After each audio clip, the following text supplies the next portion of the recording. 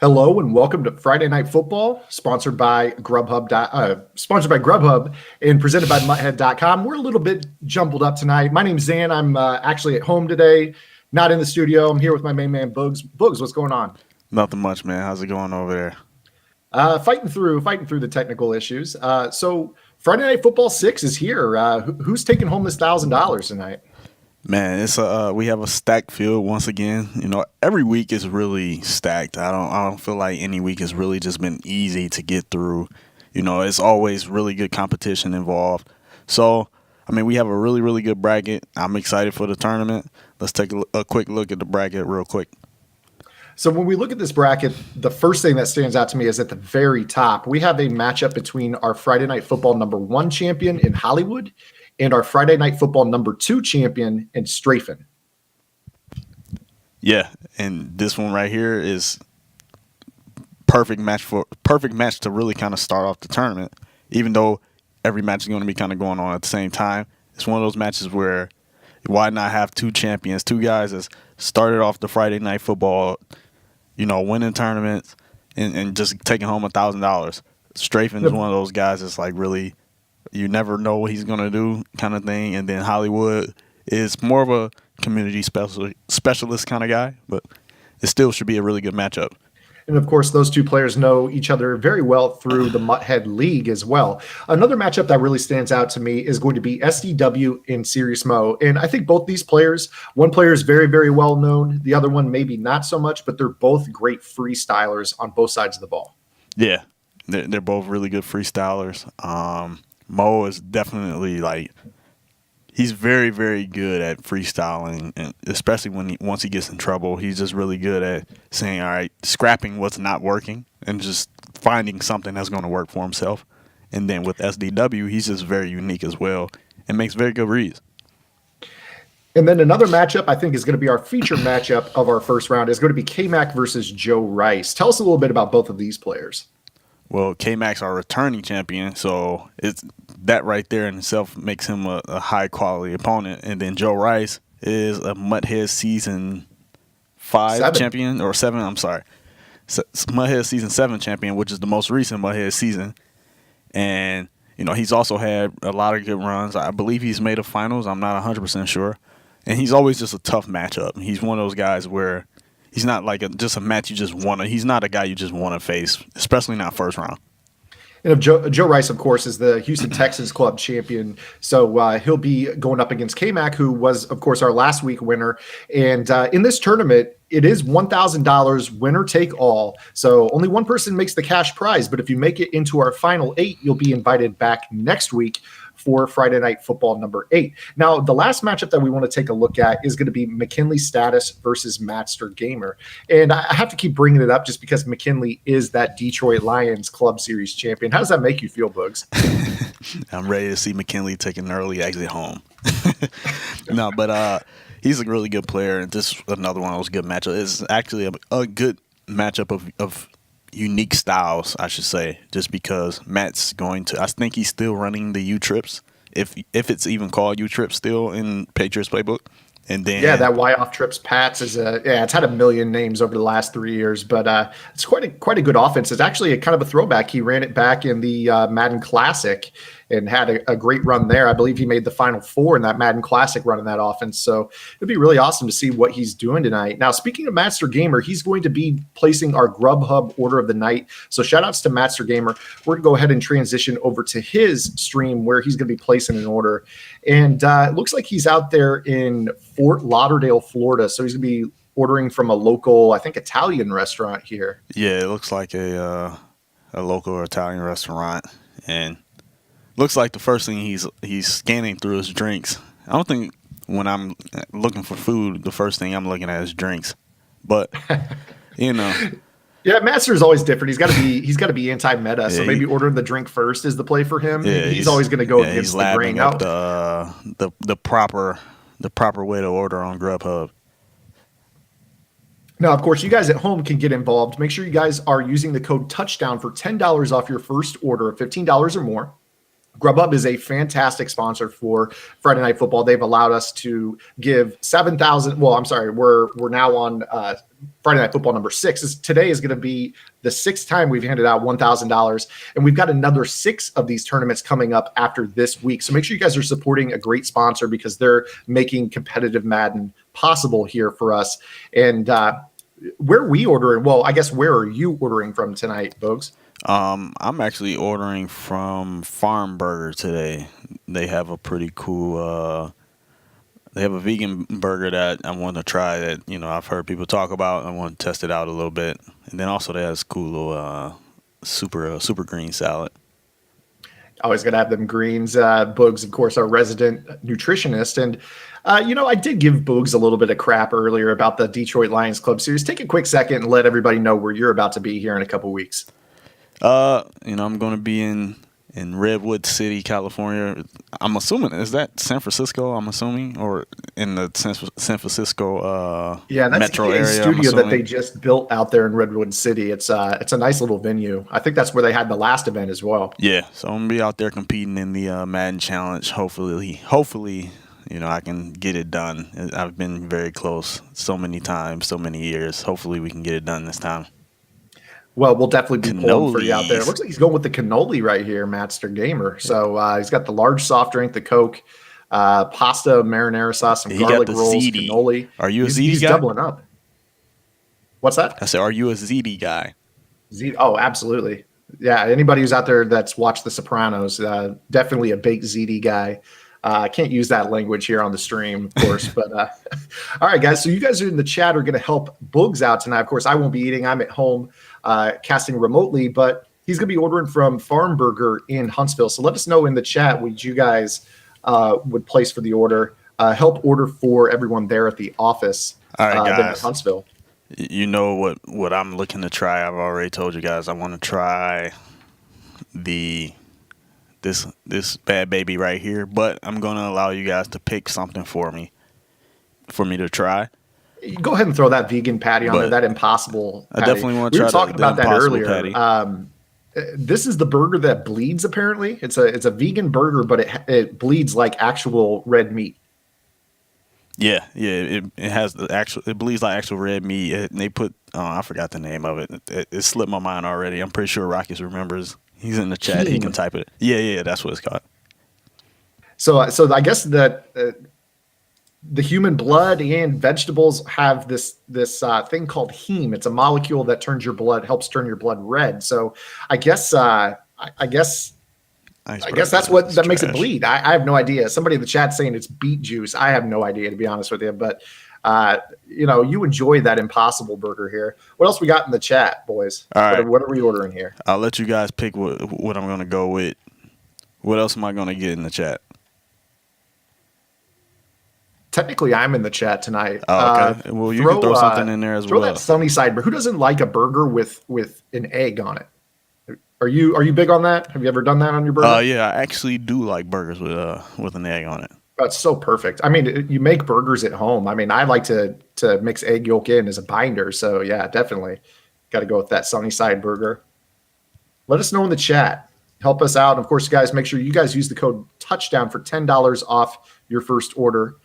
We got a long night of Madden action. Somebody's gonna be walking away with $1,000 tonight. So make sure you guys are placing your order, and hopefully you guys will sit through the tournament and enjoy some great Madden here tonight.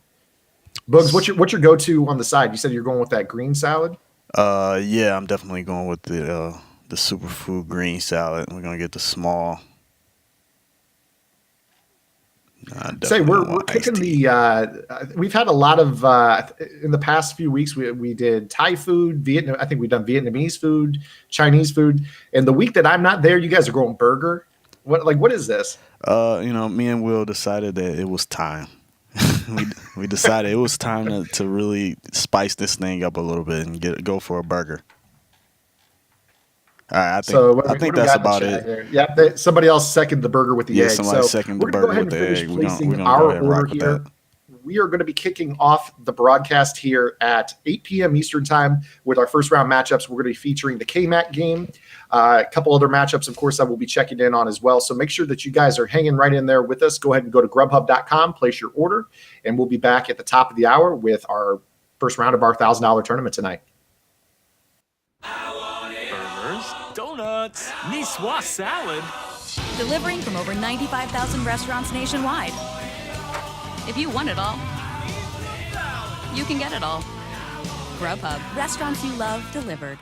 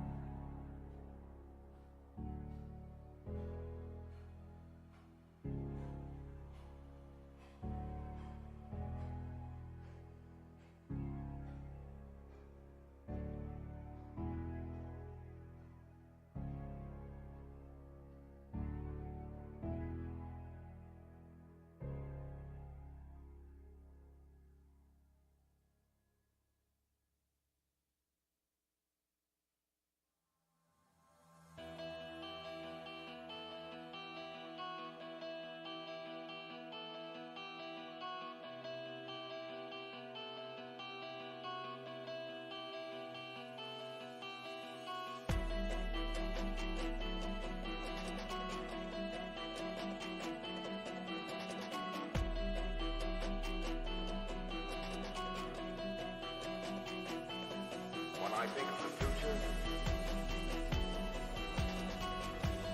I think of the men and machines and friends and ideas and philosophy and spirit.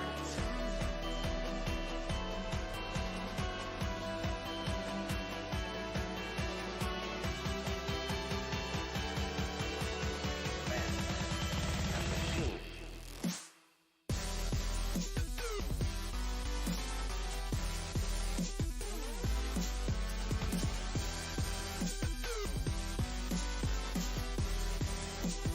Men and machines.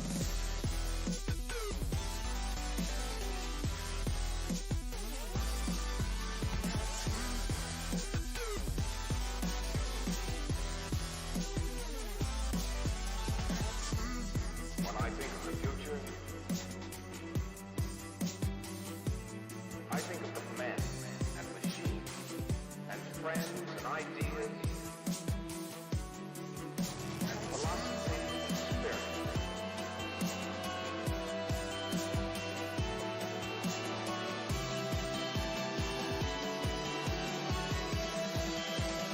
Men and machines.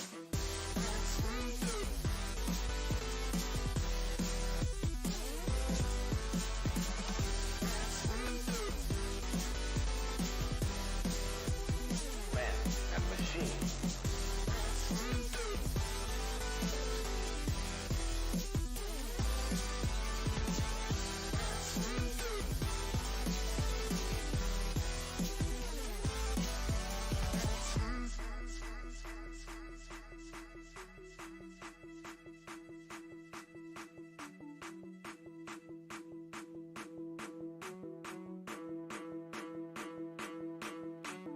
When I think of the future, I think of the men and machines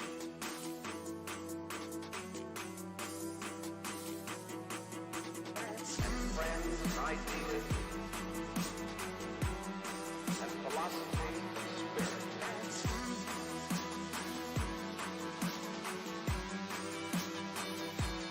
Men and machines.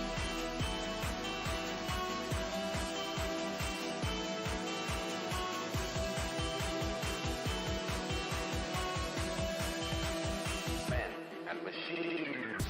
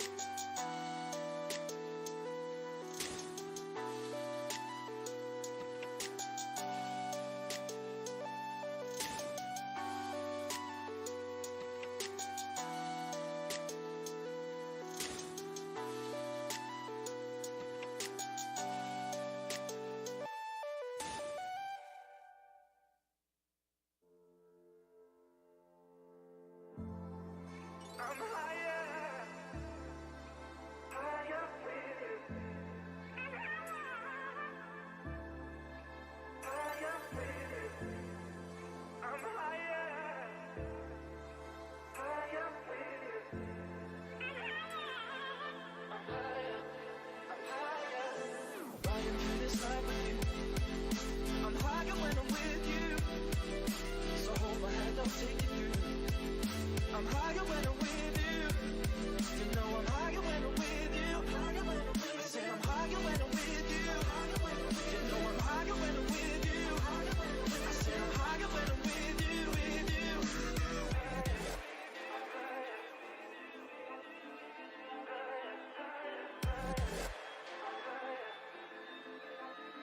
I'm higher for the beat, baby.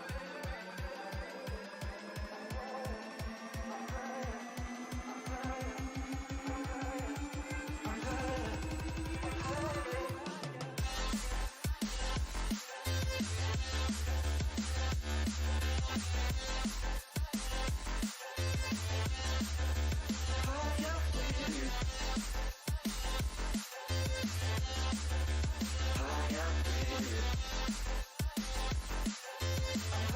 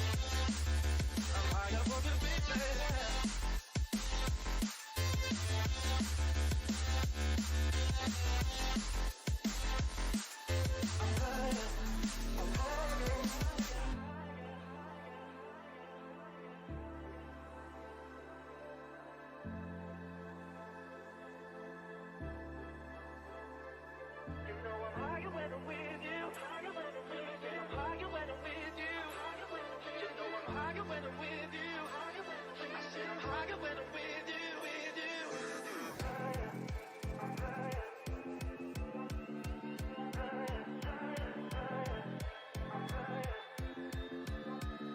I'm higher for good, baby.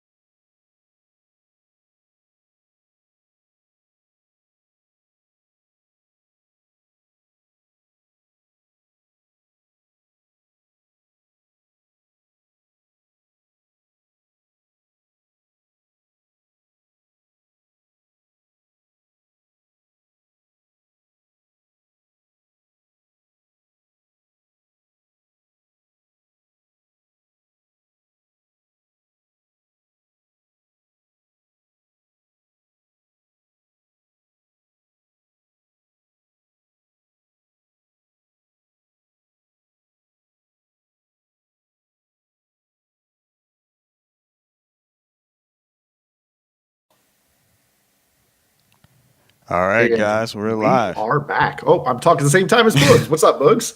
Nothing much.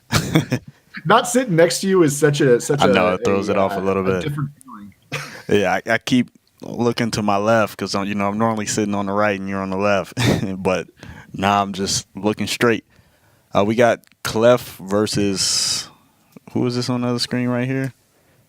We got Clef versus. I'm going to pull it up here for you. J Clef is Tibbs. playing against It's J Tibbs. J Tibbs. So We this have is Clef J on Tibbs' defense. first event with us here at the Mutthead Friday Night Football, and he's somebody who's been out there streaming. He plays a little bit of competitive style Madden, and he's got a tough task in his first matchup here against Clef. Yeah, I know he's been really like clamoring to get into Friday Night Football and play. I've seen him comment on Twitter about it. So he finally has his shot. He's ready to go. We're gonna see what he does. He has a tough matchup in that first round, though. Let's see what happens. Clef's already proclaimed himself the winner of tonight's tournament, so let's see what he does. Now, how do you feel about that as a fellow Need It Gaming member? I guess you're supposed to remain unbiased, but it's probably pretty hard having a crew member in this tournament to not root for them, right? Oh yeah, for sure. No, you have no choice but to have your biases. So you can't really switch up when it comes to that. I think everyone understands when it comes to stuff like that. Now, we're going to be looking at this from the point of view of Clef, and you're going to see just how wild he's going to get here as we're starting off with a He's run very here up the adjusty. middle. And that is the animation we're going to see a lot of tonight. So if you guys have your little notepads out, start tallying. We're going to see that fall forward animation a good amount tonight.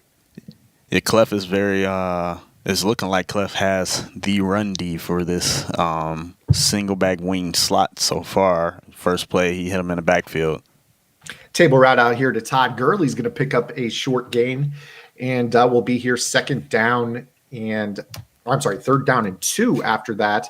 We're going to get into the flow here a little bit as we break down. Again, guys, I apologize for not being there in the studio, but the show must go on. We have 3rd down and 2 here for J Tibbs, and we're going to see Clef bounce around here on defense a little bit, a little 3-3-5, some nickel normal. So it's Have you looking gotten like an opportunity to play against him here since he joined Needed, or have you been No. pretty much on your grind? I've been grinding and preparing for draft champions. He's out of that tournament, so it's kind of hard when you're preparing on 2 different modes right now. So you can't really you don't want to mess yourself up, and then as well on him, you don't want to ask someone that doesn't have to play a mode to play a mode that they don't have to play on because modes are so different.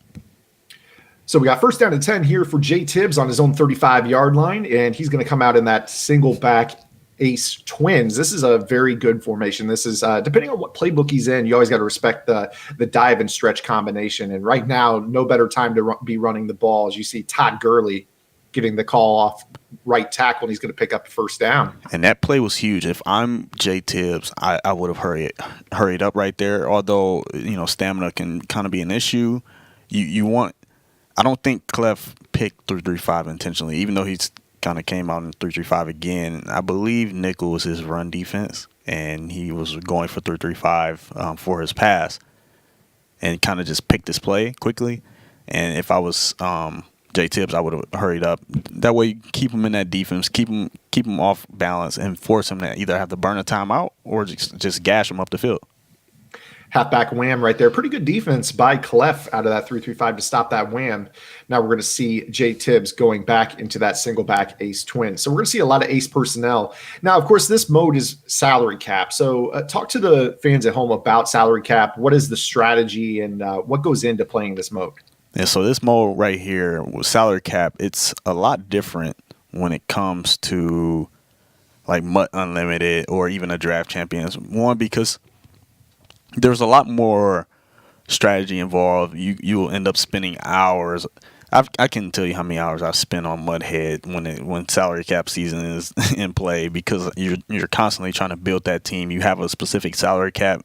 Each player has a specific number that they cost, and you have to build your team to the 1175, I believe, is the salary cap, and you have to build your team a full roster. I think it's like 45 players. A full roster of 45 players. Oh, huge aggressive catch there. Aggressive catch right there.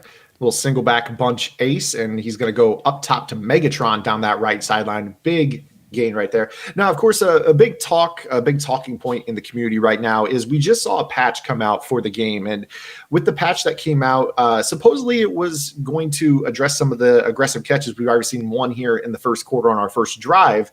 But then again, we have another thing that is starting to become very apparent here in our community right now, and that is the falling forward animation. And I think that's really going to impact the red zone meta as we see Jay Tibbs here on 2nd down 13 from the 17-yard line. I wouldn't say that we're going to see it here, but probably a lot when we get down inside the 5. We're going to see players really struggling to get those stops inside the 5-10-yard line area. Yeah, I mean, it's made the red zone that much more, because it's been all year pretty much the red zone has really kind of been the dead zone. It's really been really hard to get points in the red zone, and now it makes it where you get inside like that 3 to 4 range, you can pretty much guarantee yourself getting into the end zone because you're going to fall forward more times than not. Great defense here by Clef, shutting down the wheel screen, and looks like we're going to go ahead and get rid of that.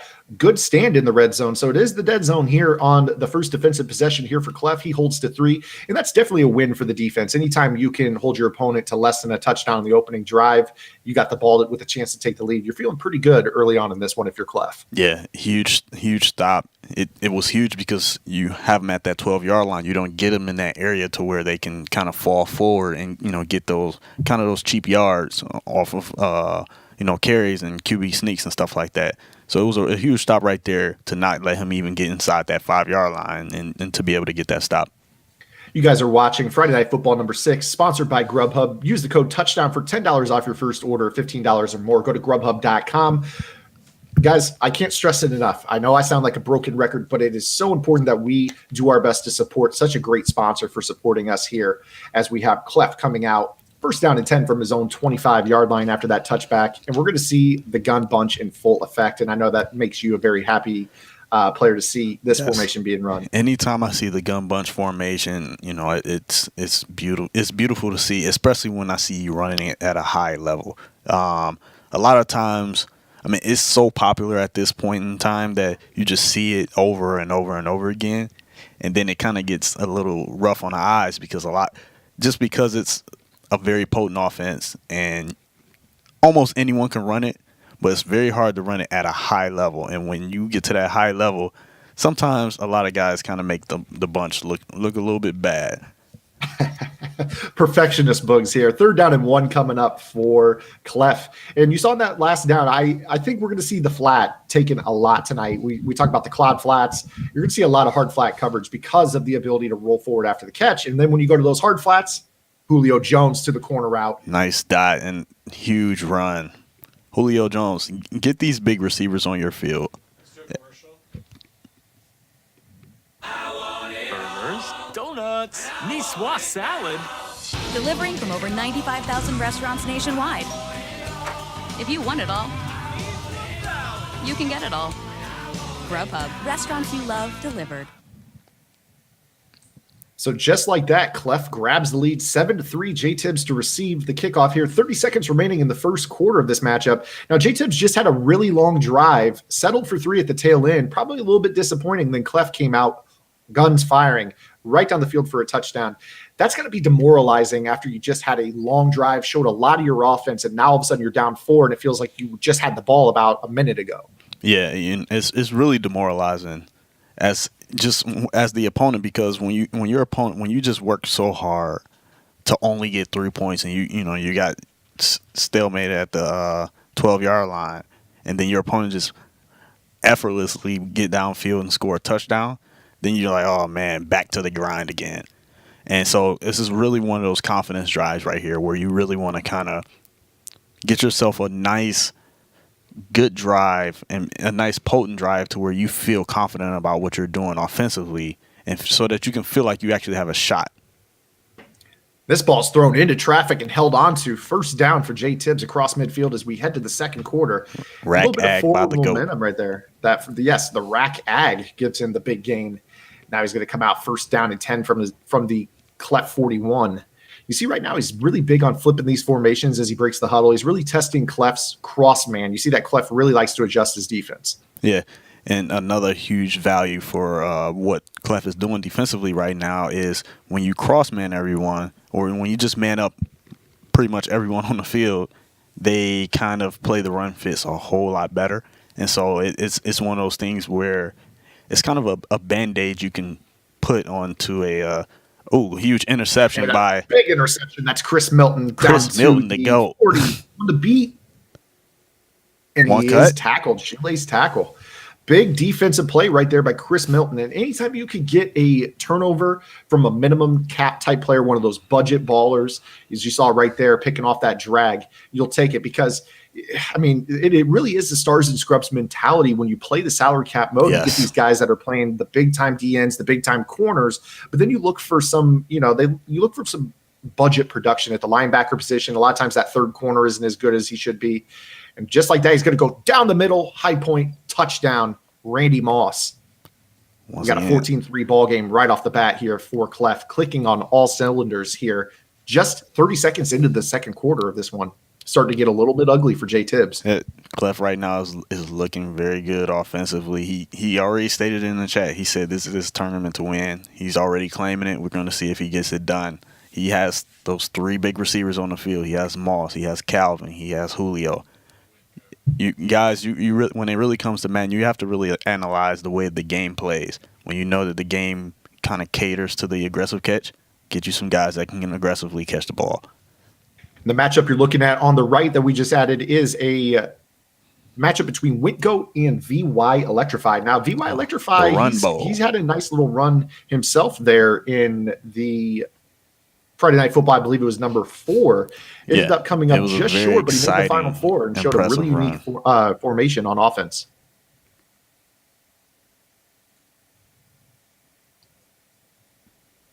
Yeah, right now Clef is just manning up everyone. He's playing the run, and as well as none of the routes that Jay Tibbs is putting out on the field right now are like that dynamic to where Clef has to worry about who he's manning up. So he can comfortably just man up the entire field and know that pretty much everything is covered. So you see right there on that first handoff, that wham up the middle, you talk about him cross-manning those safeties. So what he means is you don't necessarily have to man him up across the field, but anytime you get those safeties manned up on somebody, what ends up happening is they enter the run fit. So they lose their read phase where they kind of play a flat foot read and they jump straight into the box on those run plays. And that helps them become extra run defenders. And on those middle runs, that's great because typically your forced defender in a cover 2 is those outside corners, and the safeties aren't responsible for playing the run in a cover 2, but he's doing a great job manipulating the defense to be a much better run defense than it actually is. Yeah, it essentially has everyone on the field playing the run fits. Got second down and 10 here for Jay Tibbs. Going to be a toss to the outside. Gurley trying to get to the corner. Goes through one would-be tackler. That's only going to be a gain of 4. Tough sledding here for Jay Tibbs. And with this offense, ace personnel, 2 receivers, 2 tight ends, 1 back on the field. Very hard to play from behind like he is right here, facing 3rd down and 6 from midfield. And he switches up to the gun bunch. We're going to see what his gun bunch looks like. I want to see if it's going to be one of those gun bunches that makes me cringe or if it's going to be one of those ones that make me smile. We're going to see really soon. Looking underneath to the drag, going to find the receiver, but that's going to be well short of the line of gain. It's going to bring up 4th down, and definitely 4 down territory already here in this matchup. And I'm going to say this right now. Typically, I don't try to predict things like this, but a guy that's mastered the bunch as well as Clef has, probably not the formation to go against if you're Jay Tibbs. Probably should be attacking him from some other 3 receiver set, in my personal opinion, as he faces 4th down and 4 here. Bunch to the wide side. This is a huge down right here. Scanning the field, looking for a receiver. Looks like he's going to playmaker him up the sideline.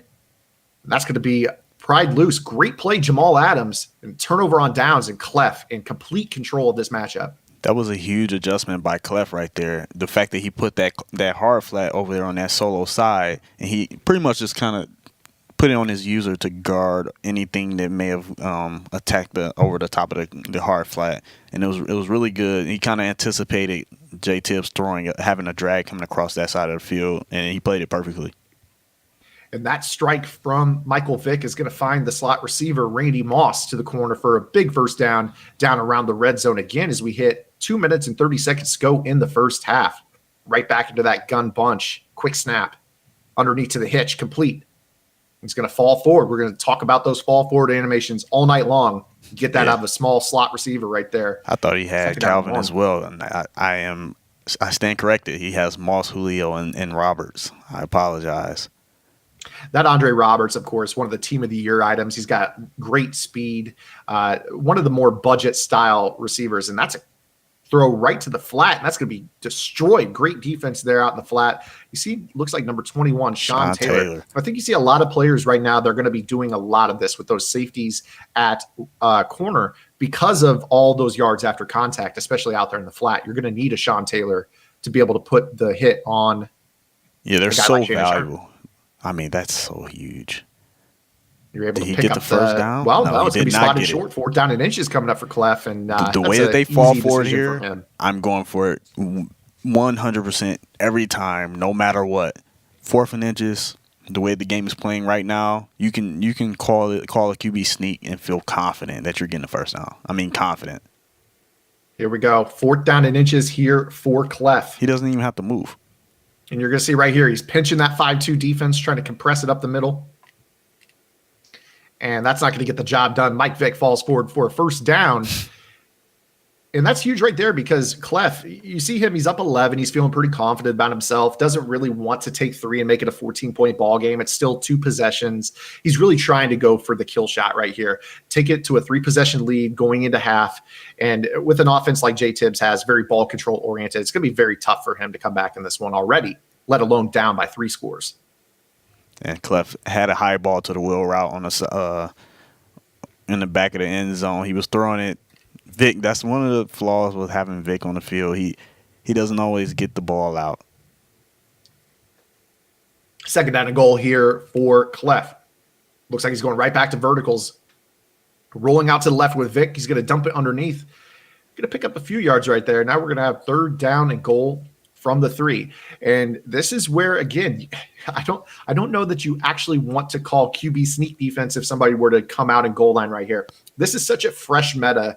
I'm not even sure I'm a big fan of the meta personally. I'm not a big fan of automatically falling forward, but you really can't call goal line QB sneak defense if somebody comes out and goal line because there's a higher chance that he's going to pick up the touchdown after the contact than there is if you just let him fall on his face. Yeah. That pass is going to fall incomplete. Another high point attempt out to the wheel, bringing up 4th down. And I mean, do you agree with this right here? 4th and goal from the 3. He's going to go for this? No, I do not agree with this. I feel like this is one of those disrespect calls. We all have these moments where we kind of look at our opponent and say, you know what, this guy has no chance, so I'm going for it. And there he is. Sean Taylor stands up for Jay Tibbs. Turnover on downs, but he's going to have to go 97 yards here if he wants to score here before the end of the first half. Does have 2 timeouts at his disposal, minute 16 to go. And again, you're going to see him coming out in this deuce close. I don't know. It's very tough. I see Clef really only is getting stopped by the fact that the red zone is bringing a 12th defender in the form of the back of the end zone. Yeah. I don't know. It's just going to be really hard to grind out possessions and stop Clef right now. Yeah, one of those. I would have, if I was, what I would have liked to see Clef do in that situation maybe is because you know you're going to fall for it, maybe 2 yards. Go for a sneak on 3rd and goal, see where you fall, and then maybe go for it on 4th and goal if you're like at the 1 yard, at the inch mark. But in that situation, I probably wouldn't have done that. And I think that's one of those things that's kind of underrated when it comes to patches. A lot of times your situational play calling changes based off of how the game plays. Yes. I think in a week, obviously that's going to be the call. You're going for it, QB sneak, 3rd down and goal from the 3, pick up your yards after the contact, and then go ahead and assess if you go ahead and do it again. But right now we got Jay Tibbs trying to get out close to midfield. He had a ball at the seam to Shannon Sharp. Now he's got 2nd down and 4 here from his own 31. Clock is ticking. 1 timeout to go here. Drops back to pass. Scanning the field. Doesn't look like much is open. Going to playmaker back over the middle. And Clef is all over right now. Yeah, he's pretty much 3 steps ahead of Jay Tibbs every play. So Jay Tibbs is going to have to figure something out and make the proper adjustment so that Clef isn't just really manning up his his drag every time. Clef knows his drag each time he calls a play, and then also Clef is really just guarding his main route every time. He's kind of guarding the slot receiver a lot, and it's really just he's been anticipating his plays every time. Oh, nice playmaker upfield right there, but the pass is going to fall incomplete. Can bring up 4th down and 3. And I like this call right here by Jay Tibbs. You don't want to give Clef free points at the end of the first half. The odds of getting into field goal range with no timeouts with 10 seconds left, this is the right call. Yeah, just sky punt it, and you want to get it out of bounds, but I don't even think he sky punted that thing. Roberts spins off a tackle, cuts back to the inside. Good coverage there by Jay Tibbs. And your halftime score, Clef 14, Jay Tibbs 3. Meanwhile, over in the other matchup on the right side of your screen, we have VY Electrify and Winkgoat. And we actually just saw VY Electrify score a touchdown on a QB sneak from about 2.5, 3 yards away. So again, we're going to say that all night long. I think the deeper this tournament runs, we're going to start to see a lot more QB sneak in those 3 yards or less, especially on 3rd down, set up the 4th and inches. It's just going to be very, very tough to stop somebody from getting 4 yards in 2 plays. So anytime you see that yardage to go of 4 or less with 2 downs, I think we're going to see a lot more goal line tonight. And of course, Winkgoat's running goal line as a base offense right now. So it's going to play right into his hands. If there's a tournament for Winkgoat, it's tonight's tournament right after this patch with that QB sneak being buffed up. The score's 14-10 over there. Take a guess how many points are from QB sneaks. I'm going to say, oh man, with Winkgoat, I'm going to say basically 7 because he's got a field goal clearly. I'm going to say both of the QB sneaks were touchdowns for VY. Yes. So 21 points on that side is all from QB sneaks. I mean, right now.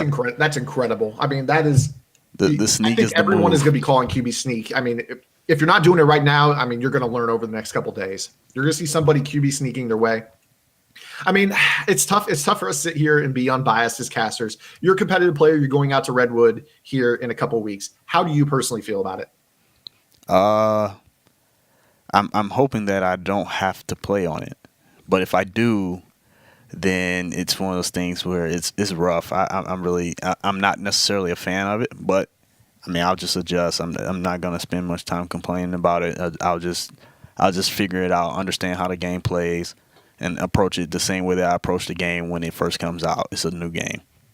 Huge spin by Randy Clef Moss. down the sideline, 1 to beat, and he's tackled there, but he's going to have first goal from the 9-yard line. You see right there, 4th down and 2. He played that hitch, pulled down the user from Jay Tibbs, and found the post across the middle of Randy Moss. That big pitch and catch is going to set him up with 1st down and goal. I'm go back to that ace 20. Clef is going back to this wheel route. That's going to be broken up. Sean Taylor doing a great job out there. I am liking how I'm seeing more. I'm seeing more aggressive catches dropped. I'm also still seeing ags. However, that used to be a catch every time. So I am okay with that. Now here comes Joe Mixon off left tackle. Hurdles, and he's in for a touchdown. Clef up big in this one. Let's see if maybe we can switch over to the Winkgoat versus VY Electrify game for you. We got a close ball game early in the second half between those two players. Switch to the run ball. Going with the aggressive catch. Looking to extend this to a 2-score lead. Winkgoat going to have to get a couple stops here. And we saw Winkgoat with a nice little run last week in the tournament. Made it a few rounds deep, and of course he finished final 8. That's why he's back this week, trying to make a deeper run. And Winkgoat's one of those players that if you guys don't know him at home, he does think differently about the game. He likes to try to be off meta, and that's where you're going to see him running jumbo heavy, and the goal line tonight is his base offense, not just situationally. Yeah, I commend him. Like I told him in last week, I don't think it's sustainable. However, I mean, if he proves me wrong, then congrats to him. Last week he was playing really, really good, honestly, until he ran up against J-Wall, who was really playing great, who really kind of thrashed everyone he played until he got to the finals and lost to K-Mac. Got 2nd down and 10 here for VY. Vic climbing the pocket. Good pocket presence. Steps VY up. missed the read on his post. It looked like his post was wide open in the back of the end zone. You see right there for VY, 13 carries for Vic in this one. So it's been all Michael Vick. I'm sure it's been scrambling, a little draw action, and of course those QB sneaks that he has 2 touchdowns with as well. 3rd down and 3 coming up. I mean, this is why I like seeing VY on this stage, because he brings something unique. He brought excitement with his single back wing slot or whatever that formation is called, and then now he's coming out in some 5 wide eagle slot or whatever it's called. Yeah, that empty H Eagle. It's been a while since we saw that. Of course, Problem Right won the Madden 13 challenge back when it was sponsored by Virgin Gaming, running that as his base offense. Yeah, I'm very impressed with VY Electrify's ability to just kind of run whatever.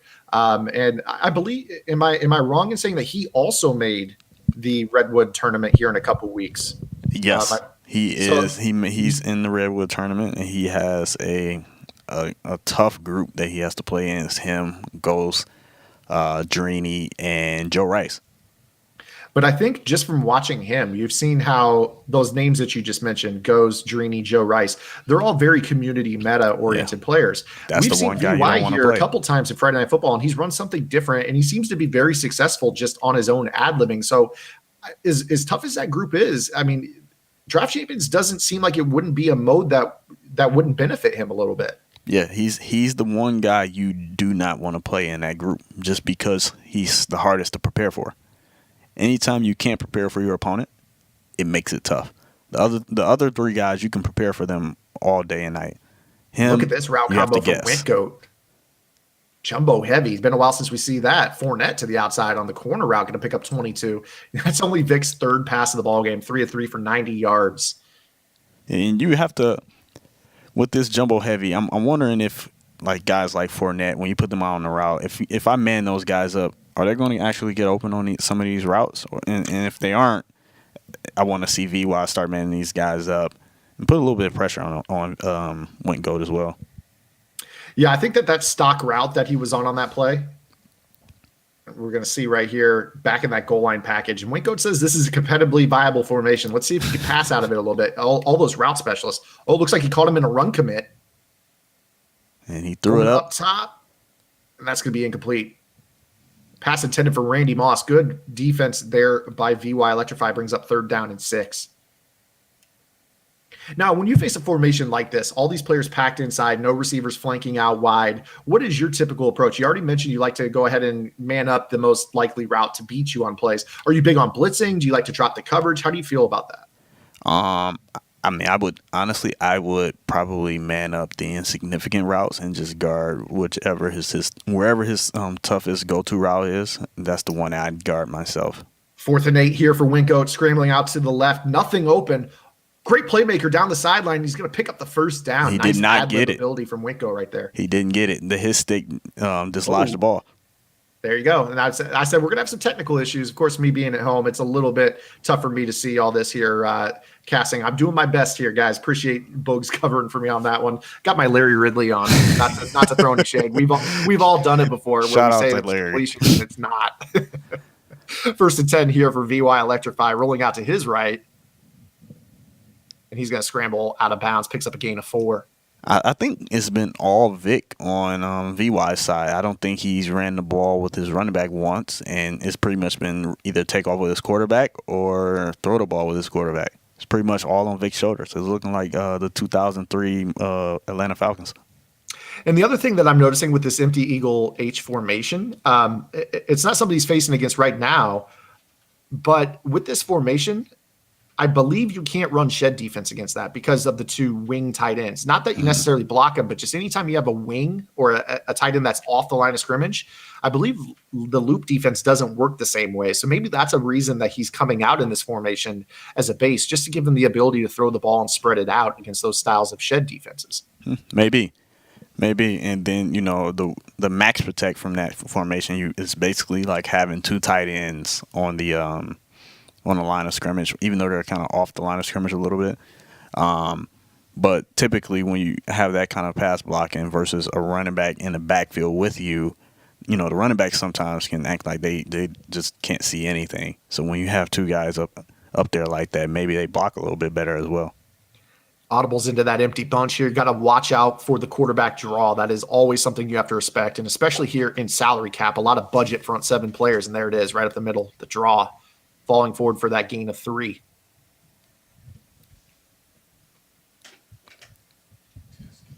That fall forward. We're going to add in the matchup here. D. Croft on the right of your screen. Looks like he's stumbling all around the field as he picks us up. Oh, and he's getting up and he's going to go. What did we just walk into? Touchdown, Seahawks, D. Croft. And this is versus Nini, I believe. It looks like I see a Nini in the name, or a knee. We'll get you the exact matchup here. D. Croft versus T. Ski, actually. So T. Ski, he was in the Patriots Club series there with Michael Skimbo. And, of course, Jay Wall, who was in our final last week. So T. Ski, not a bad player, but he's down by 2 scores after that huge fluky play right there by Jamal Adams, getting up off the ground and running in for a touchdown. Meanwhile, VY Electrify underneath out to the flat. Going to pick up a gain of 7. Here comes 4th down and inches. Ooh, it looked like VY missed a read. Like he had the first down, but he missed it. But I'm not mad at him going for it here. 4th and inches. Your guy's going to fall for it anyway. Go ahead and snap it. Well, in the slight chance you don't get it, maybe you kick 3. Maybe you kick 3 and make it a 2-possession game. I just looked at the score. Oh, I just got word in the chat from Rockets. Appreciate that. We are actually on the right watching a desync reset. So that's why we saw the fluky play coming in. Gotcha. So they are getting back to a specific scenario before their game desynced a little bit earlier tonight. So we'll let you know when the game is authentic on the right. So meanwhile, 4th down and inches for VY Electrify. Ball on the wink goat 3. I'm not a big fan of this call. I don't care if the QB sneak is fall forward or not. And he just got 4 that's yards. why I'm casting. He just got not. 5 yards, really. QB sneak. I was going to say right there, though, with 3 minutes to go, 3 minutes and 40 seconds, you take your 10-point lead, play with the 2-possession lead. Weirder things have happened in Madden. Oh, most definitely. But the way that's looking, if I'm in that situation, I'm 100% going for it. I mean, it's looking like it's pretty much guaranteed to get a 4th and inches. Yeah, and I think that's what your dilemma is. You set up your QB sneak defense, he's going to fall forward like that. Love it or hate it, that's the reality. That's going to happen tonight, the rest of the night. Whereas if you don't set up QB sneak defense, there's a small chance he's just going to flop to the ground, maybe short, maybe run into his center. I think jamming all those players in there trying to get contact with the quarterback isn't going to be the move tonight, but that's what everyone's so used to doing over the last 6 months that I think we're going to see a lot of players just riding and dying with that approach, and I don't know if it's going to work tonight. Yeah, it's like, what do you do though? Because if you open up the pocket a little bit and create a hole, then he's just going to fall forward and get the inches anyway. So it's like, what do you do? I really don't know what to do in that situation. My DMs are open. Please, I'm probably going to need it. So I'll take any tips. That pass in traffic to Kittle, about tip drill picked. Ron Parker there tried to make that last effort, but it is going to fall to the turf incomplete. This is big for Winko. He's got to get on the board quickly, and he needs to preserve those timeouts here. 3rd down and 3 from his own 32-yard line. I believe we have a desync in the drag game as well, getting updates. We'll keep you updated on other scores here. Some scores at our final. We have AKG moving on over Civil. Team Moore advances. Don't care about Ice, unable to make it tonight. So Team Moore advances the 2nd round. And CCG Fancy defeats Monsta. So Juan, 1st round exit. Juan didn't bring his glitchy dots. Yeah, I guess not. So we saw the buff to the aggressive catching, that high point offense, a little bit less effective now. Maybe Juan going back to the drawing board to see what he could change up in the offense, maybe get on the board next time. 1st down and 10 here for Winko, flushed out of the pocket. He's going to smartly throw that ball away and complete, stopping the clock. See, this is where I feel like this offense is just not viable, because once you end up in this situation here, you're down 14 points in the 4th quarter and you need points. It's rough when you're playing from behind. It's very, very good, to have, and very cute to have when you're up. But when you're down, it's not the best thing to have. I don't even know what do you even go to. What other formations do they have where you can kind of get, chunks really quickly in this playbook? And I think that's the thing about this offense. It's really not the strongest offense when you have to go to the shotgun. I don't think it has a lot of the meta stuff that you like. I'm actually going to look it up. In fact, I think that's a chance for a cheap plug. Make sure you guys go to playbook.gg. We have a free playbook database that you guys can look at if you're undecided about what playbook you want to run. Go check it out, playbook.gg, and click on that playbook tab at the top. I believe this is the pass bounce playbook. I'm sorry, that's not the pass bounce. It's the run bounce playbook that we're seeing Wintgoat in. I think so. And yeah, as far as shotgun formations, they have doubles, flex, split offset, spread Y slot, tray offset, wing stacks. I mean, they don't have a trips tight end or a bunch to speak of. So this is why you see him in this situation. 3rd down and 6, he's staying in this under center, 4 tight ends on the field. Yeah, it's hard. You're really kind of clocking yourself and, just wasting time. And at a certain point, this isn't the kind of offense where you want to, like, even if Went gets into the end zone right here, it's 2 minutes left. Well, now he's definitely not getting into the end zone with 2 minutes left. Unless he could essentially probably get in the end zone with a minute 58, minute 57 if he scores on this play here. But then you're going to have to get a stop. And if you get a stop, then you're going to be racing against the clock with probably not going to have any timeouts. It's going to be hard in this offense. Now on the right, we're looking at K-Mac versus Joe Rice. Of course, K-Mac won our tournament last week, and he's throwing a pick right off the bat here. Joe Rice down the right sideline, and he'll be tackled. Oh, no, he's going to break the tackle, and then he'll be shoved out of bounds at the 15. But he's up big in this one. 21-7 with ball, top of the 4th quarter, and looking to make it a 3-score ball game. And according to the chat, Nene came into the chat and said he did beat Franchise 35-8. Yep, that is in fact a final score. Franchise first round exit. Nene moves on to the second round where he awaits the winner of Rage versus Element. So we'll let you guys know when we have a score there. That'll be a round 2 matchup to look out for. Of course, those round 2 matchups, it is a winner take all tournament, but those round 2 matchups do have a lot of pressure because it guarantees you a spot back in our tournament next Friday if you can finish in our top 8. So that's why you're seeing K-Mac. I mean, he won the tournament last week, but had he not won the tournament, he would have been back. Meanwhile, touchdown. Looks like Dalvin Cook finds the end zone there for Wentgoat, but did too much time come off the clock on that drive, a minute 48. He did save all 3 timeouts. Yeah, he saved all 3 timeouts. Now we're going to see how much time VY can take off of the clock. And so let's say Went gets a 3 and out and makes him burn all, and he burns all 3 timeouts. He's going to have somewhere around a minute 35, depending on minute 35 to a minute 42, depending on how the clock plays out and how VY runs this. So with no timeouts, can Went really go down the field in a minute 30 with no timeouts? And I'll tell you what I'd do if I'm VY. You come out in that 5 wide spread, just as he's doing right here, because it takes some serious guts to run commit when there's no back in the backfield. Yes, and it does. You make Wentgoat have to stop that draw from, or the scramble from pass defense. See right there, stepping up in the pocket, down Huge the dot. middle. This Surgical game might is be VY over. Electrify. And that's going to all but do it. Down into field goal range, barring any sort of fumble or interception. Should be moving on to the second round. So great game there. I don't want to get too far ahead of myself, but VY Electrify looks like he'll be moving on to take on Serious Mo in our second round. Serious Mo with a 32-13 victory over SDW in the first round. So appreciate SDW for coming out to play. Serious Mo moving on to the second round. Gun spread here for K-Mac, down by 17, 3:30 and ticking in this ball game.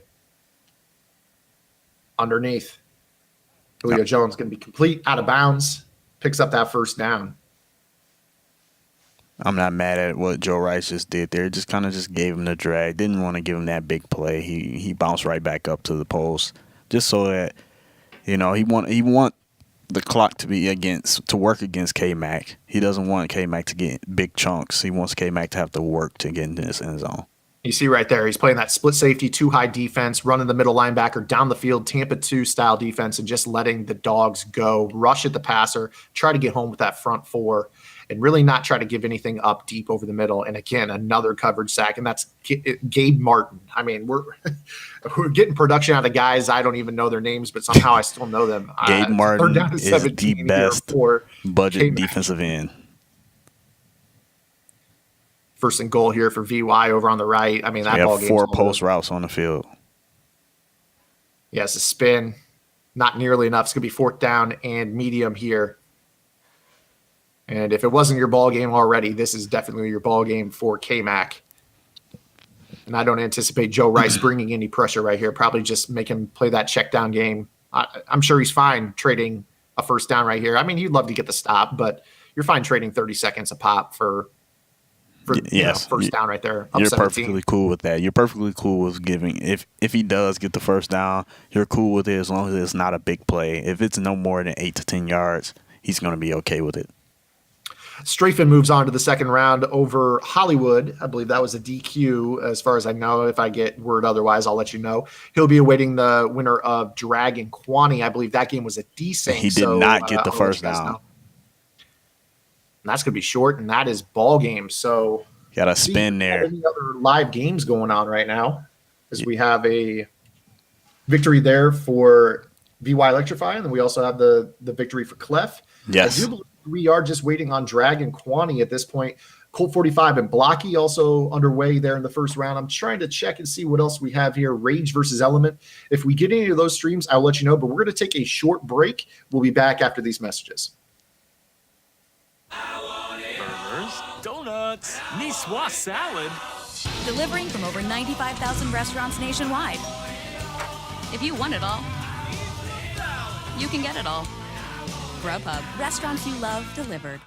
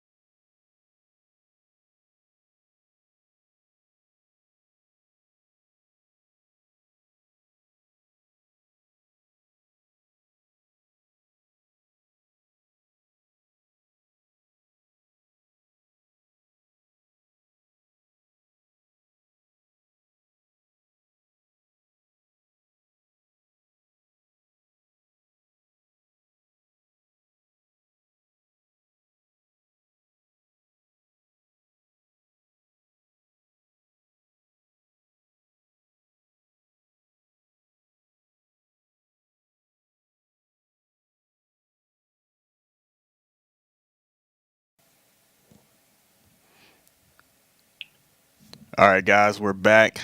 The food is here. Everything you guys order is here. We got the Impossible Burger here. I'm not really a vegan burger kind of guy. I really don't typically eat stuff like that, but I'm gonna try it today. We got some sweet potato something. I saw someone mention like the sweet potato hush puppies or fries or whatever it was. Okay. Then we got the superfood salad. That's the one I'm looking forward to. Aside from the butternut squash, sometimes you can really butcher some butternut squash if you don't know what you're doing. But we're gonna get right back into the game. I'm gonna try the burger really quickly and let you guys know if it's trash or not. I'm looking to see here. Is this gonna actually bleed like a regular burger? I swear, I've seen people talk about this. I don't know. It looks like a regular burger, but I don't know. We'll find out. Let me move my mic. All right, Bugs, pressure's on, man. It's definitely not bleeding. Not bleeding. No. Okay. It's not bleeding.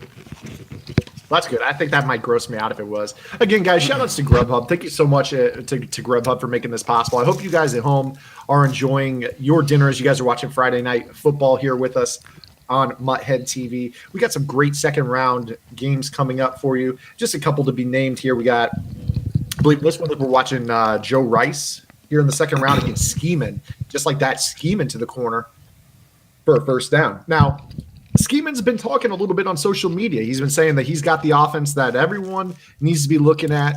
He's been talking about it for the better part of the last week. He says it's going to be out here. He's going to be sharing it with the community. But I'm curious to see how it goes here against a player like Joe Rice. You're seeing he's coming out in this gun monster. Bugs, what do you know about this, if anything, this meta with the gun monster? So it offsets your defense when he comes out. So he comes out and kind of plans to mess up your defense. And then he'll audible to what he really wants to run. Because he doesn't want to run the gun monster. There isn't much you can run out of that. The goal and the plan is really to kind of throw off your defense, throw off your adjustments, and force your alignment to be all out of whack, and then audible to what he really wants to run. And try to catch you off I can guard. definitely tell right away what he's doing. He's using this to prevent shed defense. Again, we talked about the game last week, VY Electrify. Look at that shed off the right side. It does not work the same. So you see that there's no loop out of that D tackle. He comes out in the gun monster, audibles down into whatever he wants. And I think out of this book, if it's Tennessee, I think he's got like tight flex. He's got some bunch, maybe some trips tight end. He can probably access everything that he wants out of this book and not have to deal with that big nickel over G shed meta that a lot of players like to use. Yeah, and then he really originally designed it to kind of throw off the nickel 335 odds of the world and the nickel normals that people were running, and it kind of works. It's not as effective against the over G because the over G isn't really necessarily a blitz. It does take away the block shed and stuff like that. And I think that's exactly what you saw, just a surgical drive right there. Just from the moment we tuned into this matchup, hits the corner route, and then just, mixing in the inside zone, and then right there in the red zone, high point curl in the back of the end zone, finds Randy Moss. And just like that, bam, 7, Joe Rice 3, here to return his kickoff, first possession of the second quarter. A long way to go in this one. This is going to be a great matchup. Other second-round matchups that we have on deck for you, Nini versus Rage. Rage wins 32-14 over Element, moving on to the second round. T. Moore versus Fancy. McKinley status with Blocky. Blocky with a victory over Colt 45. Colt 45 is a rising name. If you guys don't know him, he's a player that, he made it into the Draft Champions tournament. One of the top weekend league players every week. Just kind of, trying to make a name for himself, streams a little bit, and you see that he got a chance against Blocky coming out with a victory in that one. Other second round matchups, AKG versus D-Croft, Serious Mo versus VY Electrify, and Clef the God against VTech. IB Strafing moved on to the second round. He's awaiting the winner of Dragon Kwani. We'll get you an update on that. That was a desync match, so we'll get you that update here shortly as Joe Rice. So many good matches. Good playmaker by Joe Rice. It's great to have competitive Madden back here in 2019. Of course, this is our second tournament of 2019. Last week was just a little bit different. A lot of the guys in the competitive community were focusing on the Draft Champions tournament. Of course, shout outs to Bugs going out to Redwood City here in a couple weeks. Well worth your investment. Those guys that were grinding that tournament, they're going to have a chance to, take home a major belt here in a couple weeks. But right now, These guys are prepping, using these events to get ready for the last chance qualifier for MCS on salary cap. So we're starting to see these guys get ready for that grind that's going to start here right after the tournament you're going to be playing in. Yeah, it's good to get a glimpse of what guys are running as well. Although I'm not playing salary cap right now, I still get a chance to get a little, free scouting on guys and what they're running on salary cap right now. The matchup, let's see, what matchup did we just get on the right? So this is BY Electrify and Serious Mode, both wearing Giants uniforms, I believe. So we'll get you an update on which one. We're watching this from the point of view. This is where you're going to have to help me, Bugs. Whose point of view are we watching this from? I believe, Serious Mo. Okay, so Serious Mo. We're watching the play art of Serious Mo up against BY Electrify. And there's going to be an intentional grounding on Serious Mo, backing him up, second down and 25. And also update Zan in chat. The burger's trash. Oh no! Oh no! And the Impossible Burger is trash. All right. Well, don't go with the Impossible Burger. Don't get an Impossible Burger. You ought to go have the one with the egg on it, though. Go with the one that has the egg on it. Did they bring that one down, or is maybe somebody else in the office has got that? Yeah, someone else has definitely no Impossible Burger. So, oh well, that was your choice. That's not the chat's fault, I don't think. Yeah, that wasn't a good look. Third down and 9 here for Joe Rice. Ball on the Bam 12-yard line, looking to answer the quick drive that Bam had on his last possession. Good pocket presence by Joe Rice underneath on the low ball. And that's going to be Odell Beckham. I think that's going to be short. 4th down and 1 coming up here for the Houston Texans Club Series champion. And you're going to see right here, no fear, going straight into that goal line QB sneak. And this is the dilemma. I mean, a lot of players in the community had sneak it 2 days ago had QB sneak for 4th and 1. What are you doing right here, chat? I feel like the way the game is showing you, just sneak it. What do you guys think? He falls forward for 2 yards right there. First down. He's going to go right back to it. I mean, I'm right. I'm all for it. Sneak it four more times. Four more times if you need to. I don't even know if it's worth setting up QB sneak defense at this point. You got to just pray that he falls on his face instead of falling into contact. Meanwhile, we got a scramble here from Michael Vick down the left sideline. Gets sticky, and he's in for the touchdown. We got a tie ball game. Nice answer right there to bring that tie score. And Joe Rice now trying to get a running touchdown here with Vick of his own, and he does. He falls forward. It's going to be a nightmare all night long, Bugs. This is going to be very tough. Yeah, this is going to be one of those games. It has the potential to be a shootout. I'm excited for this one because we're early in in the middle of the second quarter, and both of these guys right now are looking good offensively. So we're going to see if they're going to continue the same momentum. And we have a final in the Drag versus Kwani matchup. Kwani 23, Drag 15. So Kwani moves on the second round. He'll be taking on Strafen. So we don't get Strafen versus Drag part 20? Yeah, no Strafen Drag part 20 here. But Kwani is a player that's making a name for himself as well. I believe he did win a club series of his own. So he's no slouch as he moves on to the second round to face another club series champion in the Minnesota Vikings back-to-back representative in Ryan Danzig.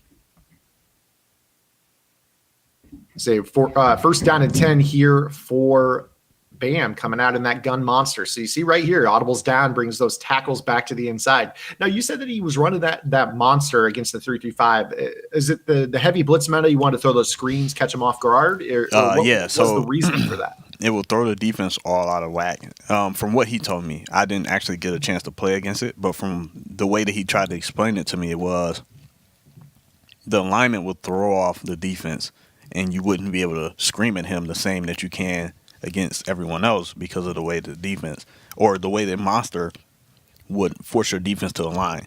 So even once he audibled over, it would take your guys so long to reset that he would really just be able to kind of do whatever he wanted offensively. So he will force you to where you really couldn't run whatever blitz defense you wanted to run versus him. And this is my type of formation right here. Single back wing tight for Bam. Going to go up the middle. Of course, I got to give the cheap plug. We just dropped my single back wing tight game plan on Playbook yesterday. I promise you guys, if you're looking for something to just keep the game fresh for yourself, Spin double spin move. What is that? touchdown, Mike Vick, and he's celebrating. Definitely check out that wing tight offense. We just released it. It's something I'd take a lot of pride in. You're seeing a lot of players right now that are mixing it in, especially down in the red zone. It's very, very good in the red zone. Very good. Marcus Allen off tackle. It's only going to be a gain of 3. Going to be a timeout here for, I believe that was a timeout for Joe Rice, his last of the first half. Brings up 3rd down and 5. Yeah, this little monster formation. I'm really interested to see just how Skeeman runs this. I mean, if he moves on tonight and see more of it going forward. It's kind of like a high school style formation. You see a lot of teams in high school, sometimes in college. Nice little read underneath right there. Wow, maybe it was a little grainy for me to see. No, it was a good low ball right there. It looked like 1st down for Bam. He's gonna have first goal from the 3 and goal line, right? 3 times in a row. Oh yeah, 100%. I'm going goal line 4 times in a row, not 3. And if you stop me 3 times in a row, you're getting it a 4th. I don't even know what the answer is right now. I'll tell you what, though. Somebody out there is going to lab up something to get a free hit stick on the quarterback. If there's one thing that comes from this, whenever there's a challenge for the competitive community, they usually rise to the occasion. We're going to see who finds the QB sneak defense here with this patch. You see right there, I think that's just the best case scenario. You just let him flop to the ground. Don't make contact with him. You don't want the QB sneak defense where you hit him. You want the animation just like that, where you kind of force him to run into the back of one of his linemen and he doesn't go anywhere. I don't know why we didn't go sneak again, but cuts it up inside, and that's going to be a touchdown for Marcus Allen, the former Raider, representing the Raiders here in salary cap for Bam, who is a huge Raiders fan. Puts him out back up front. He's a big Raiders fan. Now we got that Eagle H tight. That means that's VY Electrify with the ball down by 7 against Sirius Mo. He's going to drop back to pass. Mo screaming off the edge. Good pocket presence. Nice playmaker. He high balls the playmaker to Calvin. And so he's going to pick up the first down with 2 minutes and 47 seconds to go in the first half. Again, guys, our other second-round matchups in Friday Night Football number 6, IB Strafen versus Kwani, Clef versus Madden VTech. We're watching VY Electrify Sirius Mo. You got D-Croft versus AKG, McKinley versus Blocky, Timor Fancy, and then you're also watching Joe Rice versus Skeeman. And our last of our round 2 matchups is Nini versus Rage. We're going to try to jump around as we get some of the streams up, give you some score updates as we go here. First down at 10 for Joe Rice, ball on the Skeeman 45-yard line. Yeah, these round 2 matches are so huge. With, like you said before earlier, just the fact that you're trying to secure your spot for next week's tournament, even to kind of have like a safety net or some insurance if you don't win this week's tournament. Usually, as tournaments go on, you have each round being that much more pressure filled than the previous. But I think in this format, the round 2 might be a little bit more stressful than the round 3 matchup, because in round 3, you've secured your spot. You're back the following week, but you're still two wins away from the money. In round 2, you're 1 win away from being back next week with a chance at more money next week. So there's a lot of pressure in these second round matchups, and you see guys start to loosen up a little bit in round 3 from at least what we've seen in these first 5 or 6 events that we've thrown. Yeah, guys kind of loosen up. It's really one of those things where it's like, all right, now I've guaranteed myself a shot at a second shot at $1,000 no matter what. And that's always big because, we all know that Madden sometimes can be a little unforgiving and mistreat us. And, if you have one of those games that don't necessarily go your way, you have another shot at it. And Joe Rice finds Julio Jones in the back of the end zone with a high point pass, gets 2 feet in, and the extra point puts him back out front, 17-14. So we got a very fast-paced matchup between these 2 great players here in Bam and Joe Rice. We're going to see who gets ball here at half. Only 14 seconds remaining here in the first half for Bam. He does have 2 timeouts remaining. We'll see if he can get a big play here on his first play. Maybe give him a chance at a long field goal here to end the first half. Yeah, one thing I know about Bam, he's definitely going to take a shot. He's not going to just go around and take it to the half. Bam's one of those kind of guys where he's going to take his shots and really take his chances and see what happens before he just lays down and wait to the second half. Rolling out to his right, looking for somebody. Playmakers up the field. He took a shot. That's going to be incomplete. There's that shot. You claimed it. Steve Young looking for the receiver down the sideline. Yeah. And that's huge right there because if he's going to get in field goal range, it's probably going to take all 7 seconds to do so right here. So this is probably going to be the last play of the first half. You see Joe Rice is going to send everyone here on this play. Receiver out in motion here for Bam. Flood concept rolling out to the right. And he's going to go ahead and ditch it. And that should be the end of the first half. Maybe he chucks a Hail Mary, but doesn't happen too often here in Madden, even with the aggressive catches being great. I don't foresee a 75-yard touchdown play here for him. No, it's very hard unless you can. I mean, well, sometimes you know how you get those where you get the aggressive catch and then you break, the first 2 tackles. You never know what sometimes the way Madden works. You have those crazy animations that really kind of set you up for a big play. Bam's getting ball at half. So Bam has the chance to take the lead right back, and it's been a back and forth affair thus far. Meanwhile, we got Serious Mo out back on offense again with ball against VY Electrify. And I know you're a bunch guy, but I was about to say earlier, right before half, that it's really nice to see. On the left screen, you got the monster with 3 linemen on the field, and then the 2 that audible back inside, and then on the right you got VY with the 5 wide receiver spread offense. Yeah, it's always nice to see a little bit of a mix up. It keeps the game fresh a little bit. So for sure, yeah, that's always beautiful. But of course, there's no style points in Madden either, so don't try too hard to make something work if it doesn't. I mean, that's why a lot of players like to run the bunch in the trips tight end. Yeah. But you see players like Bam, they can make something out of almost any formation. He's a very talented Madden player. Marcus Allen with the game of 6 right there. My philosophy on that is always really kind of one of those things where it's like, what are you trying to prove? Are you trying to win, or are you trying to, prove something to somebody that you can be different? Don't get me wrong. You want to be different. If you can be different and what you're running is dominant, I say you run it. But if you're just being different for the sake of being different, don't do it. Try to use what works. Use what's proven and shown itself to be able to have success at a high level, and then go off that and try to add your own little tweaks and stuff like that, and make it unique in your own way. And I think that's what you're seeing right here out of scheming. I mean, he's audibling into compress sets. Compress fits the meta. He's attacking the seams using corners, posts, high balls, drags, playmakers. Those are all elements of a successful offense. He audibles into, kind of a version of that wing, the W formation, if you will, kind of that wing tight end trips look. Mm-hmm. He's running the inside zone here. You can definitely see elements of his own thing kind of mixed in with the popular meta game that, we've all come to know and love that phrase meta, or the popular way of playing a game. And you definitely see those elements of creativity mixed in with the stuff that is still very tough to defend. And he's doing a really good job with this offense so far.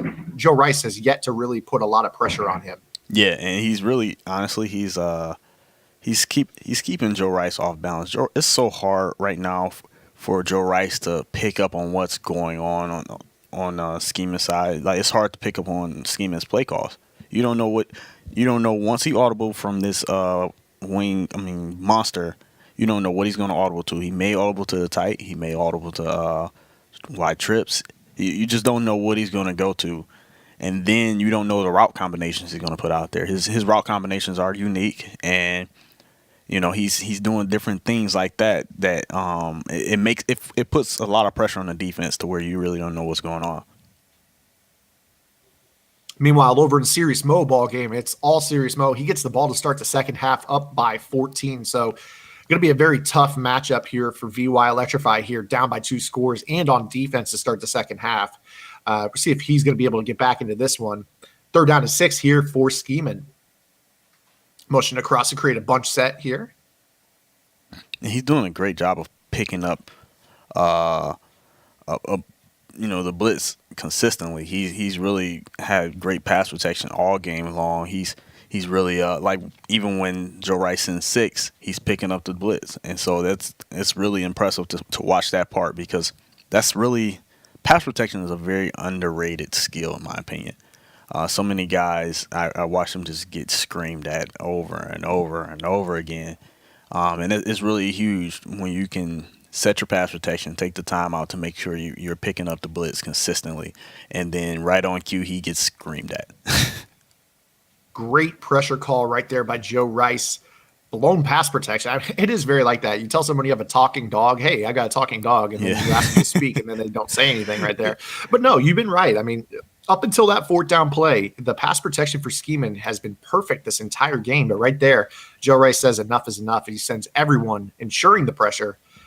Now he's got the ball up 3. What do we have right here? Flag on the play. Encroachment on Bam. So he catches him on the aggressive. So 5-yard penalty. No, I'm sorry. No, that would have been a false start on Joe Rice. Trying to catch him on aggressive right there. Down to the flat. Good defense by Skeeman, stripping that ball free. It's Sean Taylor card. That's that 59 cap Sean Taylor card. I think he's like a 90 overall card, 95 speed. He's so valuable. One, because, you know, Sean Taylor, he just has the cold built in where he just gets glitchy for you. And then 2, it's a Sean Taylor card that's only 59 cap, but still gives you that, you know, that 95 speed. He's not the best Sean Taylor card. He's not that 99 across the board card that's going to have the 99 hit power and all that extra stuff. He's the one that has about 80 hit power. But like I said before, because he has that built-in cold, he's really going to kind of give you that same value. And the way that you can tell which one that was, I believe, is the number on his uniform. Yes. I believe that number is 38. 36. 36. Okay, 36.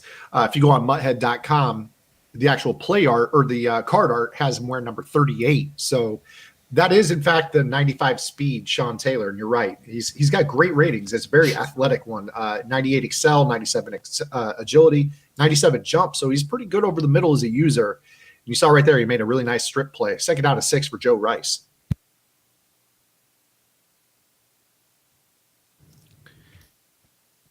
You see in that big nickel over G here, and you see the difference between the two. Right here, a good pocket presence for Joe Rice even, or good pass protection as well. Finds the post over the middle. Big hit right there from Jamal Adams, holds on to the football. Joe Rice pretty comfortable on his own right back in the pocket, 19 of 23 so far in this one. Looking to take a 2-possession lead, and he's going to go into that single back wing tight down here inside the 10. Yeah, both of these guys are looking really good offensively so far, aside from Skeeman's last drive where he got stopped. Skeeman was looking pretty good. He was doing a great job of pass protection, and then I kind of jinxed him and got him screamed at. So I apologize, Skeeman. Now Skeeman's going to have to lock up here. Joe Rice is going to try to run the ball, and he really kind of creates his own kind of wham with this single back wing pair, where he just motions the tight end over on a dive, or I believe they have a slam in this formation as well. And he just motions that tight end over and snaps it, and it kind of acts like a halfback wham. You see Todd Gurley fighting forward, trying to get those extra yards, running into a wall, still on his feet. Stumble recovery, still on his feet. Wow, that was huge. That was huge. Because now he's in QB sneak territory. Yeah, 3rd down and goal from the 2. And this is what you're saying right here. You're just going straight 4-down territory right here. QB sneak twice. Yes. No matter what. So now you're in QB sneak territory where, you know, you have that potential. And yes, Rage, this is one of those moments where if it was me playing, I'm definitely out here saying, like that's one of those plays where it's like rough, where you don't want, and right on cue, Joe Rice hurries up. And that's another beautiful thing. When you don't get a QB sneak, you definitely want to hurry up. And he's in for the touchdown. Touchdown, Joe Rice. Back-to-back QB sneaks there for Michael Vick. Gets him up front by 10 after the extra point is up and through. We got 40 seconds to go here in the 3rd quarter. Bam going to need to get an answer right here. And you find Bam down by 10, and he's not played a bad ball game. It's just Joe Rice has been, you know, right there on those situational play calls. That 4th down and 6, he sent the house and was able to get the turnover on downs, and that's really the story right now in this ball game. Yeah, it really came down to that one big play, that one huge 4th down where he kind of got screamed at and, you know, got stopped. So now he's, you know, his back is against the wall. He's going to have to put together a drive right here. And he's going to have to play some defense too. And yeah, a huge hit stick on the other side. Very comfortable in this game. Oh, Unfortunate break right there. Looked like he had Deion Sanders at wide receiver there in the flat, wide open, but the ball sails incomplete. 2nd down and 10 coming up here for the Raiders. Meanwhile, we got VY electrified down by 17. He's in that empty bunch. Vic on the draw. If VY's in a tough situation right here, if he doesn't get points here, he's pretty much done. Bam, down the field, and that's going to be incomplete pass intended for Randy Moss. Good coverage there by Joe Rice to force the incompletion. And the reason I say that is because a lot of times you see players, you're getting these stops with low cap. I mean, so for you personally, I know you're in draft champions mode right now, but what percentage of your cap, roughly speaking, are you putting on the offensive side of the ball versus the defense? Especially the way the game plays now, probably about 700, 800. Pretty much all of my cap. I'm doing double Kims on 2 receivers, double Kim on the quarterback, 1 Kim on the other receiver, and a relatively decent running back, and a solid offensive line. Not a stacked O-line, but far from a bad O-line. And then a great user. Everything else, I'll just build from there. Whatever's left is where I go. 4th down and 10 here for Bam. This could be your ball game right here. Joe Rice bringing pressure off the left side. Steve Young scrambling. Looked like he had the first down right there, but he's going to find the playmaker back over the middle. That's a good pitch and catch right there. I'm surprised he didn't just go ahead and use Steve Young's legs right there and pick up the first down, but he did find the receiver. Maybe Looks he like didn't one more trust play it. here towards the end of the 3rd quarter. You know how sometimes your quarterback kind of moves slow in open field, and you end up getting caught. It was probably one of them situations where he was just like, you know what, I'd much rather, put the ball in the air and go from there. And he did find the receiver for the first down. Next play after that, table route went right through Marcus Allen. So kind of some bad luck here. He's gone to that right flat a couple times, and it's sailed incomplete to wide open receivers. And now he's going to flip that bunch formation, cause Joe Rice to have to reset his adjustments. See with Joe Rice on that cross man on the tight end. Now I believe we have this is AKG versus D Croft on the right. And they have a nice tough game over there. Look like D Croft has the ball down 3. So AKG, for a player that hasn't really invested in the competitive ladders this season, it doesn't seem that AKG has missed too much. He's out there going to war with some of these players that are up and coming in the community. He shows that, even though he hasn't really invested the time that we are used to seeing from AKG, still, I believe, made it to the Jets Club Series again this year. Definitely a great player year after year. Yeah, he's really good. He's been spinning a huge dot by Bam over here. Yeah, Sanders makes up for that missed catch. Bam, right back out there. So down by 3. Plenty of time left in this ball game. What was I saying? Oh, yeah, he's been, he's definitely been spending time, labbing with guys like Drini, Rage, and also he's spent quite a bit of time labbing with me and Skimbo as well. So AKG is definitely a good player. He's definitely good enough to and has the skill to win this tournament. He's one of those guys you don't want to play. If I'm in this tournament, he's not a guy that I want to play right now. He can definitely beat you. Got 4th down and 10 here for D Croft from his own is that 40-yard line. So big play right here in the second half. AKG pressure off the left side, turnover on downs. Great blitz call by AKG. Shannon Sharp to the flat. Now we're going to see if Joe Rice maybe slows this down a little bit and goes into a 4-minute drill, trying to really work the last four minutes and change off this game. Now, when you're in the bunch, I mean, how do you typically go about clocking when you're such a pass-first player? You know this formation well. Like, typically, what is your approach when you start to think, okay, 4 minutes to go, I'm up by 3? How do you game plan for this scenario? Don't change the offense.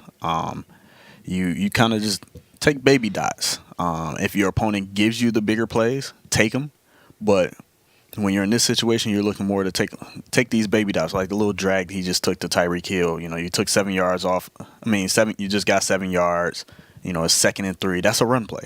Throw it to your flats and take those little simple passes, and don't force anything. goes down the side. That's going to be illegal touching on the receiver. It looked like the pass was intended for Julio Jones, but he stepped out of bounds just a split second before coming back in to catch that. So a break stopping the clock here for Bam. Great chance to capitalize on this here. 3rd down and 3 coming up for Joe Rice.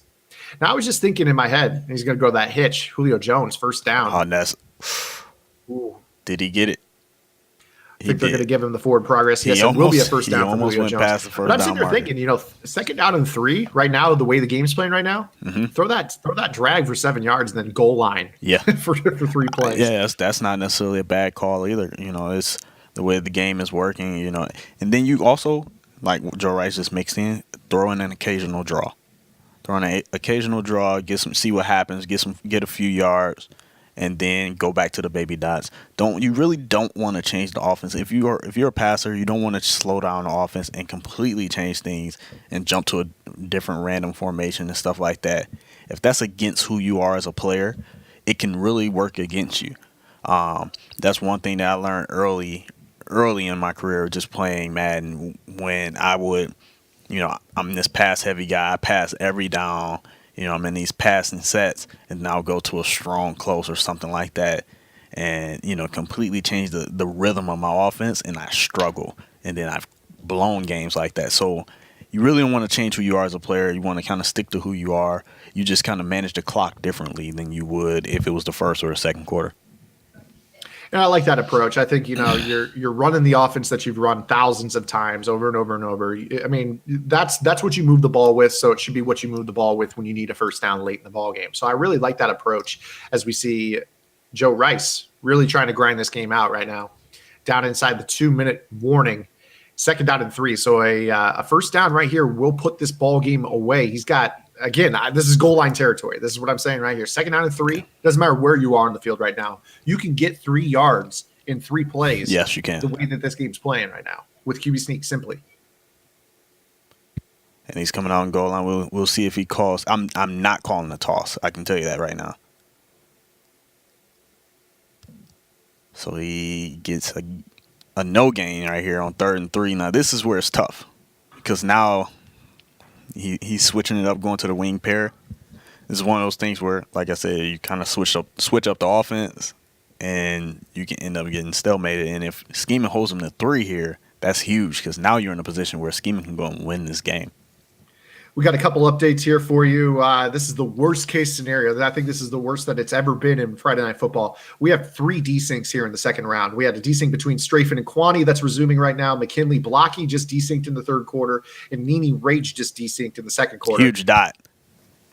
Big dot right there for Joe Rice. And that is going to do it, ladies and gentlemen. Joe Rice should be able to kneel this one out, moving on with a 24-21 victory over Skeeman. And like we said, that 2nd round victory, it didn't win you any money, but it got you back into the tournament for next week. So Joe Rice secures his spot in Friday Night Football number 7. So the only game we have left is the AKG game right now? Yes, AKG versus D. Croft is what we're going to have to ride with right now. We'll keep you updated on the other games that are resuming. Great pressure right there. Sean Every Taylor. single time you look at AKG, it's a blitz off that left side. Sean Taylor. AKG has one of the better nickels that I've gone against. And do you think it's because he's blitzing from such a distance away that it's really just giving trouble to this offensive line? Or I definitely think that makes it so different. I definitely think when that nickel corner, or just a blitzer in general, it don't even have to necessarily be a nickel corner. It can be a linebacker. Like, you can motion a receiver and the linebacker follow them all the way out and then blitzes. I've noticed when they're that far off, a lot of times it'll mess up the pass protection, and then someone will just come screaming free. And there you have it. Victory formation for Joe Rice. Congratulations. He moves on to the 3rd round. And Joe Rice will now await the winner of Nini versus Rage. So, again, that's a game that is getting back underway. The desync in the 2nd quarter between Nini and Rage getting back underway. McKinley Blocky waiting on their resume. And Strafe and Kwani is resuming right now as we speak. So it'll be D. Croft versus AKG. We do have one other final in the 2nd round. Team Moore, 10. CCG Fancy, 26. Moving on to the 3rd round. So I've heard Fancy's been playing very good lately. I haven't seen him play. I heard he won a recent tournament in a Facebook group that we're in, MWS, and he played really good in that. And so I can't wait to see him play. Who's So he played Fancy next? moves on in. Let me Fancy check. started to make his name at the Classic earlier out there in Vegas, and he's kind of just rode that success. He's had a nice little year so far, so we'll see him in round number 3 against Oh, the he plays winner the of winner of Blocky Blocky and McKinley. McKinley. So right here, we just saw D. Croft answer the AKG score down by 3. Heading into the fourth quarter will be AKG's ball from his own 25 after the touchback. Okay, so right here we got IB Strafen versus Quani coming up on the right side. They are resuming. Again, this was a game that desynced. So I believe this is a 7-6 score. I think this is replicated top of the second quarter. So I believe this is live and we're good to go right here. We have motion here from Quani. I believe Quani was your Buffalo Bills champion. And Yes, you've seen he him was. in those Bills whites He inside beat zone to Christian Carey. McCaffrey. He beat Carey in the finals, I believe. That was not a tough road there, or not a easy road, of course. Carey, a great player. We've seen a lot of him over the years, and he's known for that deuce close offense. And I'm just sitting here thinking that wham out of deuce close has got to be very, very tough to stop right now with the falling forward. Same thing as QB sneak, run it right up the gut. Yeah, that's Carey's definitely not a guy. Especially with him being in California, he'll be there at the Madden Challenge. Yeah, I don't want to play on this patch. I don't want to play guys like Carey that I know is going to come out and deuce close. You know, he mess around and get Derrick Henry and just falls forward for 20 yards every play. I don't want to have to deal with stuff like that. Give me the old patch. Dalvin Cook off tackle right there on the base call.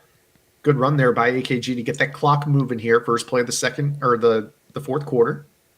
And now he'll go and do his 4-minute drill. We saw Joe Rice just go on a very similar drive from this spot in the field, and he took the game with him the entire last 4 minutes and change. We'll see if AKG can do the same thing here up by 3 against D. Croft. He'll go underneath to Julio Jones and pick up a short gain of 4. Second down 6 coming up. And is Quani in the Buffalo jersey? Yeah, Quani wearing those Buffalo Bills uniforms, and you have Strafing in those generic. Oh, yeah. You know how I Strafing remember. is. He's got to be different. He's going to wear the generic uniforms. Underneath for Quani, spin move by Julio Jones. Looks like Donovan McNabb at quarterback for Quani. So the 3 quarterbacks you'll mainly see in salary cap. You've got the 2 lefties, Vic and Steve Young, and then a lot of players are going to go with McNabb if they prefer a right-handed quarterback. But the common theme is definitely mobility and throwing power with all those quarterbacks. I'm 100% a right-handed quarterback. If I have the choice, so like if you give me Donovan McNabb that's 93 speed and a Vic that's 93 speed, I'm taking the McNabb. I don't know about you. Who are you taking? I'm a lefty guy, so I was Mike Vick. I've been Mike Vick my entire career, but this year personally, I'm a Steve Young guy because I think that in this game in particular, especially now with the patch that supposedly affected the high point catches, you don't want a lesser chance of catching the high point pass altogether and then have to deal with Vic that misses a lot more of the high point throws by throwing them out of the back of the end zone. Steve Young is very accurate. So I kind of like to take a little bit less mobility with Young and a little bit more accuracy. Chat, talk to me. But what is your thought behind McNabb? Is it just you're comfortable throwing with a right-handed quarterback? The throwing angles are different. What are your thoughts? I feel like the passing angles are different when you have a left-handed quarterback. And I also feel like I feel like I'm giving away a scouting report on myself, but I don't really care. When I do roll out, even though it's very, very rare, when I do roll out, it's to the right. And so to roll out with a left-handed quarterback, that you get that longer wind up because you got to throw across your body, and versus when you're rolling out to your right with a McNabb, you can just throw it and you can get the ball out a lot quicker. So I feel like it just works to a disadvantage to me, and it feels weird. It's always felt weird. I kind of forced myself to get used to Vic this year. Yeah, so I mean, I totally understand that. I mean, I experience it myself. There are certain throws I don't make with a right-handed quarter or with a left-handed quarterback that I can with a right-handed quarterback and vice versa. And I know you're not a big runner of the football, but for those that do like to run the football, handedness of your quarterback for some reason does matter. If you play under center, you have a right-handed quarterback, those handoffs to the right side are a lot faster with a right-handed quarterback than a left hand. Just like if you run stretch or dive to the left with a left-handed quarterback, you're going to have a faster handoff animation with a Vic if you're running dive left than you would McNabb. So little pro tip for both shotgun players and under center players here. We're not washed up. Of course, Boog's not washed up. He's headed out to the tournament, trying to get himself his first belt here in a couple of weeks. But for those that like to play under center, of course, handedness does matter. Is Dalvin Cook Huge caps touchdown off offer. a great drive for AKG. Burgers, donuts, Niçoise salad. Delivering from over 95,000 restaurants nationwide. If you want it all, you can get it all. Grubhub, restaurants you love delivered.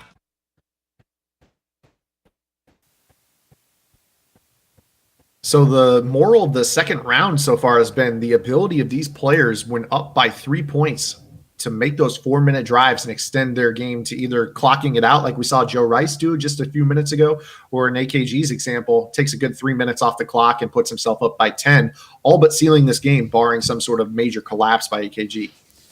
Yeah. It's been impressive to watch guys close out games. That's one of the harder things to do in Madden, to have that closeout drive and really going, for the most part, going win the game on a drive. Joe Rice did it twice. He went and got points once, and then he went and closed the game out and was able to milk the clock out. So it's very impressive to watch these guys go and win games. That's one of more guys lose games than they win games. So that's really one of the biggest things that you can take away from just this stream period today. Just learning how not to lose yourself a game. So now we're going to go ahead and switch our feature matchup over to Kwani versus Strafen. You have Kwani second down and goal coming up from the 4. And again, the broken record plays goal line. You should be in goal line right here. three attempts from the 4-yard line. Yeah, but we're gonna see players start to catch on to this, and I got a feeling that you're gonna see a lot of goal line deeper in this tournament. And of course, if you guys are playing weekend league at home, you're gonna see a lot of that this weekend after tonight's tournament as well. So get your weekend league games out of the way now while you can. Yeah, you guys are gonna have some headaches to deal with on this weekend league grind. I still haven't played an actual full weekend league. I don't have the patience for weekend league. It's a special breed that plays those 25 games every single week. There are players out there that do it. So, and we have a number of them in the brackets over the first 6 tournaments that we've run here. So, if you guys play weekend league and you're consistently in that top 10, top 15 range, and you are interested in starting to participate in Friday Night Football, make sure you guys go over to www.mutthead.com, click on the Mutthead League tab at the top right of the screen. Scroll down to the bottom of the page. We have a sign-up form, and I assure you we do go through every single application that comes through. We have some players that are making their debuts in these tournaments here over the last couple of weeks that have signed up on those sheets, so we definitely pay attention to those. Strafen looking for somebody open. Kwani's playing really good right now. He's looking really good. He's playing good offensively. He's really doing what he needs to do to kind of have full control over this game right now. The winner of this matchup will go on to face the winner of Clef versus VTech. So that'll be your round 3 potential matchup. There's, IB Strafen, Kwani, VTech, and Clef. Sirius Mo has already advanced to our 3rd round tonight. AKG appears to be poised to head to the finals here if he can put together one last first down drive here, up by 7 with ball, minute to go. And then you have Blocky and McKinley still fighting through their decent game. CCG Fancy moves on to the 3rd round. Joe Rice already won. And then also Median Rage. Intercepted by Kwani. It's all Kwani right now. Bad decision by Strafen. I think this is something that, we kind of take for granted. Madden is a very hot and cold game because I don't think that there's anybody in the world that was playing better Madden than Pavan and Strafen as of just about 3 weeks ago. Yeah. You fast forward to today, you see Strafen right now down by 2 possessions without ball. I don't believe Pavan won the tournament last week. K-Mac ended up winning the tournament last week. Madden is a very "what have you done for me lately" type of game. Yeah, you kind of the game has a lot to do with rhythm. Rhythm can really dictate how you play the game, and you're either out in rhythm or you're out of rhythm. And right now, Ryan's looking like he's definitely out of rhythm, even though he played pretty good his first game and was able to pull out a W. So right now we got 3rd down and 10. Kwani right now. I mean, there's a long way to go on this one, but right here, a drive right here that continued to score could almost put this ball game away. We haven't seen too many guys come back from 17 plus in these Friday Night Football events. Of course, the winner of all these second-round matchups get a spot secured, assuming they're free to play next week. So we'll see the top 8 back again next week competing for another $1,000. Huge sack by Strafen there. And AKG is in a 2nd and 1 situation, and he gets to fall forward and closes out the game. We'll see AKG next week, assuming he's going to be available. Huge win by AKG. And that's going to set up AKG versus Serious Mo coming up here. So that's going to be a great really matchup. Good game. That's going to be a really good game. Serious Mo going to be taking. Actually, both those players have really good lurk game on defense. I think no one has a lurk that should be respected more than Serious Mo over the years. Just a guy that, because of his ability to jump 2, 3, sometimes 4 routes on a play, that allows him to send 5 and 6, sometimes even 7 on certain downs, and really try to mix up his coverages and just, he plays to make you make a mistake. He's willing to give you touchdowns, but you have to find him, and it's very, very tough against Serious Mo. Yeah, it's Mo is always a tough match. He's always a tough out, even if he's not good. He's a tough out just because of the fact that he's always going to fight. He's never just going to lay down for you. He's going to fight from start to finish, and then 2, defensively, he just understands defensively how to take away certain things. He's very smart defensively, and he knows, he's very intuitive, and he picks up on what you want to do, and then he just takes it away. He'll give it to you, and then take it away. And so he's one of those guys where you really don't want to have to play him. We have 1st down and 10 here for Strafen, trying to get a score here to end the first half. Down by 9 right now, 45 seconds remaining. Play action fake here for Vic. He's going to go down the field for Tyreek, and he holds on to it, and he's going to be tackled at the – no, that's going to be a touchdown. Touchdown Tyreek Hill. And just like that, Strafen right back in this ballgame. So it was a lot of Kwani to start the second quarter, but the late strike here by Strafen gets him right back in this ballgame. Strafen, his strength is really what got him back in this ballgame. He threw a complete boneheaded pass, and he'll be the first to tell you he throws those regularly. Like, that's what he does. He likes to pass the ball a lot, and he's outside of maybe last year's Madden, he's always really been a heavy passer, or at least balanced for the most part. But he tends to throw quite a few boneheaded throws. His strength is his defense, and he was able to lock up after that huge mistake and get the ball back and give himself a second chance. Yeah, and I think that you touched on it. He definitely will be the first one to tell you. I believe, in fact, one of the interviews he gave at the most recent major, he said, I'll give you 1 or 2 a game. I'll throw you 1 or 2 a game. It's just whether or not you pick them off. If you don't, you're typically in for a long game against Strafen because he settles in after he makes that initial mistake. So you got to really capitalize on those chances he gives you.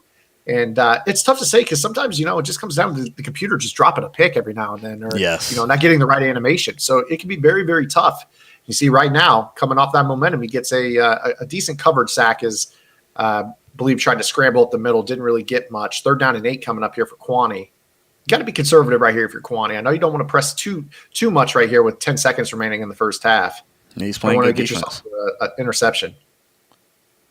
There's pressure coming through the A gap, and that's a sack for Strafen. Nice defense in the first half. We'll see who gets the ball, and it is going to be Strafen to get the ball to open the second half. So huge momentum shift in the last minute of the first half has Strafen with a chance to take a lead. Yeah, that was huge. That stop that he was able to get on that right after that interception was huge because then he was able to get points, and now he gets ball right back, and now he can take back control of his game. We have a final in Clef versus VTech. I believe Clef will be moving on. I'll get you a final score here momentarily.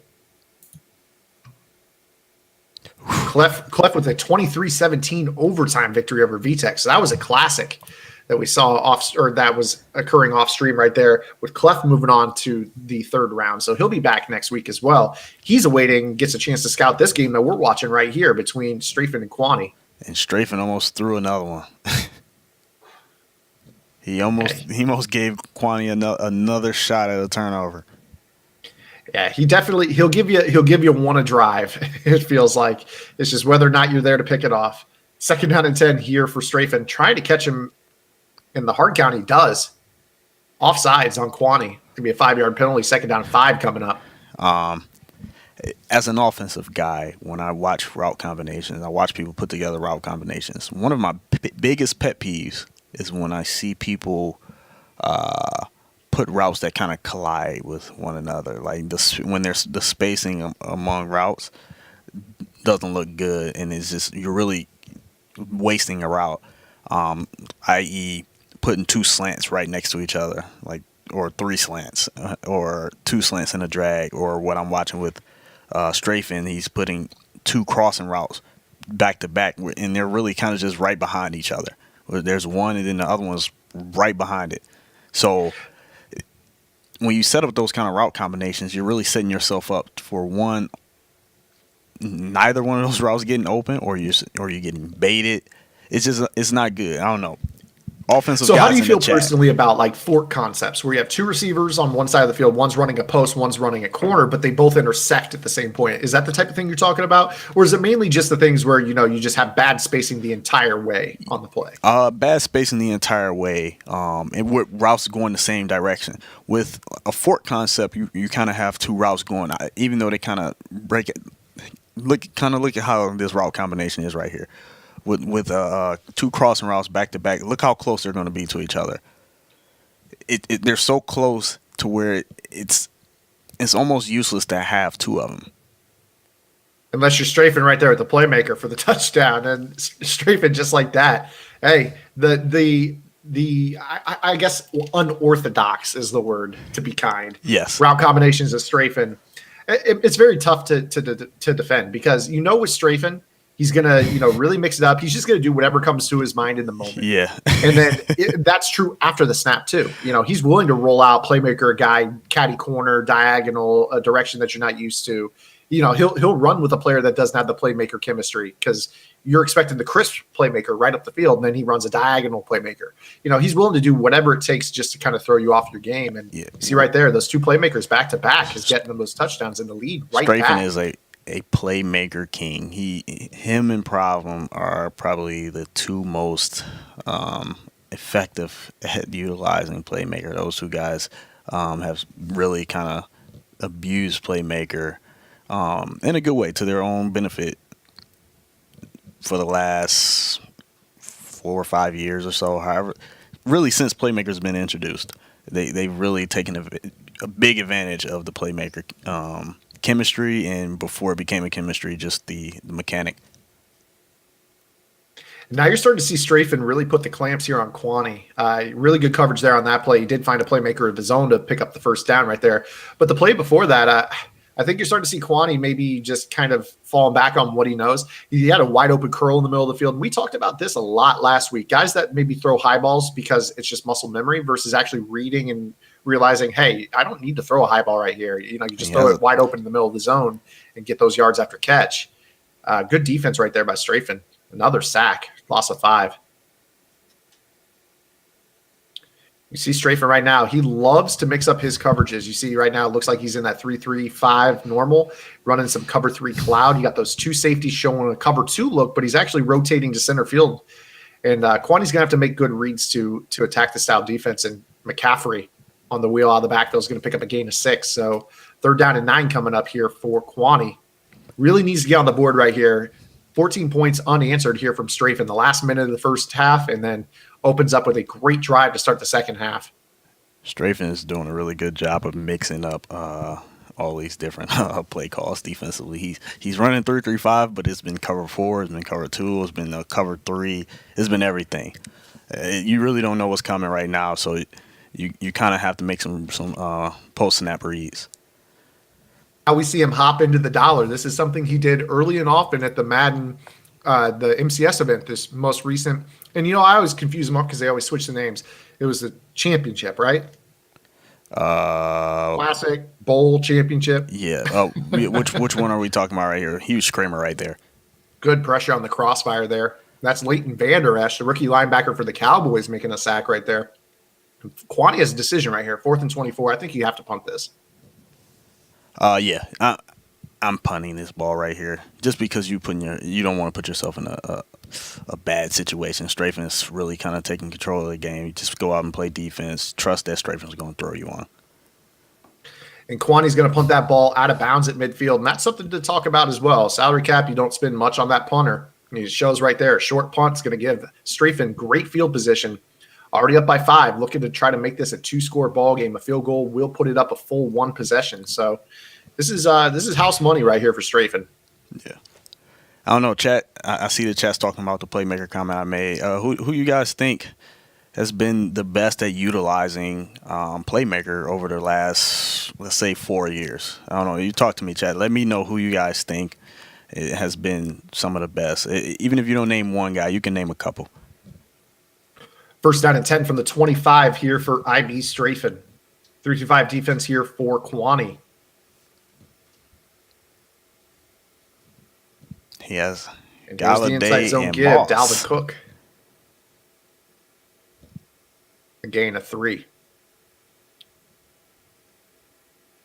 Yeah, I'm kind of curious myself to hear who might be the best playmaker. I mean, obviously you had the meta last year with the deep attack with the hitch playmaker. A lot of those are kind of design play calls right there. You're talking more to the effect of just ad lib type playmaker. Just ad libbing, or I mean, because I know it was a pivotal part of Problems offense 1 year, well, a lot of years really, and then. There was years where playmaker was kind of a glitch. Like in Madden 16, you put the running back on a curl out of the backfield and playmaker on left or right, and he kind of just toasted man coverage. Yeah, he got that like warp animation right as soon as you made that playmaker. I remember that. That was very tough. And he's going to go to Strafe's going to go to an ant cap special right here. I'm going to break this down for you. This is a gun Y off trips Pat special.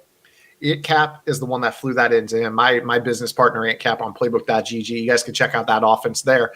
What he does right there, that little U trips formation, the Y off trips Pats, cloud flats will suck to the inside into the seam, and then that little shallow cross to the tight end is always wide open. So if he thinks you're going to play cloud flats, he's going to go to that very occasionally. And you saw it show right there. First down for IB Strafen. It just kind of adds to that randomness. That's a dot that he'll pull out once a game.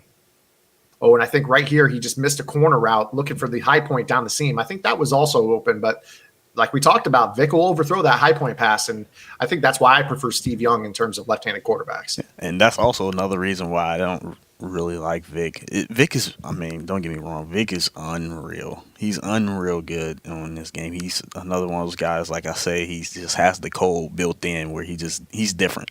But he threw him a cookie right there. There's that one a drive, and no. Okay, guys, let me get on my soapbox. Let's be a man here and not pause games. It's not that serious. Nope. There is money on the line, but let's be real. You've gotten a million breaks this year. You've had a million breaks go against you. Everybody deals with it. Don't pause. You're playing for a sponsor. /rant. First down and goal for Strafen, and we already know it's going to be that QB sneak 4 times right here, looking to take this 2-possession lead. Oh yeah, and he's at the 1 yard line. Oh, this one is good as in the end zone. It's a shame that I can just look away, go. Oh, never mind. Did he really just fall back? All right, go buy a lottery ticket, Quan. Somebody clip that for me and send it to my DMs. Thanks. You know what? I wouldn't be scared to call it again right here. I wouldn't either, but it doesn't even look like he came out in the same defense this time. No, he didn't.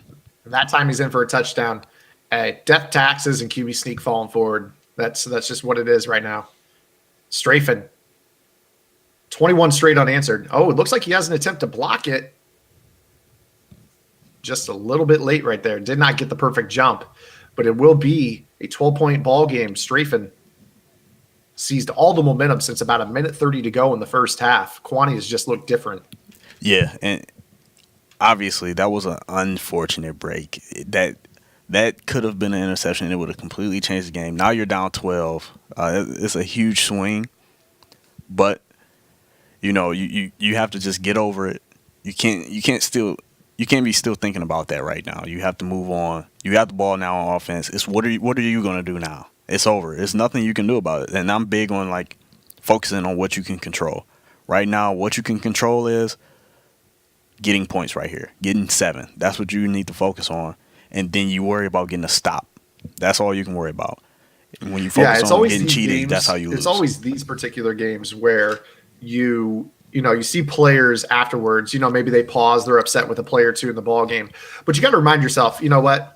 You were down already before that happened. So there's reasons why you're in the spot that you're in. And I'm not trying to bury Kwani or anybody like that, but it's just the way the game is. And the best players, the players that take that next step and go on to win belts, they're the ones that can play one play at a time. Guys like Michael Skimbo, like Problem Right, your lab partner like Dub.W, he's got a belt for those reasons. Serious Mo, they're able to compartmentalize, and that is so massive. And it's such a part of Madden that not enough players possess in their arsenal, is that ability to just forget what happened and play what's in front of you. It's an issue I personally have.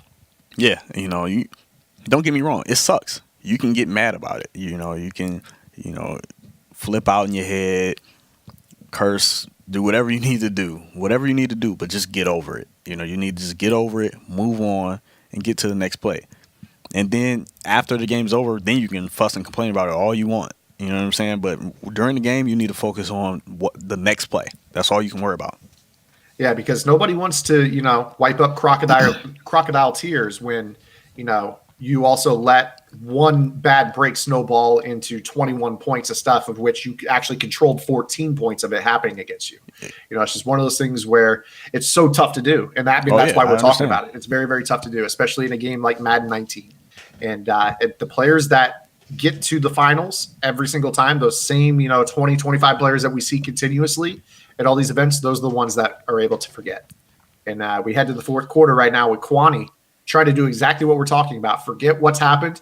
Just score right here and put the pressure back on Strafen. And he's going to throw the crossing route, and that's going to be caught for a gain of 29. So my question is, do you pause yourself when you throw a somewhat questionable throw? If you want the honest truth, and I'm not lying when I say this, I've never once paused in my life after a bad break against me or for me. Good man. I'll tell you, the only times I have paused is when people pause against me. I will let them resume their own clock, wait their entire 30 seconds. If they want to, be a child about it, I'll let them resume the clock, and then wait their 30 seconds. And then I'm going to use a pause and make them think about it. Be like, all right, if you want to do this, I'm going to make you wait a minute every single time and think about it. You want to stew over it? Let's stew over it. Yeah. It sounds so spiteful, but usually it results in players not pausing from that point forward. Yeah, I just think that I'm also very big on being consistent. If you're going to pause when someone throws a duck, you got to pause when you throw a duck. Even though I don't want to see you pausing the game period. Let's not pause the game period. I agree. But I'm saying is be consistent. Wish list for EA. Limit pauses to 2 or 3 per half. We don't need 5. Good completion right there by Kwani. He's going to be set up with QB sneak from the 2 to try to get himself back into this ball game. It's just funny reading the chat. Stevie J saying that anybody that pauses on him, he's using the rest of his. And then Green Bay, to answer your question, people pause the game when they feel like they got cheated, or when they feel like they're trying to let you know. For example, let's say you throw a bad pass and you throw a pass right at them that should have been an interception, and they feel like they should have picked it off, but they don't, and they get cheated, and you catch it, or they just drop the pick. They'll pause the game to let you know that you just threw a bad pass. Everybody that's watching the game knows that you just threw a bad pass. We don't need you to pause the game to let us know that. That's exactly what it is.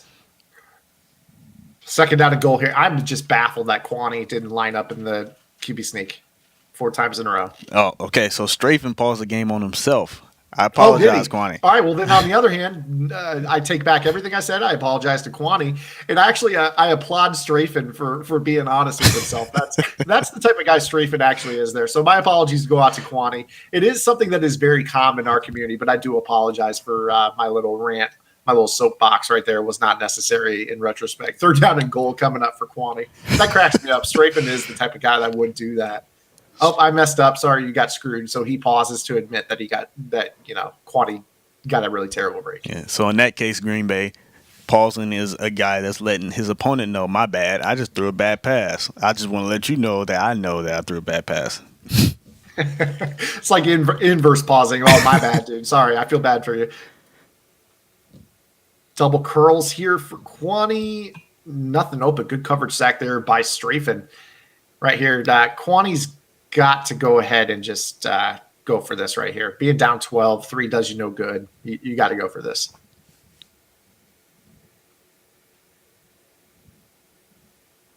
Fourth and goal here for the Bills. Ball on the 10-yard line. Now we got Strafen hopping back into that dollar defense. Strafen's playing the sticks here. Huge Nothing block open. shit. Trying to Way to prolong make the a play. Going to throw it to the back corner. Did he low pass that? I feel like if he doesn't low pass that and gets a perfect throw, he may have had a shot at that. Because I know oftentimes they don't make the play. Yeah. McNabb unable to fit that in. Yeah, I think that low ball probably added to that ball being incomplete right there. And it's all Strafen now. Up by 12, 3 minutes to go. Give the ball to number 33 the rest of the ball game, and that's exactly what he's going to do, up the middle for a gain of 5. So again, Clef the God will be taking on the winner of IB Strafen versus Quani. Looks like it's going to be Strafen. Second round or third round matchup between Sirius Mo and AKG. Blocky moves on with a 17-14 game against McKinley status. He'll be taking on Fancy. And then you have Joe Rice versus Nini in the third round as well. After this game's over, we're going to take a short break, and then we'll come right back into the semifinals. But right now it is Strafen trying to milk out the last 2.5 minutes of this ball game. You see right there, kind of what you were talking about earlier. Like, you just don't feel comfortable when you go down into a formation like strong, or, you kind of like run the bunch and then you hit that strong close. And it's just, you run it so much less than the rest of your offense. Yeah. Yeah. Oh, and just like Smell 67 said, and then we forgot to mention that some people pause the game. Some people like us, and our wives are either yelling at us or telling us what to do. Yeah, I got to switch the laundry real quick. Yeah, every once in a while I'll pause for that, but usually never out of rage. Never out of rage. I understand that the game does it to me. It's going to do it to my opponent. It is what it is. Maybe I don't pause because I make more mistakes than my opponent. So on average, so I don't want to be that guy.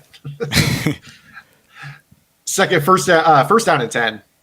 This should get us a 2-minute warning. I don't think Strafen's going to snap this ball at all. See if Quani can blow a coverage, maybe give him a quick snap opportunity, but I don't think he's going to in any hurry to snap this ball right here. Oh, man, this whole pause thing is starting to turn into a whole funny joke. It has me laughing right now. I'm trying to stop from I mean, yeah, it is funny now in retrospect because, I mean, Strafen, you totally – anyone who knows Strafen, he's a very fun-loving, charismatic guy. He likes to have a lot of fun, joke around. He is definitely the type to pause for somebody because, I mean, it is what it is. He knows. He's honest with his reads every now and then. He'll throw you a cookie. And in this ball game, he's probably thrown 2 or 3 since we started watching it. None of them have been picked by Quani. Now we have a pause. I think this might be a tap out right here. We'll see. And that's exactly what it's going to be. We're going to have a tap out. So it will be IB Strafen moving on to our third round. He'll be taking on Clef the God. We are going to take a short break. We'll be back with a quick bracket update for you guys. And then third round matchups. We're going to have somebody taking home $1,000 here tonight. So will it be Strafen, Clef, Mo, AKG, Blocky, Fancy, Joe Rice, or Nini? We'll find out here after these messages. Burgers, donuts, Niçoise salad. Delivering from over 95,000 restaurants nationwide. If you want it all, you can get it all. Grubhub, restaurants you love delivered.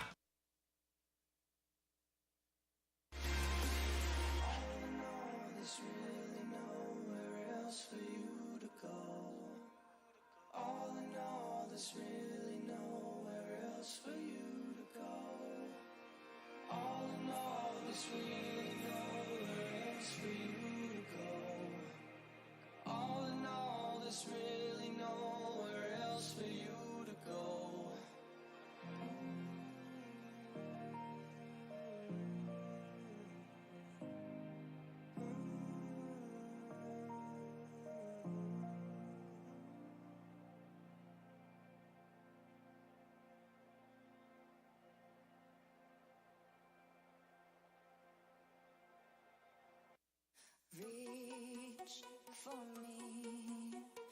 There is a beautiful electricity. It sings and hums in our fingertips. And maybe I'm not the same as everyone else around me. Maybe I'm not to blame for all of the pain I left behind me. Stay with me, and maybe they will see we could be.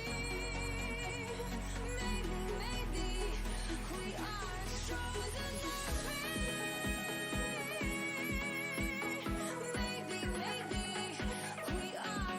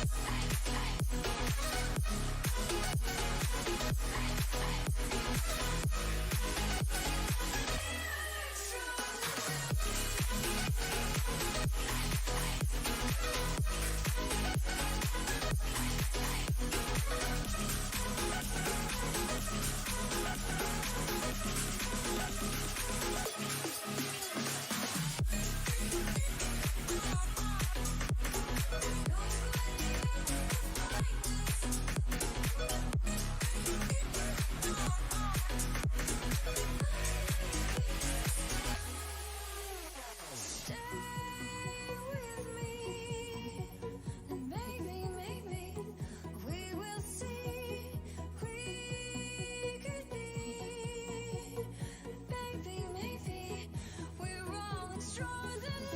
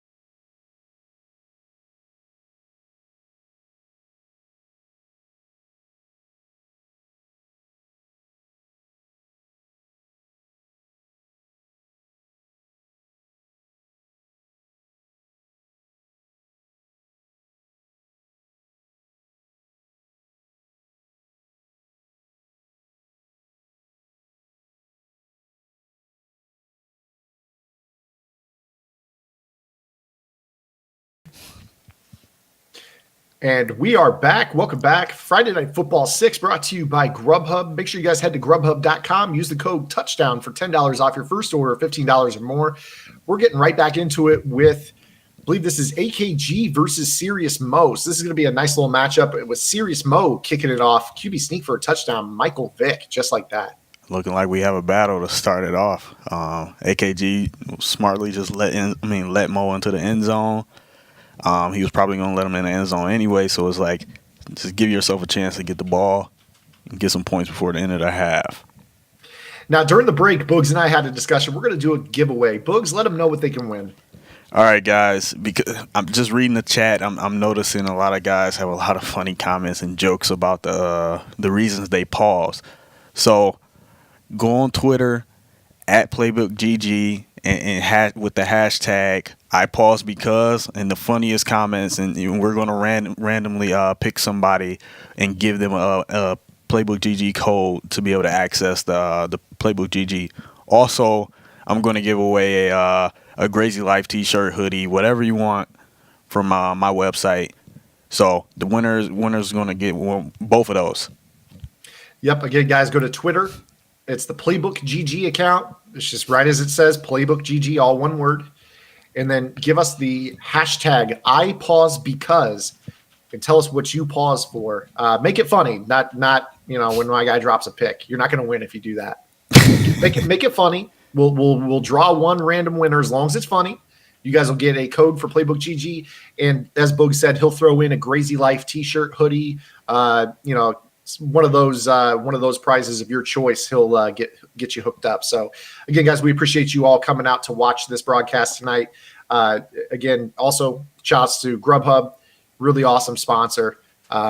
We got 6 more of these coming up, so there's going to be plenty of chances for you guys to grub, chill, have some really good Madden tournaments over the next few weeks. So I'm really excited to be spending these Friday nights with you guys. And we got a great matchup between AKG, Serious Mo, and on the right, I believe we're watching Clef go to work. Yes. In matchup against Ivy Strafen. So Strafen. 2 phenomenal matchups here in our final 8. Now, I think right now, if you're Clef, how are you going to play against a guy like Strafen when you don't? I mean, you have to expect the unexpected with Strafen. I feel like the recipe for stopping a guy like Strafen is just remaining simple. I think if you try to get too complicated, you will and he'll end up Big beating hit stick right there by Strafen. That fumble's recovered, and now Strafen's on offense. But I totally agree with you. I think with a guy like Strafen that is willing to mix it up and just kind of be random, I think you have to kind of keep it simple back. Maybe do the same things he does, hop between cover 2, cover 3 cloud, cover 4 quarters, then back to man, then some cover 1, then switch your formation. You just have to keep it very simplistic, but yeah, exactly. keep mixing it up against a guy like that. Yeah, a guy like him, I feel like you just kind of sit and stay simple. I like this opening adjustment by Clef.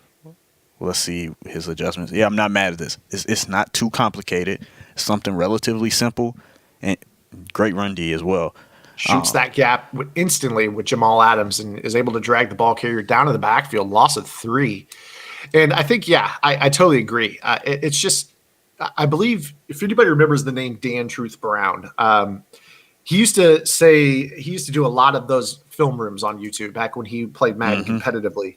And he used to say that the number one thing that he liked to do on his opponent's first drive is just stay basic and sponge up as much of their offense as possible. Yeah.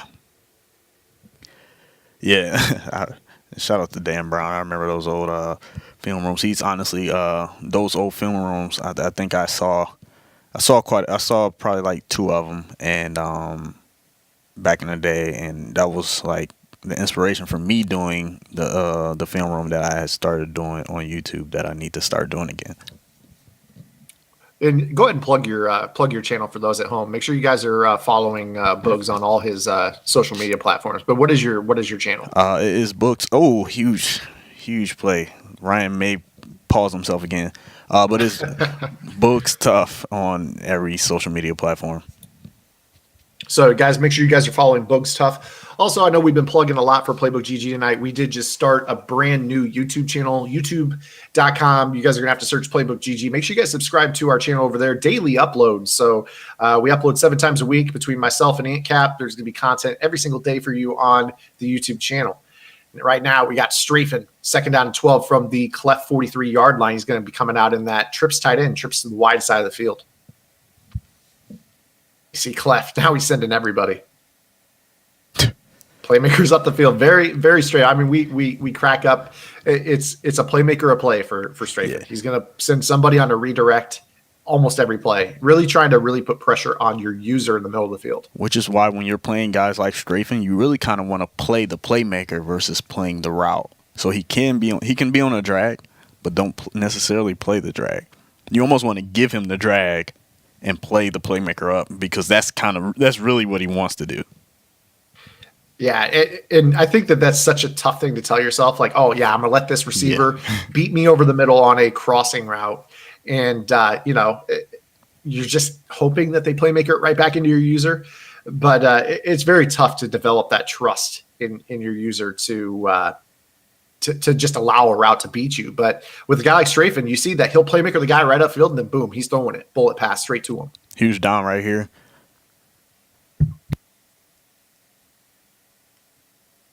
4th and 12 here for Strafen. Here's the snap. I like the adjustment that Clef made.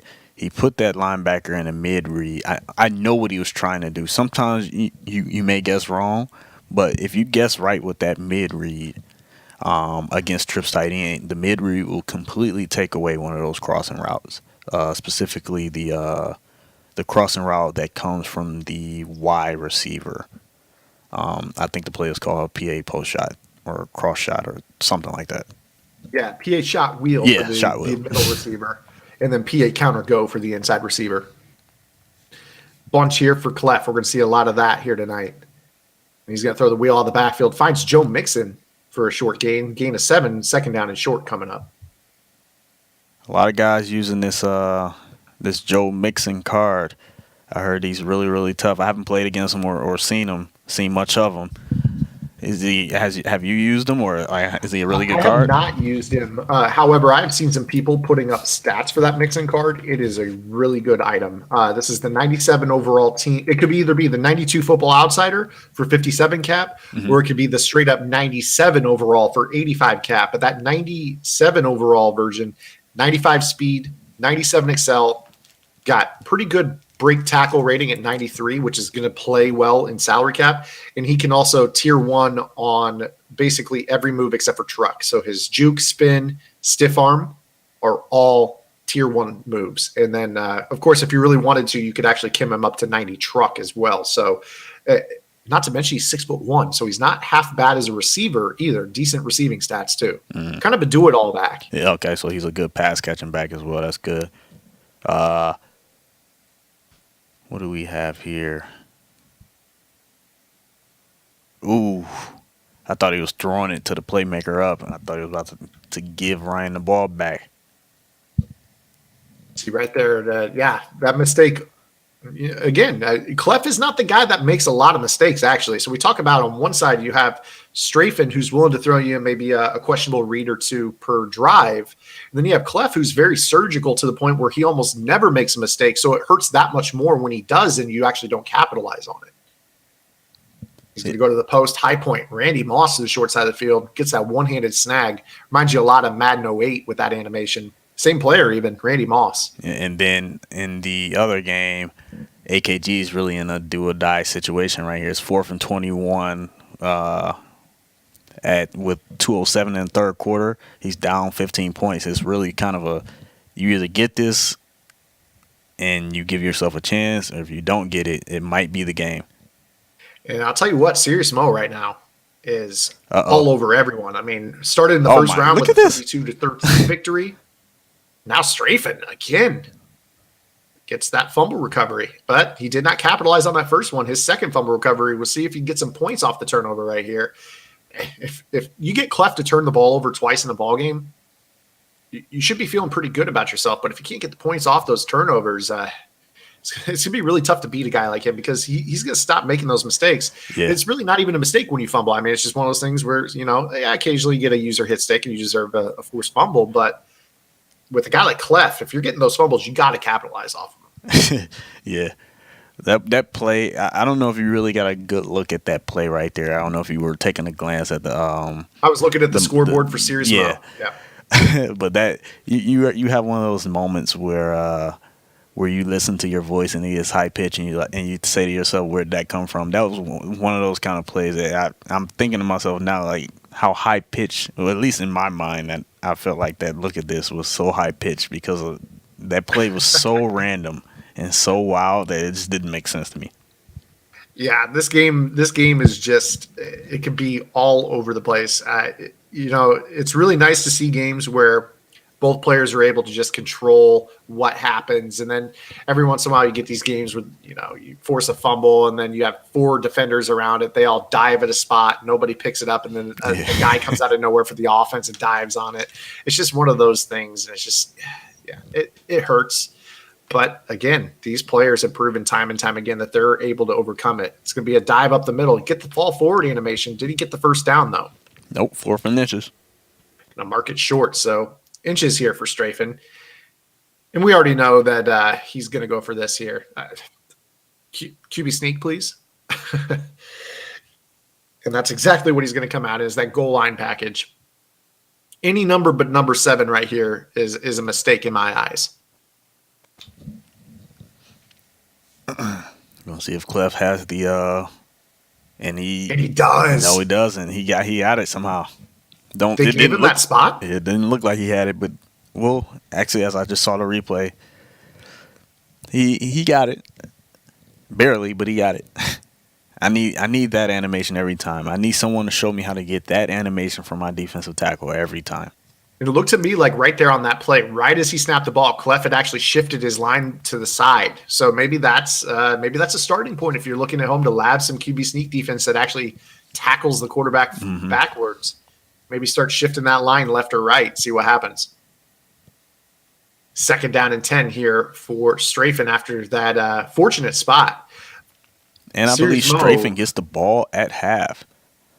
That is huge right here. We'll see if he can take the final 2 minutes and change with him having the ball at halftime.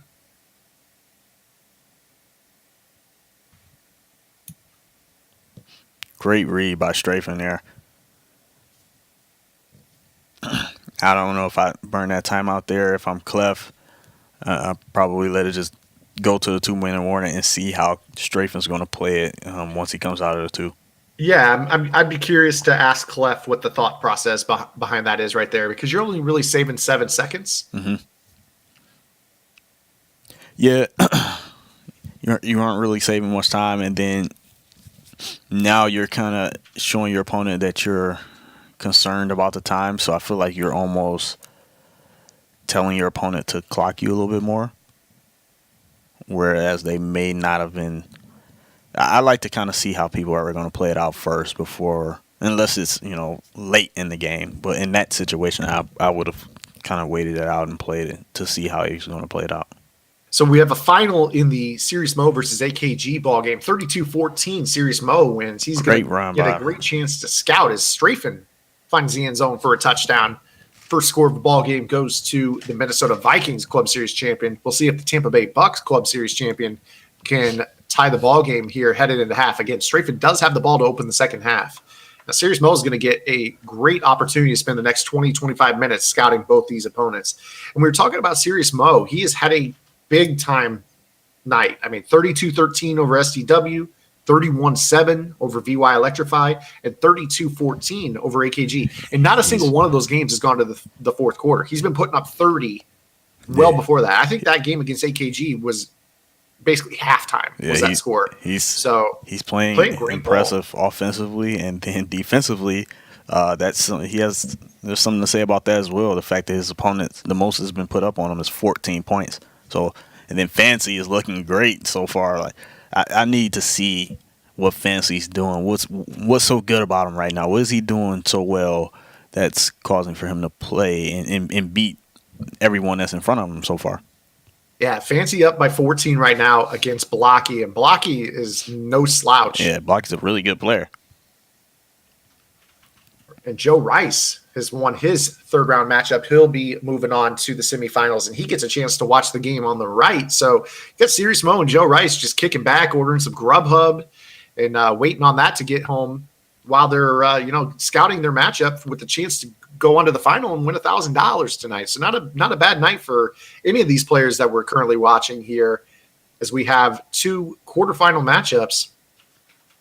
Clef, though, trying to tie this ball game up against Strafen. Strafen with 2 fumble recoveries here in the first half has him up 7-0. See this route combination from Clef. Pressure off the left side, and that's going to be a sack. Jason Taylor.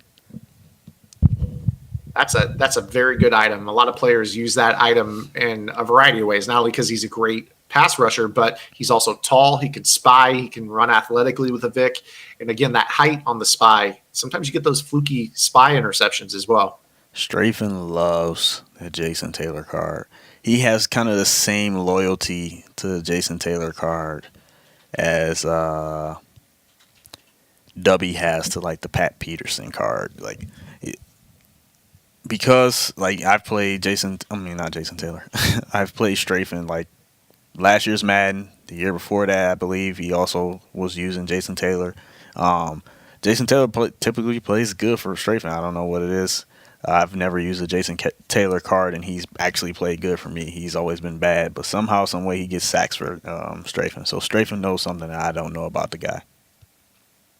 4th down and 4 here for Clef. This is a huge play right here. Motions Julio out wide.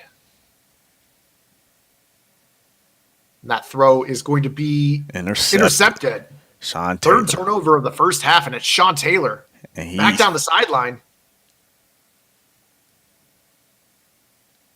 He's going to be tackled, but after a long return, and that's going to set up Strafen with 1 first down, gets him a field goal with ball at half.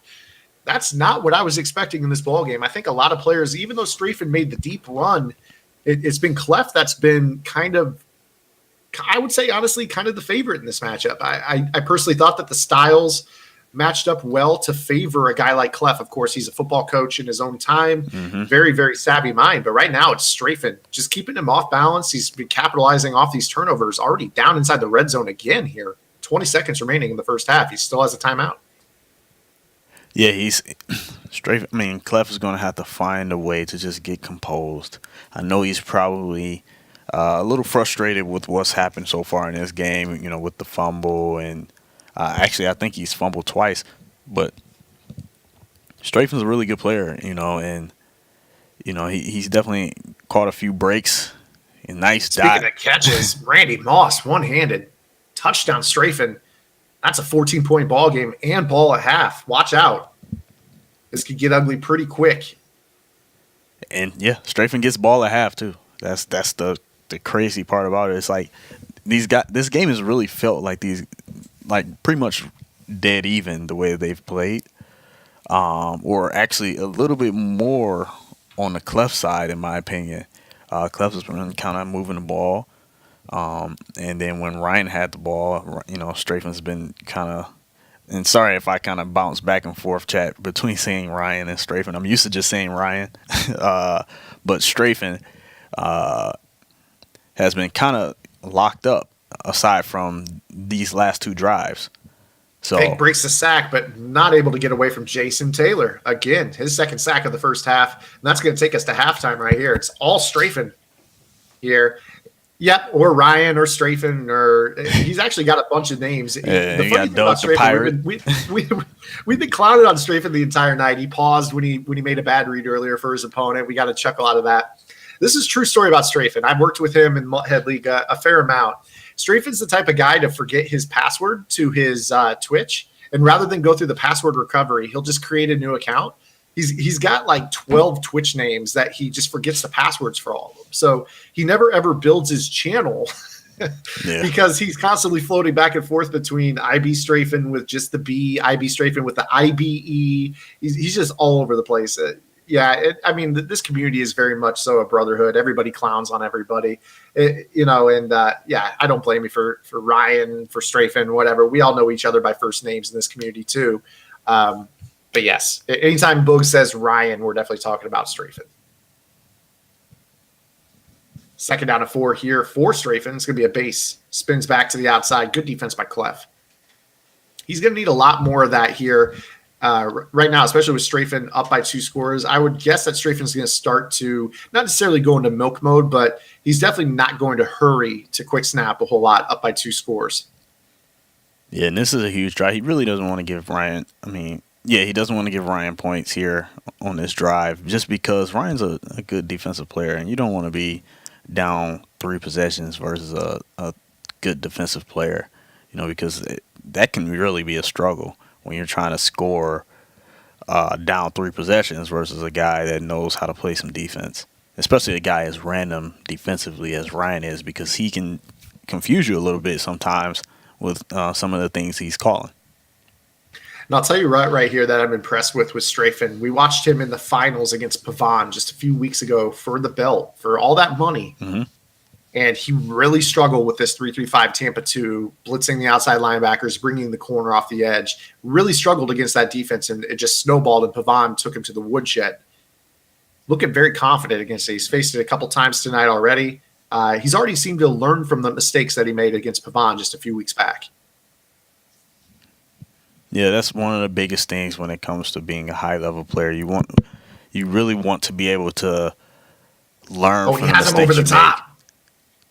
Off the line, he saw it right away. No safety. He does recognize it. Dallas Touchdown. Clark, Madden 17, the best tight end on the game. I don't know if he's the best on this game. As soon as he snapped that ball, I just saw no safety to play that seam, and he blew the user assignment right there. And that's what we talk about with those crossman. You take those safeties, get him down in the run fit, even though he's not been running the ball a whole lot. You start to try to cross up, man up a safety on a player that's on the opposite side of the field that might be crossing the field. Yeah. You don't look down the seam immediately and you let somebody get behind you. There's nobody there to help you out. And that's exactly what happened. 21-0 Strafen. Yeah, when you're playing a guy like Strafen, you don't know who he's going to put on a streak. And then also when you're playing an offense that's as spread out as a Trips is, it's very hard to just kind of cross-man your safeties and man them up on people like that, because then you leave a lot of field open versus when you're manning up everyone versus a completely compressed set or even a semi-compressed set like bunch.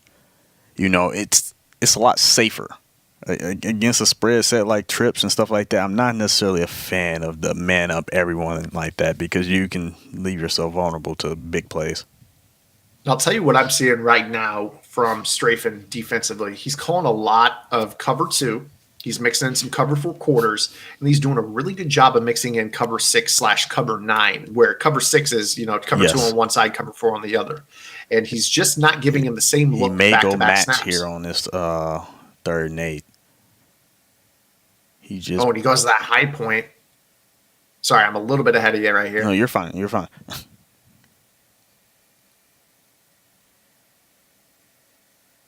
Again, guys, I'm casting remotely here from Central Illinois. Boogs is down in Huntsville at the Curse Studios. You guys are watching Friday Night Football 6, brought to you by Grubhub. Make sure you guys go to grubhub.com. Use the code touchdown for $10 off your first order of $15 or more. Again, big drive right here for Clef. He needs to get on the board. And I don't think he's going to get the spot right here. That's going to be a turnover not. That downs. was a huge lurk right there by Strafen. It could have just as well been an interception there. But he gets a good animation on the tackle that kind of forced Clef's user behind the first down marker and kind of cost Clef moving the markers. So we're going to go ahead and stick with the feature match being the one that's closest. We're going to shift you over to Blocky versus Fancy. Fancy wearing the Dallas Cowboys uniforms, Blocky in the Miami Dolphins unis. And it is Fancy up by 14 with ball. So both these games look like they're well in hand late in the 3rd quarter with 2-score plus leads for both players. Nice check down to Julio, and the spin is going to pick up the first down for Fancy. Vic, 10 of 13, 225 and a touchdown in this game already. So seen a lot of players, and I think that's just the state of competitive Madden. It's weird. You see players that are losing ball games. You still see them 14 of 18, but maybe just that one pick, or and that's the difference. One mistake can cost you a ball game here. Now, for the guys in the chat, I've seen Fancy's name. Does he go by CCG or TNC? Because I believe the name that he entered or that somehow got into the system was CCG. I believe we just got word from Rockets. It is TNC. TNC. Fancy. Or we could just call him Fancy. Yeah. I think that'll be easier for everyone involved. 3rd down and 8 here for Strafen with ball up 21.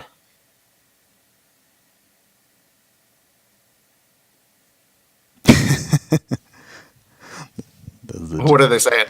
Someone said, "Is it just me, or does the generic Pats coach look like Z Farrells?"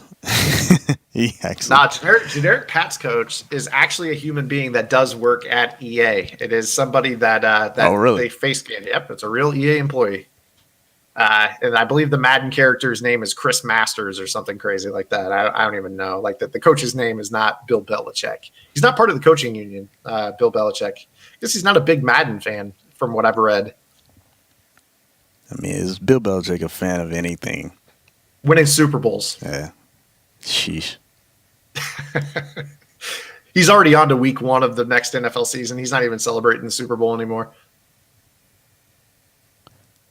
Again, guys, we have Joe Rice and Serious Mo kicking back and watching these 2 semifinals. They'll take on the winners.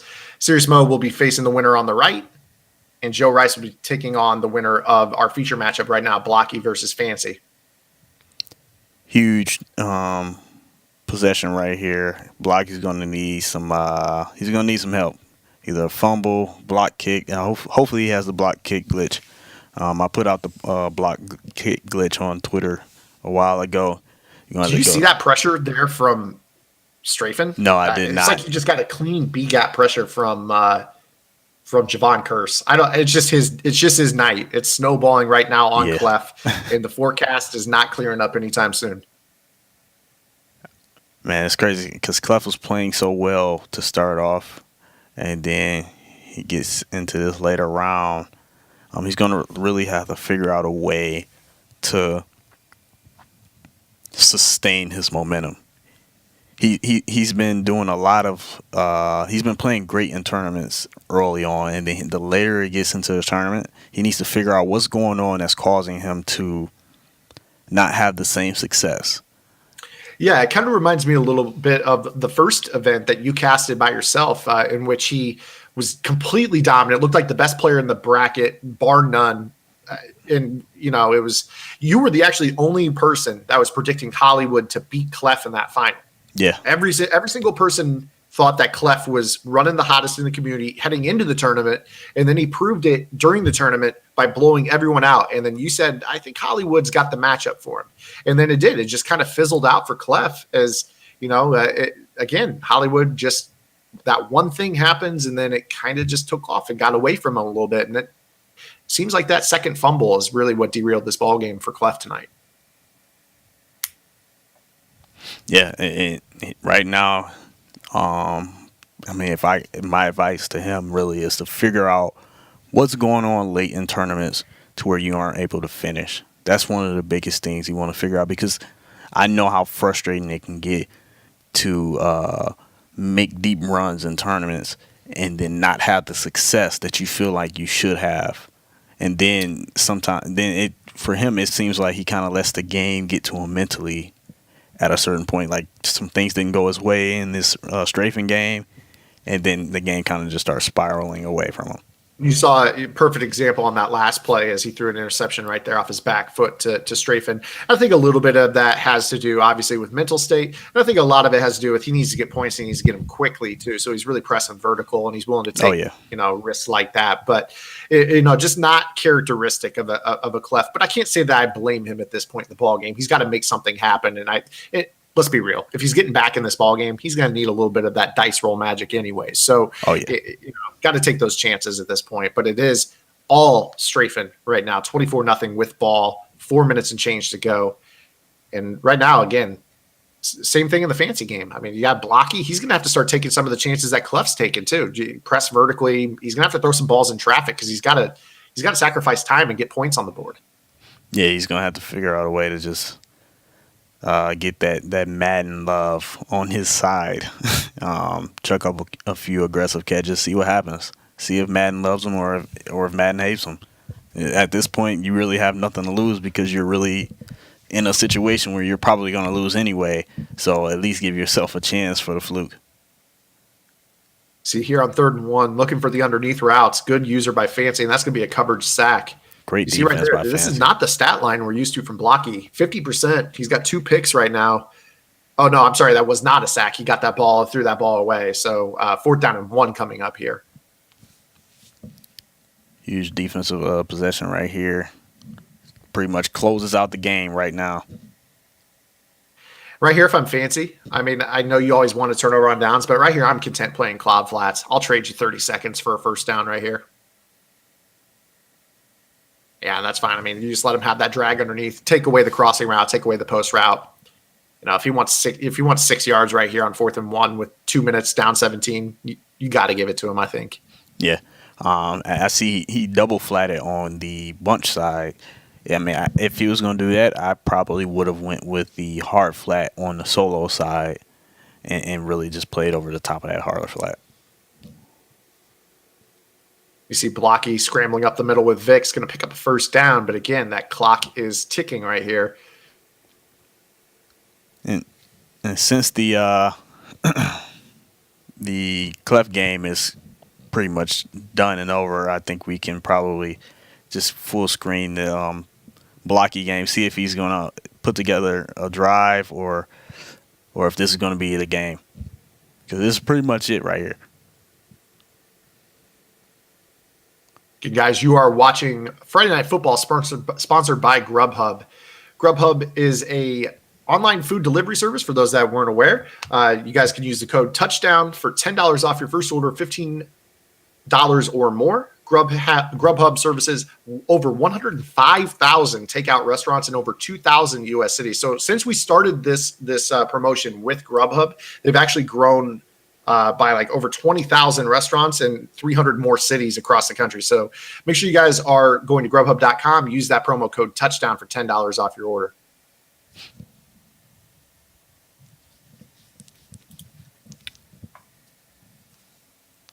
Blocky, give yourself a chance here. Throw it up to Moss.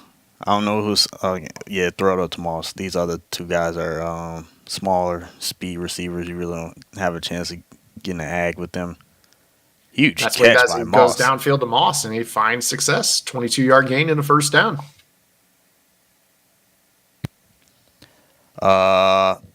C. Burdette, I think McNabb may be the guy. I haven't seen him, but assuming that he's going to give you similar or comparable speed to Vic, for me, he's the guy. He's 2 inches taller, so he isn't going to have he's not going to have as many passes batted down, and then also he's just a bigger body. So yeah, and he's right-handed. I'm not a fan of the left-handed guys. I don't know about you, but he's a right-handed guy, so I kind of like that as well. Blocky finally gets on the board with his first touchdown of the ball game. Tyreek Hill on the hitch route in the front of the end zone. Makes it a 10-point ball game, but Blocky's going to need an onside kick, a score, and probably another onside kick if he wants to get back in this ball game. And again, guys, we asked you last week, how many onside kicks have you recovered this year? And the vast majority of you said 0. I've recovered 0. What about you, Luke? I think I said 1. I got one just before the end of the leaderboard grind, just right at the end, close towards the end. I can't remember who I got it on. Shout out to that guy. I think I got the onside and still blew the drive after getting the onside. Okay, so I need you have 1 over the course of the entire year. I have 0. Go ahead and fly it in. What is the overpowered onside kick glitch that has you recovering 1 in an entire year? All right, so the glitch is you want to kick it right at about 62% power. You got to get it exactly at 62% and exactly at about 31.5 accuracy. If you don't Yeah. get that, you ain't getting it. So you gotta have a glitch. It only works on Tuesdays. Also, is what Yeah. I've heard. Second down and 7 here for Fancy's in the single back wing tight. I love when I see that formation. Second time out there from Blocky. First down will do this here for Fancy. Fancy's playing well, man. I feel like I'm ready to really watch this game versus Joe Rice.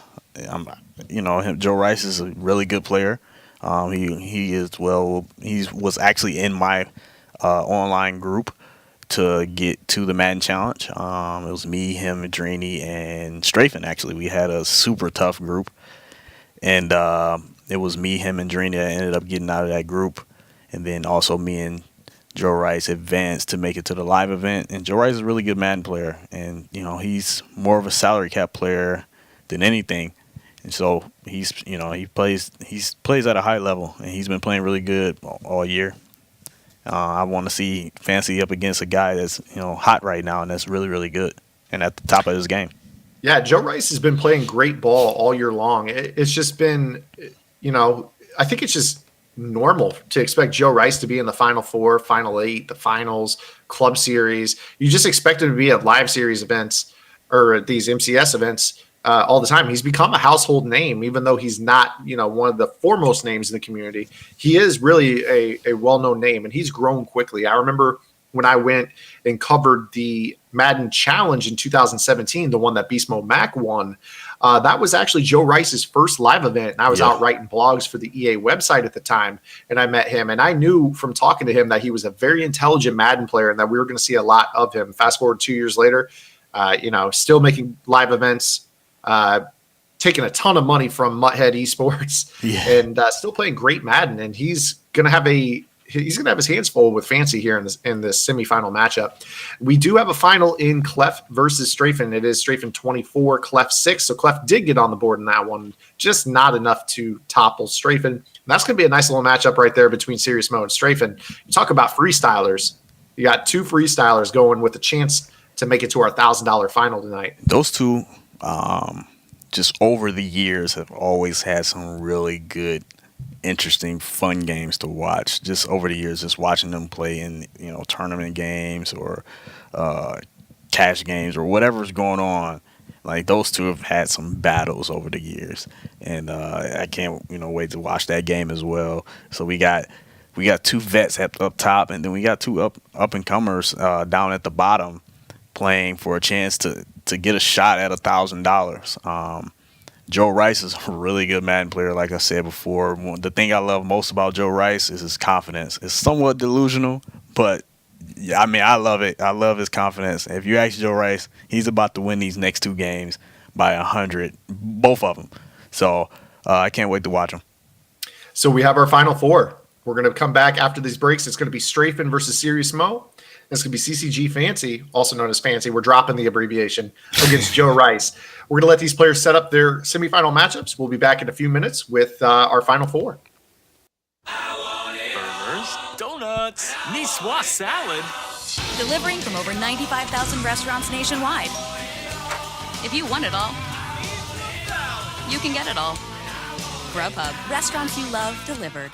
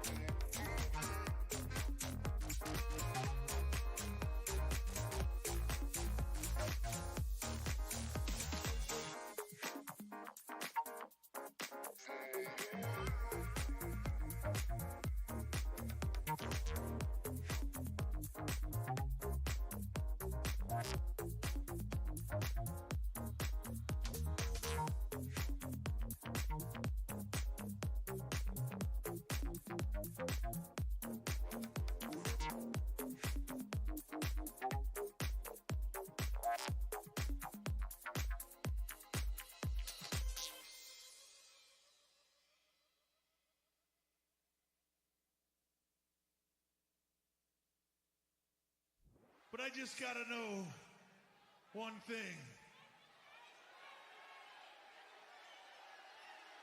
Are you ready? No! I said, are you ready?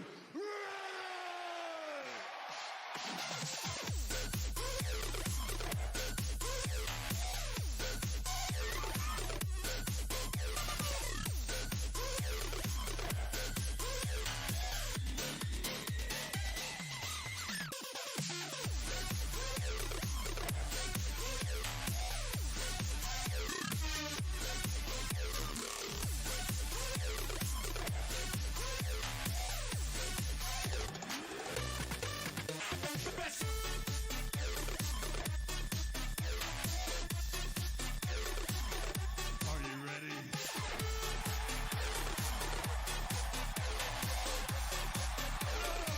I said, are you ready?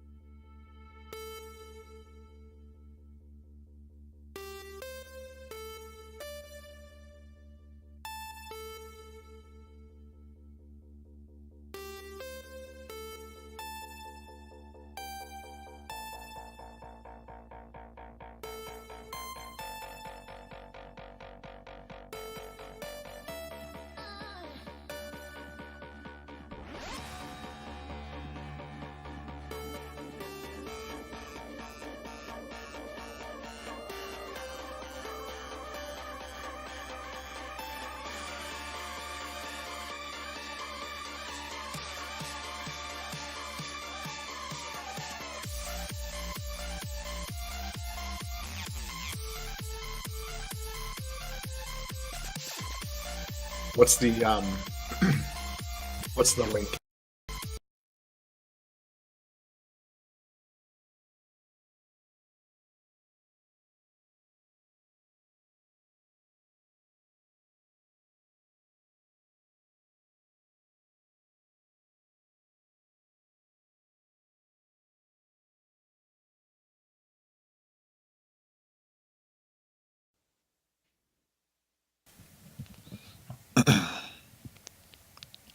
And we are back. We have Fancy. We have Joe Rice. Winner goes on to our $1,000 final. We're getting our other semifinal under the way between Serious Mo and Strafen. Right now, I think if you are any of these four players, your goal right now is just to continue doing what you've been doing. In the last round, we saw Clef kind of derailed a little bit, did not execute nearly as well as I think he would have liked to in the quarterfinal matchup. And that's why we're going to see Strafen here in our finals. And this is our first look at Fancy. So you said that you wanted to see the man. And now we're going to be watching from his point of view here as he takes on Joe Rice. Yeah, I get to see the man that, that the chat's been gassing up, saying that he's the guy right now. He's hot. So I want to see what he's like. I see he has Calvin at tight end, so I can already tell he's the GOAT. So we're going to find out. Here we go again. At least you started in our semifinals. Last week you started fresh off the first round with that Lions bias. You really think he's the GOAT? No, I don't. But it sounds good. At least you're honest. Trips tight end here for Fancy. Going to go that level sail. Back of the end zone, high point, just like that. Fancy on the board. Boy, that was quick. Joe Rice. Nice opening drive by Fancy. He went right up the field and got 7 points quickly. Somebody better let Joe Rice know that this game started about 2.5 minutes ago. Not much defense on that first drive, but Joe Rice has been known to put some points on the board as well. We'll see what he's got for Fancy's defense. Now, I haven't gotten a chance to see Fancy either, so that first drive looked really good. Trips tight end down the field for a quick score. We'll see what he's going to be doing here on defense. And we are going to be watching this from the Joe Rice point of view, so we'll have to see what Fancy is doing here formation-wise as he breaks the huddle. I'm curious if that's the Ultimate Legend because I believe Calvin Johnson has an Ultimate Legend tight end card. So I want to know if that's the tight end card or if he's doing something to get the receiver Calvin at tight end. If anyone knows, please let me know in the chat. I think if he's in the Patriots book, then he can access trips tight end by using the Snugs flipped. If it is the receiver, you'd have to use some sort of package within Snugs flipped to get a fourth receiver instead of a tight end. If he's using him at tight end, that's really the only way if it's a receiver item. I know that you can get a running back at that spot. As that ball is intercepted by Fancy, and that's going to be Brian Dawkins. And he'll have good field position out to his own 38-yard line with a 7-point lead, just like that. Meanwhile, Serious Mo versus Strafen getting underway. It will be Strafen to start this ball game off on offense. We'll see if we get the dual box as well as Fancy coming back out in that trips tight end. And I'm going to pay attention as well, see if he's maybe audibling from one formation. That Ultimate Legend tight end card for Calvin is very good. It's a nice item. You can actually do route chems on it by default, as far as I know. I believe you can. I might be lying on that. Fancy's looking good so far. I mean, so far he's living up to the gas. We're gonna find out if he can sustain it. Joe Rice is definitely a good player, so we'll see how long this can last. So it is Fancy back in that trips tight end. Wide open dot. Down the field, high point, Randy, one hand. I'm convinced Fancy got the juice. Lobbed it down the middle of the field, and number 84 comes down with it. We're gonna. We already have seen enough of that. We're gonna see a lot more of it tonight. Meanwhile, gonna go to an 84 of his own over on the left sideline, and that is Randy Moss coming in with a one hand for Strafen. So he's got good field position now after that completion, down to the Mo 35 early in that ball game. I don't see how Joe Rice is going to be able to consistently stop Fancy with these adjustments, the way he's playing defense. The man up everybody, I don't know if that's necessarily the formula for locking down trips tight end, especially not on a down-to-down basis. Maybe mixing it in from play to play here and there, but doing it down in and down out, I feel like you're going to kind of put yourself at a disadvantage. You're going to give up big plays like he gave up that, the first pass Fancy threw where he got the high point to get himself in a field goal range. Yeah, very similar to what Clef gave up, that blown coverage to Dallas Clark in the last hour where, just nobody over the top because you're really manipulating that cover two coverage. Those safeties that should each have a deep half of the field and keep the play in front of them are now asked to do a little bit more than that, and you give up the big plays when you're doing all that cross-manning. Although it is very confusing to read for some players. So it's one of those things where you just have to kind of get a feel, see if your opponent really is comfortable making those reads. Like me personally, I wouldn't be big on playing a guy like you in cross-man. And I think the deeper you go in these tournaments, some of those cross-man things that confuse your opponents early on can end up coming back to bite you in the butt later on. Yeah. So We'll see what they do here as Strafen gets on the board there first in the Serious Mo game. That extra point will put him up 7-0. See what Serious Mo has on his first drive here for Strafen. Fancy sending the linebackers on this first play. And Joe Rice has really been taking advantage of playmaker. He's been doing this a lot. And if one thing I want to see, how long is Fancy going to allow Joe Rice to just do this playmaker up on the receivers on his plays? And when is Fancy just going to say, you know what, I'm going to man up your playmaker. I'm going to anticipate your playmakers and just man them up every time. I'm really impressed by the pocket presence there from Joe Rice. He stepped up in the pocket and was able to deliver that corner route with perfect timing. And now he's got first down and goal from the 7-yard line. Yeah, he's he's shown an ability to step up in the pocket and show that he has the poise to step up, make a playmaker somebody up, and then make two reads once he steps up. Some guys, they step up and they just get tunnel vision and just throw the first thing they're looking at. But Joe Rice is actually stepping up and making reads while doing it. It's very, very tough to be able to keep your eyes downfield. That's one of the things they talk about in real life. There's a quarterback under pressure, pull his eyes down and try to, escape the pocket, or is he able to keep his eyes downfield and find that open receiver? Yeah. And last week in our final matchup between Jay Wall and K-Mac, K-Mac won the tournament because of his ability to step up into the pocket and not really drop back away from the line. And that 3-3-5 wasn't coming around the edge because of that pocket presence. He really attacked the middle of the field well. Serious Mo here over in the middle, going to Huge find hit the stick. receiver Julio Jones across midfield down to the strafing 42. Huge second and goal right here. Joe Rice trying to cook up a dot. Probably going to go. Oh, he's with going to have the wheel corner route. Steps up into it. Odell, touchdown. Nice drive to answer by Joe Rice. 7-7, pending extra point. Burgers, donuts, niçoise salad. Delivering from over 95,000 restaurants nationwide. If you want it all, you can get it all. Grubhub, restaurants you love delivered. My apologies. Score correction is 10-7 Fancy, with Fancy having the ball. Again, guys, I'm remote casting here from Central Illinois. Boogs is out there at the Curse Studio in Huntsville. You guys are watching Friday Night Football, presented by Mutthead and sponsored by Grubhub. Serious Mo picks up another first down. Michael Vick finds Odell Beckham. And huge shout out to everybody in the chat for sticking around, supporting. Huge shout out to Grubhub. Like you said, Grubhub is helping to make this possible.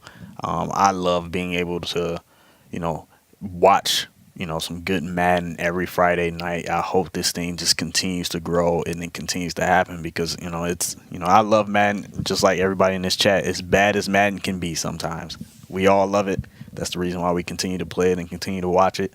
So hopefully Grubhub continues to support us. And shout out, like I said, to everybody in the chat that's just sticking around, having a good time watching some Madden.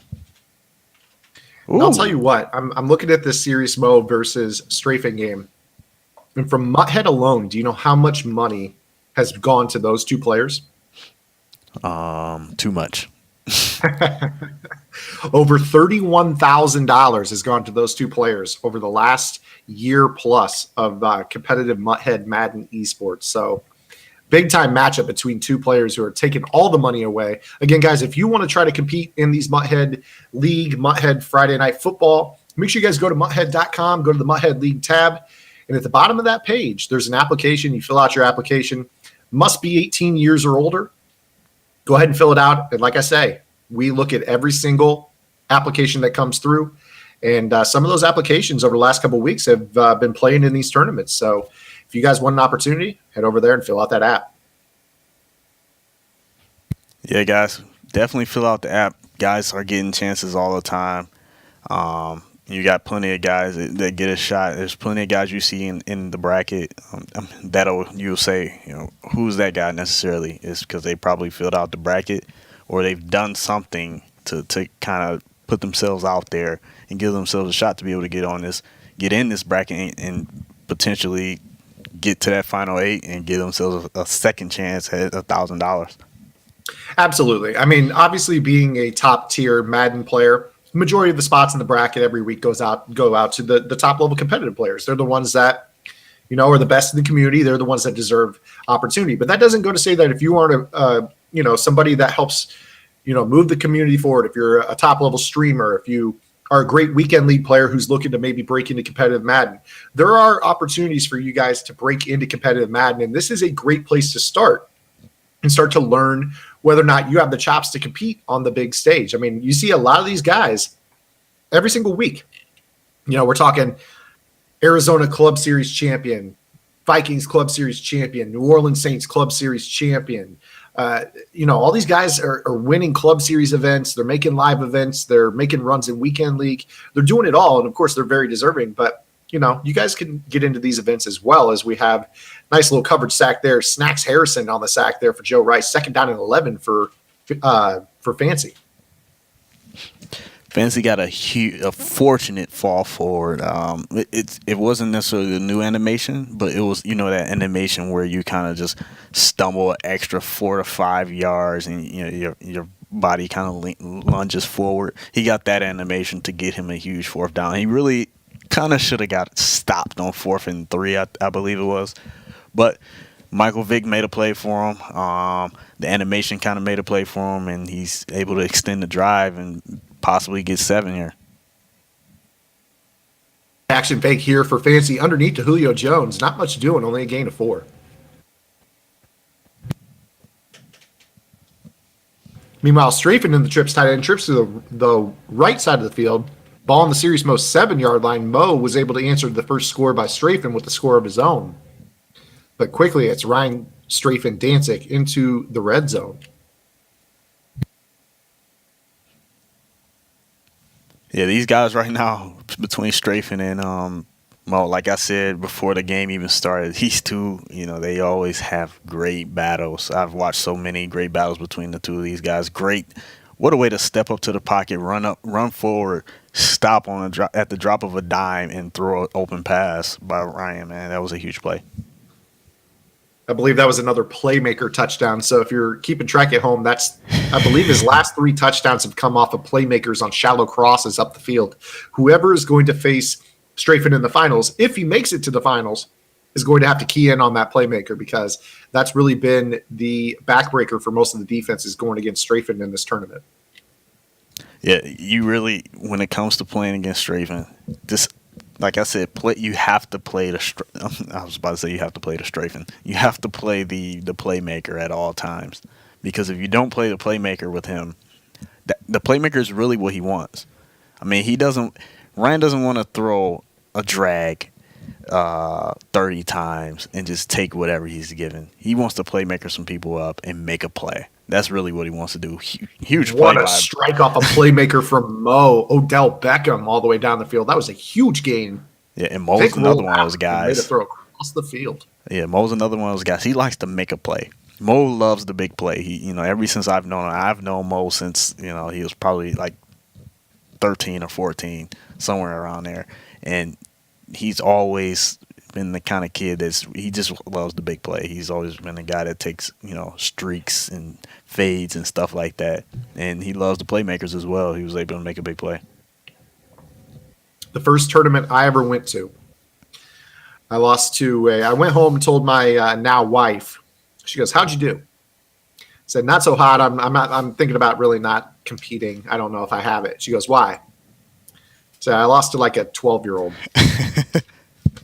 She goes, "What was his name?" I was like Sirius something, Sirius Mo, or I don't even think Mo was actually his name. She was like, "Oh, well, you maybe better luck next time." I was like, "I don't know if there's going to be a next time." Well, in retrospect, it feels okay now. Sirius Mo, that was back in Madden 10. Sirius Mo. Shame on you, Zan. Losing to a toddler. Strong close off tackle. No excuses. Stop it. You can't lose to toddlers. No. The youth. And it's crazy, even all these years later. Now there's a new brand of youth. I mean, Mo was the youth back in. Now he's an old head. I know. That's the crazy thing. I always say that and think about that. Like, I remember when Mo was the youth. I remember when, rest in peace to Lil Steele, kids like him. It was Mo and Steele back in the day. And now it's, the Pavins, the Joe Rices. I mean, the Kivs, even though Kiv at this point, I don't even know if you can necessarily call him the youth, even though he's a veteran young. now. You can call him the youth. How can you? Yeah, like you got the Henrys, the Allens. I mean, the list goes on. Those are the youth, the Henrys and the Allens of the world. Guys that obviously 18 years to play in Head League, but I'm sure we will see them when they are of age to play in these events. I have no doubt in my mind. Yeah, like those kids. Like if they were old enough to play in these tournaments, like I wouldn't be surprised if they would have, Henry and Allen could have won any one of these tournaments like that. They're that good. So it's like you have these guys, the youth right now. It's just crazy, like how good people are these days. Yeah, I mean, I'm willing to say it.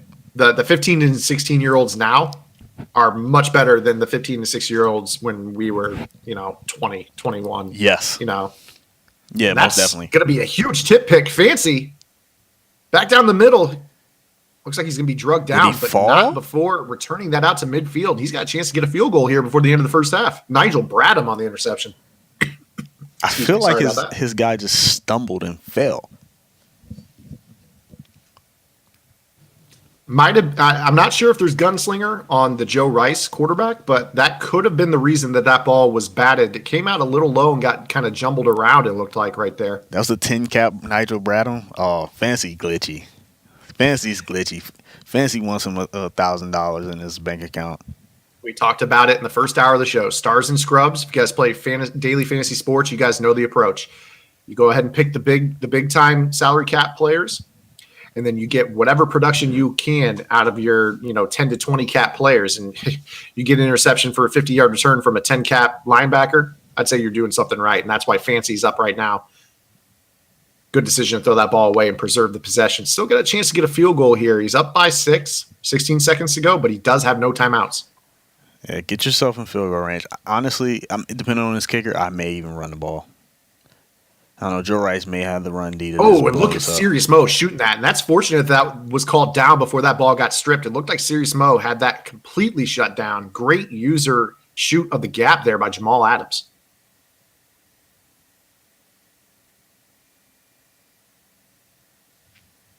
That was actually kind of a good incompletion there, because that he could have ran into a situation. You get those bad animations where you kind of stay up, and he could have potentially stayed up and not been able to get a field goal off.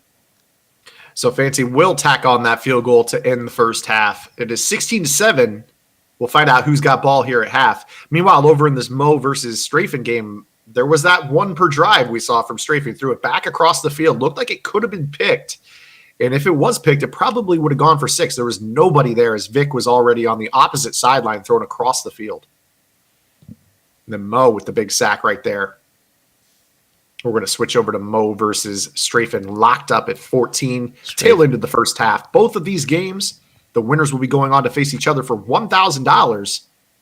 Of course, all 4 of these competitors and the 4 other competitors that lost in the last round will be back next week for Friday Night Football number 7. The defensive tackle came screaming up the A-gap. And Serious Mo with the interception. That's going to be intercepted. Jonathan Jones, rather, down the sideline.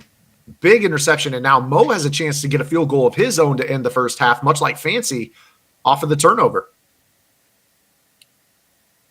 I mean, these guys are going back and forth right now. This is a great game so far between Strafen and Serious Mo.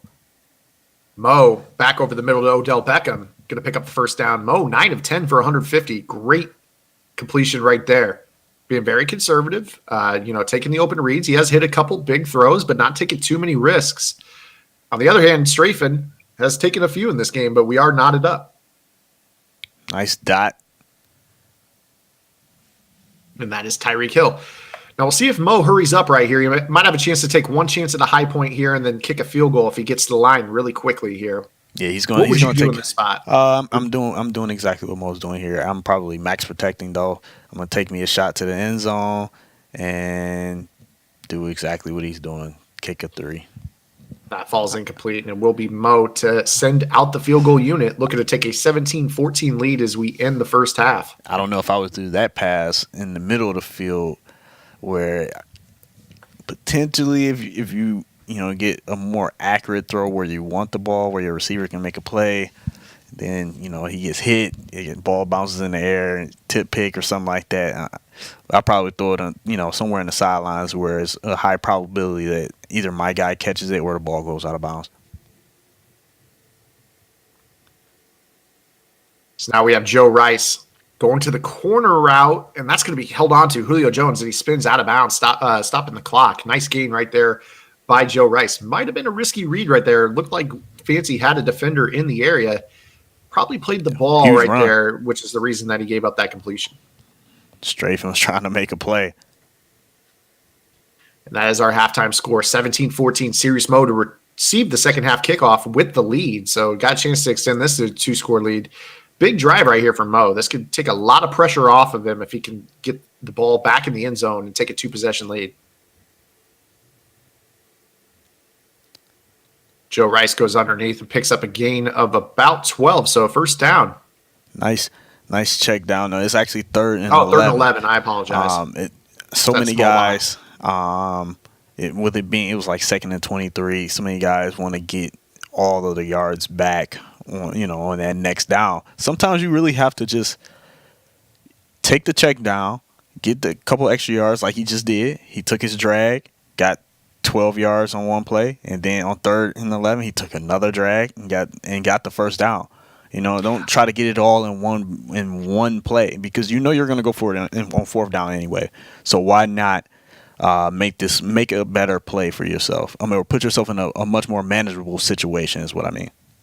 Yeah, absolutely. And so for instance, 4th down and 8, you have a lot more options of routes you can throw on 4th and 8. When it's 4th and 23, because you just chucked it for 23 yards and threw it incomplete, now you know that there's probably going to be either a smart in route, a smart out route, a corner, or a post. Those are really only and then crossing routes, obviously. Those are the 5 routes that you have to prepare for, versus on 4th and 8, smart curls. You have, a number of different things. Everything's an option when you make it manageable. Exactly. And also, guys, I do want to apologize for some of the missed calls tonight. I promise I will be a million times less blind next week as I am casting remotely. Boogs is heavily carrying me tonight, so I appreciate you, Boogs, covering it for me a lot tonight. Oh, no problem, man. End of the day, we enjoy some great Madden. It's been a really good tournament so far. A lot of great Madden play. A few blowouts.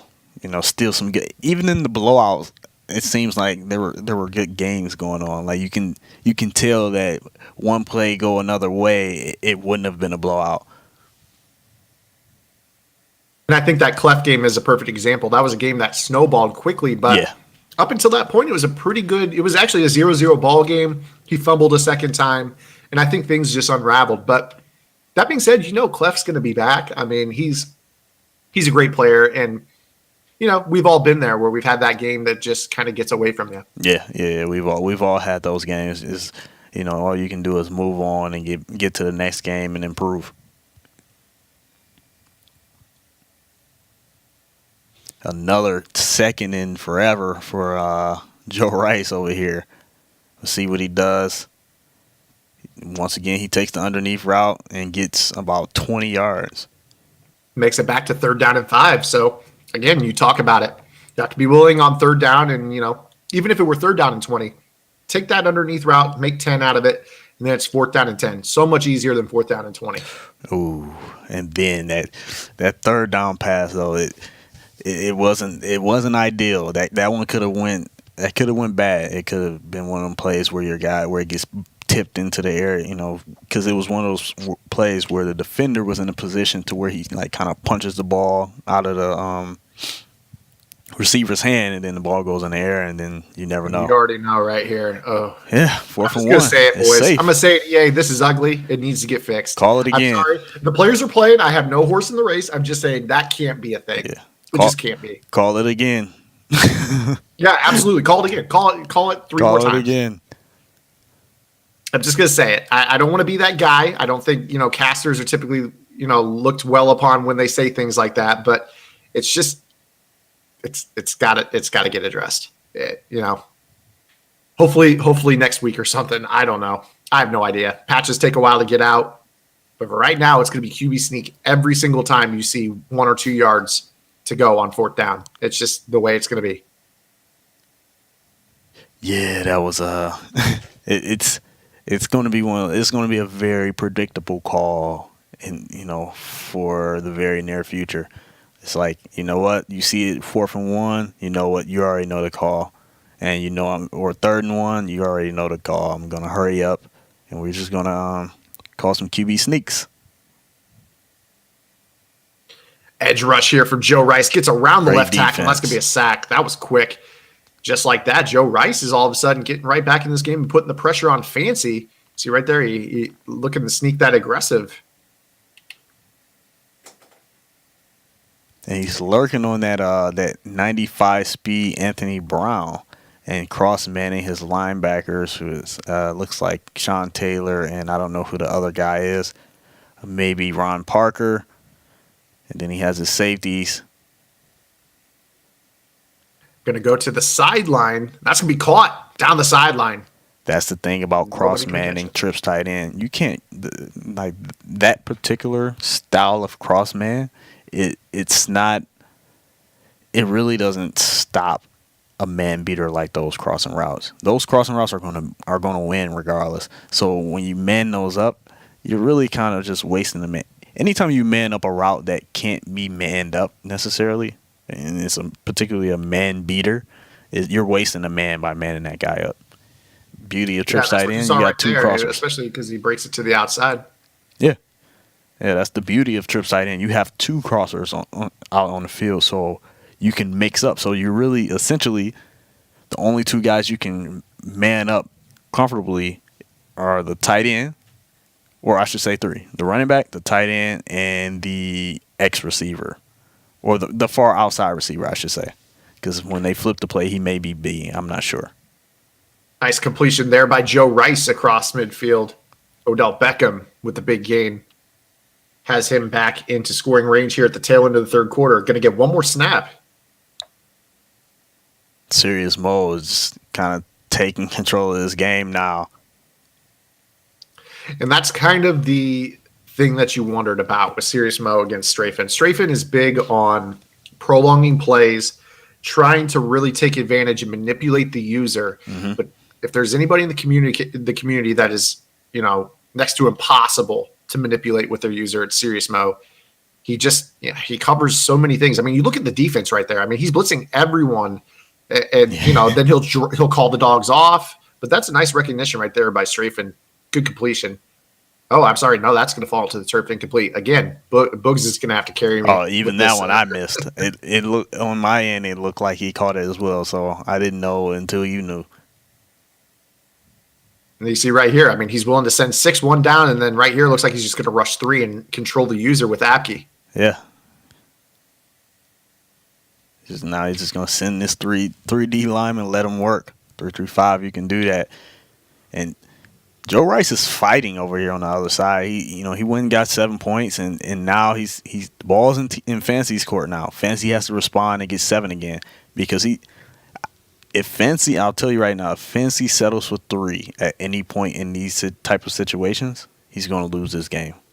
He has to continue to go and get 7 and maintain control over this game in order to make sure that he's going to move on to the finals. That completion by Vic was his 13th of the ball game, 13 in 20 attempts. So really not an extremely high completion percentage for Fancy, but he is ahead on the scoreboard. And now he's going to go into that 4-minute drill. We've seen Joe Rice pull off his own 4-minute drill. We saw AKG pull off a great 4-minute drill earlier. Now let's see if Fancy can pull one off here to send himself to our finals. Mo down the field has a step, and that's going to be a completion. And that ends the first half with Serious Mo already back in field goal range. So Strafen took that field goal to make it a 1-possession game, but Serious Mo already firmly back inside the red zone with a chance to make it a 2-score game. I think right now, if you're Serious Mo, go ahead and just run the ball, take a couple minutes off the clock. And, Mo's a very smart Madden player. He's not going to do anything to cost himself 3 points here. He's going to make sure, at the very least, he gets 3. Ooh, that was a tight throw by Fancy there. Nice dot to the GOAT, Calvin Johnson. He saw that window and delivered the out route. I like what he's doing with that offense on the short side of the field. I feel like a lot of times when you face trips tight end, the average trips tight end, you're going to see typically the tight end runs a streak or a fade, pulls the zones for the crossing route from the other side. Mm-hmm. But no, he's using that tight end Megatron on a lot of outbreaking routes. I mean, he moves the chains there on that one, and he had the touchdown earlier on a similar throw. Breaking out underneath that cross man. Great defense there. Great defense by Joe Rice. It was a perfect defense for that call. In that situation, manning everyone up was perfect because he was able to, there isn't a crossing route coming from Y. He doesn't have a crossing route on Tyreek Hill. So the only crossing route you have to worry about is the one receiver that's your guy anyway, so you can take it away yourself. This play art from Fancy on defense is just... from Joe Rice on defense is just, he's giving you something, but he's trying to mix it up every play. Kind of similar to what we talked about with Serious Mo, is he's going to go ahead and take his 3 to make it a 10-point ball game. 4:17 to remain, and that one, Strafen, going to need to get on the board quickly here and preserve those timeouts. But again, no deep zone on that left side of the field. So you see, like if he guesses right and it's Randy Moss on a fade, that's the open receiver. Good defense. Ooh, we at 4th and 3-ish. Okay, 4th and 3 is going to be a tough 4th and 3 right here. It's not QB sneak territory. No, this is the 4th one and 3 time here, where Prince tight end. I'm not condoning QB sneak. Who knows though? Honestly, who knows? Again, Go- that slot receiver. But you see, It he's may be probably this is the looking corner for route Moss play. off the line. It's probably going to be right the here. corner route play. Hard flat on one side, cloud flat, and hard flat on the other. He's going to go out to the flat, He got it. and they gave him the spot. They gave him the spot. First down for Fancy, 2:30 remaining in the ball game. But you can kind of feel it right now. Joe Rice is really dictating this ball game. Yeah, he's starting to put some pressure on Fancy right now. As far as just defensively, he's not necessarily heat pressure. It's for just he's making the right adjustments so far and making it tough on Fancy. Julio in motion. He's going to go back out to the flat. Oh, about got trapped by that cover 2, that hard flat on the outside. About made a play right there, just a split second late. Gain of 3, and that'll take us to the 2-minute warning. What was so good about that play setup is because he motion snapped the zig route, the hard flat doesn't necessarily recognize the zig route yet because he almost kind of assumes that he's not a part of that side of the field yet.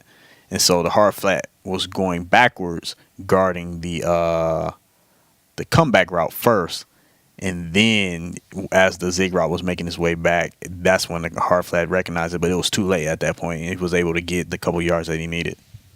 3rd down and 3 coming up for Fancy after that scramble. And again, this is where I think in a week it's going to be goal line in this spot. But right now it's trips tight end for Fancy. Yeah, I'm definitely calling the goal line in this spot right here. Julio across the formation in motion again. Looks like the user's responsible for Moss. Play clock down to 5. Watch out for the corner out play. Crosser. Good user. Going to deliver the Come back. strike. Nice route by Fancy. Moves the chains again. Man, he's risen to the occasion every single time on 3rd and 4th down. Just enough to move the chains. Tight windows, but he's making completions. And now it's going to be number 33, Dalvin Cook. All Right. right. Gain of 3, and Joe Rice will use his second timeout. And is Fancy going to go 3 straight runs? Or is he going to put the ball in the air at least once to close this game out? There's so many different kinds of players. I don't know what I may run the ball 3 straight times because you run the ball here, he burns a timeout. It's going to be about, a minute 13. Then you run the ball again. And then by the time Joe Rice gets the ball, it's going to be like 40 seconds or so with no timeouts. And he has to get a draw 7. here. That's what it is. It's going to be a draw to Dalvin Cook. Good defense, though. Yeah. Real good defense by Joe Rice, and he'll burn his last timeout. Yeah, 7 I may yards run the right ball here. here. If you're fancy, do you run the ball and I just make may Joe run Rice the have to ball score a here. touchdown in 40 Yeah, seconds? Or I just might do it. I think running the ball here isn't necessarily a bad idea. Because then you know what to do defensively. You know what you need to do defensively. You just keep Joe Rice in the middle of the field and make him race against the clock, and he has to get 7. So I like running the ball here. I don't here's the necessarily snap. like the Oh, he's pass. got the receiver underneath to the corner. What do I know? And Tyreek. I threw my hands up. What do I know? No, you know what, though? I like the call. I like either call right there. Very safe throw underneath. Yeah. You complete the drag, keep the clock running, same as a run, but you give yourself a chance to turn the corner with one of the fastest players in football, and that's what happens right Scream. there. Tyreek Hill. And here we have it. The rest of your matchup right here. Serious Mo up by 10. Fancy in the finals. Fancy in the finals.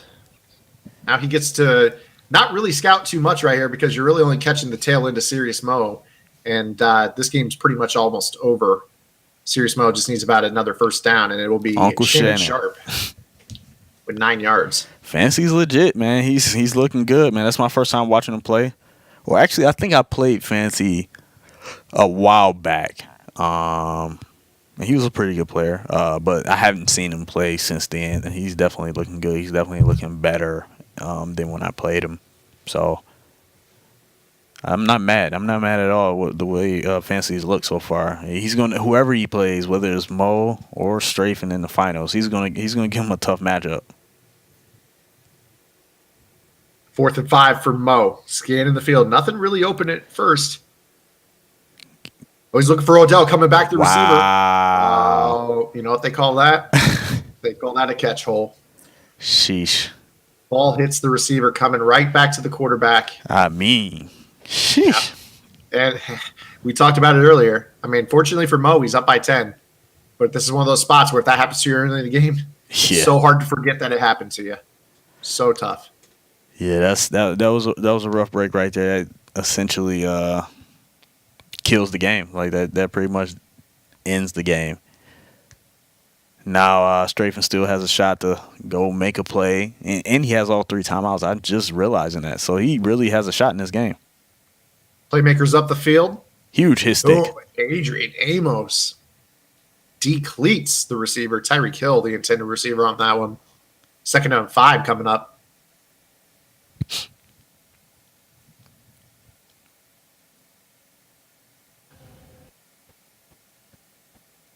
Stay underneath him. Another Strafen broken loves play here broken for plays. Strafen. He's going to find Tyreek. This time he holds on to it. Got to get out of bounds, Strafen. Got to get Unable out to of get out of bounds. bounds, so the clock will tick. And if you're not going to, at the very least, you got to juke, spin, stop and go, do the D Croft, do something right there. If you're not going to go out of bounds, if you're going to make a play, you got to go make a play. You can't just get tackled. Strafen looking for a receiver down the middle to the post. High point pass. And he holds on to it. Touchdown, Strafen. And you know what? He didn't use the timeout. He's got a shot. Wow. Minute 2 left. Man, that's rough. Weirder things have definitely happened. I mean, that's 3 stoppages. If you get the ball back 3 and out, he'll have about 45 seconds and no timeouts. I mean, to get a field goal. Yeah, a rough break for Mo because now it's like that 4th down play is that much bigger now. Yeah, certainly. And yeah, exactly. And that's where now it starts to weigh heavy. And man, I had Odell coming back to the quarterback. The game's over. If that doesn't happen to me, I gave up a quick score. Now I've got to come out and actually mount a first down, and I already earned it on the last drive. Those are the types of things that go through players' minds, but not Serious Mo. We're going to see if he can rise to the occasion. And He's gonna then throw Mo that ball just away, gave and him a I'll tell you that's timeout. huge because the clock stops. The thing about Mo is mentally strong enough to overcome this. Oh, certainly. A lot of guys, they'll come lay an egg in this situation. I'm not saying Mo isn't capable of laying an egg in this situation. I'm just saying that a lot of guys are almost guaranteed to lay an egg in this situation once that happens. Mo's mentally strong enough to overcome it. And Mo looking for the corner route. Did he get 2 feet in? No, he did. The clock stops again. And I'll tell you what's Another really big about timeout. those 2 incompletions is that he's still not on the hash. Skimbo talked about this at the last tournament. A lot of players like to get to a hash mark. Mo's stuck in between. The route combinations work differently. But he's going to find the crossing route, and it's going to be 4th down and inches. 4th down and inches for your ball game. QB sneak. It just seems so anticlimactic at this point. You know, a week or 2 QB ago, sneak. this is a huge play. Yeah. Why is it Serious Mo in the goal line right here? Yeah, I mean, a week ago, we're talking about this being a huge play and a risk. Has Strafen shown that he has sneak D? What's going on here? I have no idea.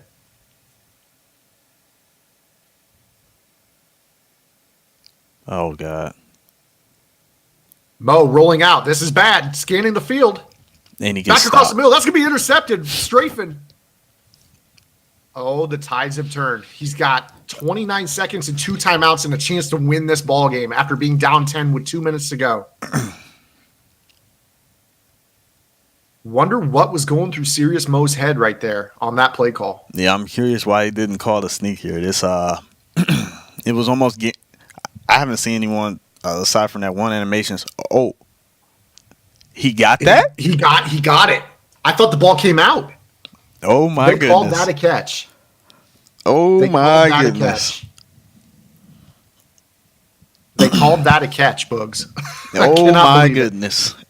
First goal from the 1, and now we're going to see QB sneak from Strafen.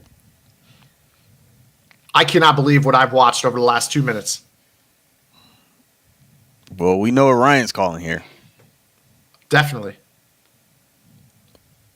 And he falls forward. Will he fall forward? He will. Touchdown. Vic. Sheesh. I'm speechless. I have nothing to say. I don't know what to say. What did we just watch right there?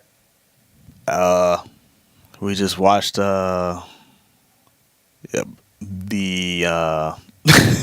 don't even have the words for it right now. Neither do I. I mean, we watched the ball hit Odell Beckham in the face. We watched him not get 2 feet in. I mean, I'm not trying to make excuses for Mo, but I mean, it's just what's happened in the last 2 minutes. But I mean, kudos to Strafen for being willing to step up and capitalize on some breaks right there. Yeah. You got to pause here. I'm not sure what's going on. Sometimes when you come out of the break, sometimes it doesn't. It doesn't. Like the players won't break. It's just a weird thing that happens in the game, and so you have to pause in order to. Oh, okay. But yeah, Mo is definitely getting stroked. Super. I don't even know what to say. He's getting cheated, but he got to call a sneak. He has to. He has to call a sneak. Yeah. You have to call a sneak. You just have to. I'd love to be able to talk to Mo and just hear what the call was right there. Yeah. I don't hate him passing the ball on 4th down. I just think that with this patch the way it is, he's got Tyreek over the middle. He's going to complete it across midfield. Crazier things have happened. Crazier things have happened. Strafen's coming out in the quarters 3 deep. I'm not sure I like this with Mo having a timeout. I mean, he could hit something over the middle on a crossing route. Oh. He's going to find Julio on the sideline. And then we have one play from the 11-yard line to get to the chip. What a ball game. Serious Mo up by 10 with 2 minutes to go. Strafen with a flurry of scores to take a 4-point lead. And now we have Mo one shot for the win. Winner goes on to face Fancy for $1,000. I like the call here. I like the call here. Gonna go to the wheel. Julio. He drops it. He really should have caught on that. to our final. Unbelievable. Am I crazy, chat, for feeling like he should have caught that? Shout out to my man Zan's face. I feel like he should have caught that almost. I really can't. I mean, he got the perfect animation. They didn't necessarily like hit him or anything like that to where he should have dropped it. It kind of just hit his hands, hit his body, and he dropped the ball. Now, granted, it was double covered, but the way that everything played out is the reason why I'm saying he possibly should have caught that ball. Yeah, it looked like Julio got his hand on the ball right there, just unable nobody to bring it down in touched him. traffic. I think that was probably a result of the patch because, like you said a week ago, that's probably a touchdown in that spot where those wheel routes were basically automatic. But right there, that second player maybe applied a catch and traffic penalty. Ball comes out. And now we're watching Strafen going on to a final. He's looking to win his second Friday Night Football, and he'll be taking on Fancy in our final. We're going to let those two players set up the match. We'll be back in about 5 minutes with our $1,000 matchup. Will it be Strafen or will it be Fancy? Chat, let us know. Burgers, donuts, Niçoise salad. Delivering from over 95,000 restaurants nationwide. If you want it all, you can get it all. Grubhub, restaurants you love delivered.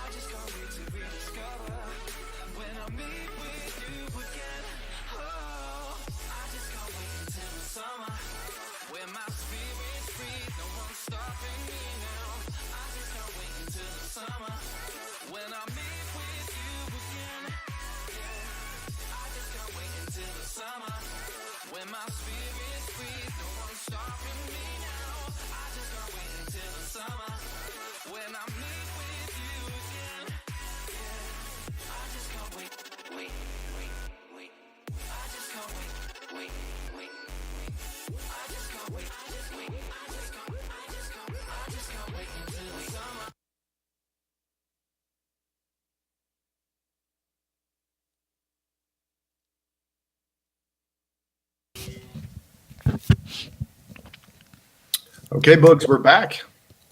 And I'm echoing a little bit. You say what? I'm echoing a little bit in my own. Oh, We're yeah. good now. Okay, we're good now.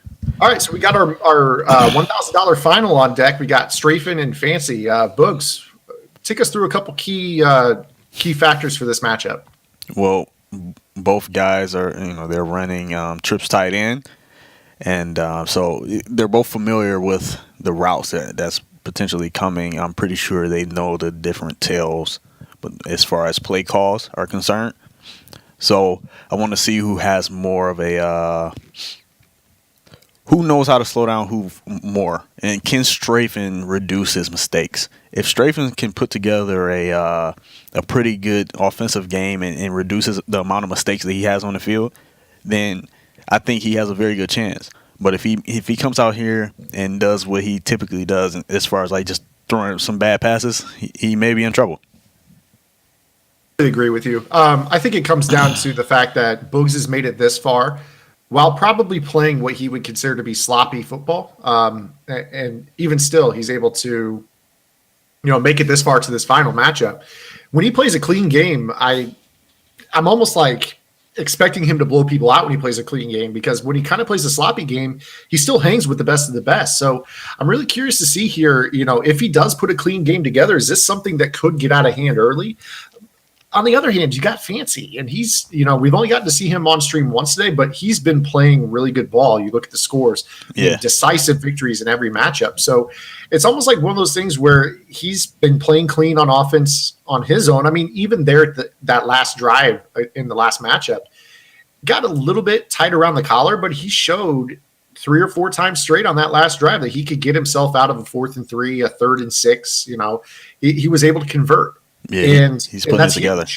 He's been playing great situational Madden when he's been asked to, on top of blowing people out. So honestly, I'm not sure what to expect with this game. I mean, we're going to see Strafen, like you said, the trips tight end, some big nickel over G. He's going to mix in some dollars, some 3-3-5, I believe, and then you're going to see Fancy with his trips tight end as well. And he's made good reads. So it kind of just makes me wonder, as much as Strafen's going to mix it up, Fancy's proven that he could make really good reads against a lot of those hybrid defenses that Joe Rice showed last round. Yeah, but the difference between the way that Joe Rice plays defense and the way that Strafen's going to play defense is Strafen's he's going to do a lot of random coverages, and he's not going to man up a lot of people. It's going to be a lot of zone. It's going to be cover 4. It's going to be cover 3. It's going to be cover 2. It's going to be cover 0. Like, you never know. Strafen doesn't even know what he's going to run next. So, it's going to be a different look. A lot. He's going to give him so many different looks that he can potentially confuse Fancy. So I want to see Fancy's ability to make some post-snap reads. Yeah, I've been impressed by Fancy so far. The chat's been gassing him up. He's been living up to it so far. We're going to see. It's that time. Let's see if he's going to live up to it. So you saw right there, it looked like Strafen went off sides to continue making some defensive adjustments. Good sportsmanship right there by Fancy to decline the penalty. I'm sure we'll see that the other way around on Strafen's first offensive possession. And there it is. We're going to start to see that cover 6, cover 9, cover 2, cover 4 mix up. He's going to start off in that cover 6 defense here. And I want to see Strafen accept the penalties when he's on the other side. But no, seriously, he's Fancy's come out with a nice dot to start off the drive. Strafen went on somewhat of a match defense. He went with cover 6. I don't know if that's necessarily the call versus trips tight end, especially if you don't understand all of the rules of the match. So I want to see Strafen run the typical like Strafen style defense. See the motion there by Julio Jones for Fancy. He's going to go back to that corner, to that sideline on the right. He's going to find another completion. That is Julio Jones on the catch. And 2 quick passes have him already in field goal range down to the Strafen 25-yard line. Nice quick dot by Fancy. Fancy's so far he's making the reads. He's living up to it. He's doing what he needs to do. Strafen's going back to his cover 6 here. So he's going to that safety on the left, his free safety in that corner on the left are going to match unless Strafen hits. He did not go play the sticks there, I don't believe, because it looked like that corner matched. So we're going to see a loss of 6 there on that play, moving him back to the 31. Michael Strahan on the sack right there of Vic. And again, you're going to see that cover 6 defense, the cover 4 to the strength, and he's going to run the cover 2 to the weak side of the passing formation. All these moving parts. He's switching between cover 6, cover 9, depending on which side the trips is on. Going to go out to that flat, and it is Dalvin Cook falling forward for a gain of 8. So he gets a little bit of it back. 3rd down and 7 coming up for Fancy. Yeah, and I think maybe he is just using a Megatron tight end item right here. I don't think he's audibling into this. I've been trying to pay attention. Yeah, I haven't seen an audible unless he has the quickest audible known to man. He's definitely not audible, and he has to have the tight end version. That was a nice lurk. High point curl. Yeah, it was. He got to get up underneath it though. He has to maybe strafe up a little bit. Good use of that high point right there to get it over the top of the user by Fancy. 1st down and goal from the 7. He's not baselining here. I wonder why Strafen isn't baseline. Maybe he knows something. He's labbed up. I'm pretty sure Strafen has labbed up something for this trips tight end that he knows. That's going to be incomplete on the corner route. Good coverage there by Strafen. I'm a little bit surprised to see some of these guys not running the ball down here. I mean, if you can get the ball a 2nd and goal from the 4, all of a sudden you're in 3-down QB sneak territory. I just keep saying, I feel like they're passing up on points down here by throwing on the early downs. Yeah, I want to get to that 3 yard. I feel like that's like the perfect spot. That's that perfect spot where you can get there. That's the money spot, and you can just. Ooh, that was an interesting animation right there. I haven't seen that one before. He didn't catch it, but it was interesting. It looked very realistic. I think it's that second guy in the area just auto drop thing from the patch. I think it's the same thing that cost Serious Mo that one hand at the end of the first at the end of the game in the semifinal. I think when you have 2 guys in the area, sometimes they'll just blatantly drop it. Yeah. Even if they're the only one that gets their hands on it. Yeah. Get yourself in a situation where the way the game's going right now with this fall forward stuff, it just did not get his feet in bounds. That's going to be ruled incomplete. So 3 for Fancy on his first drive.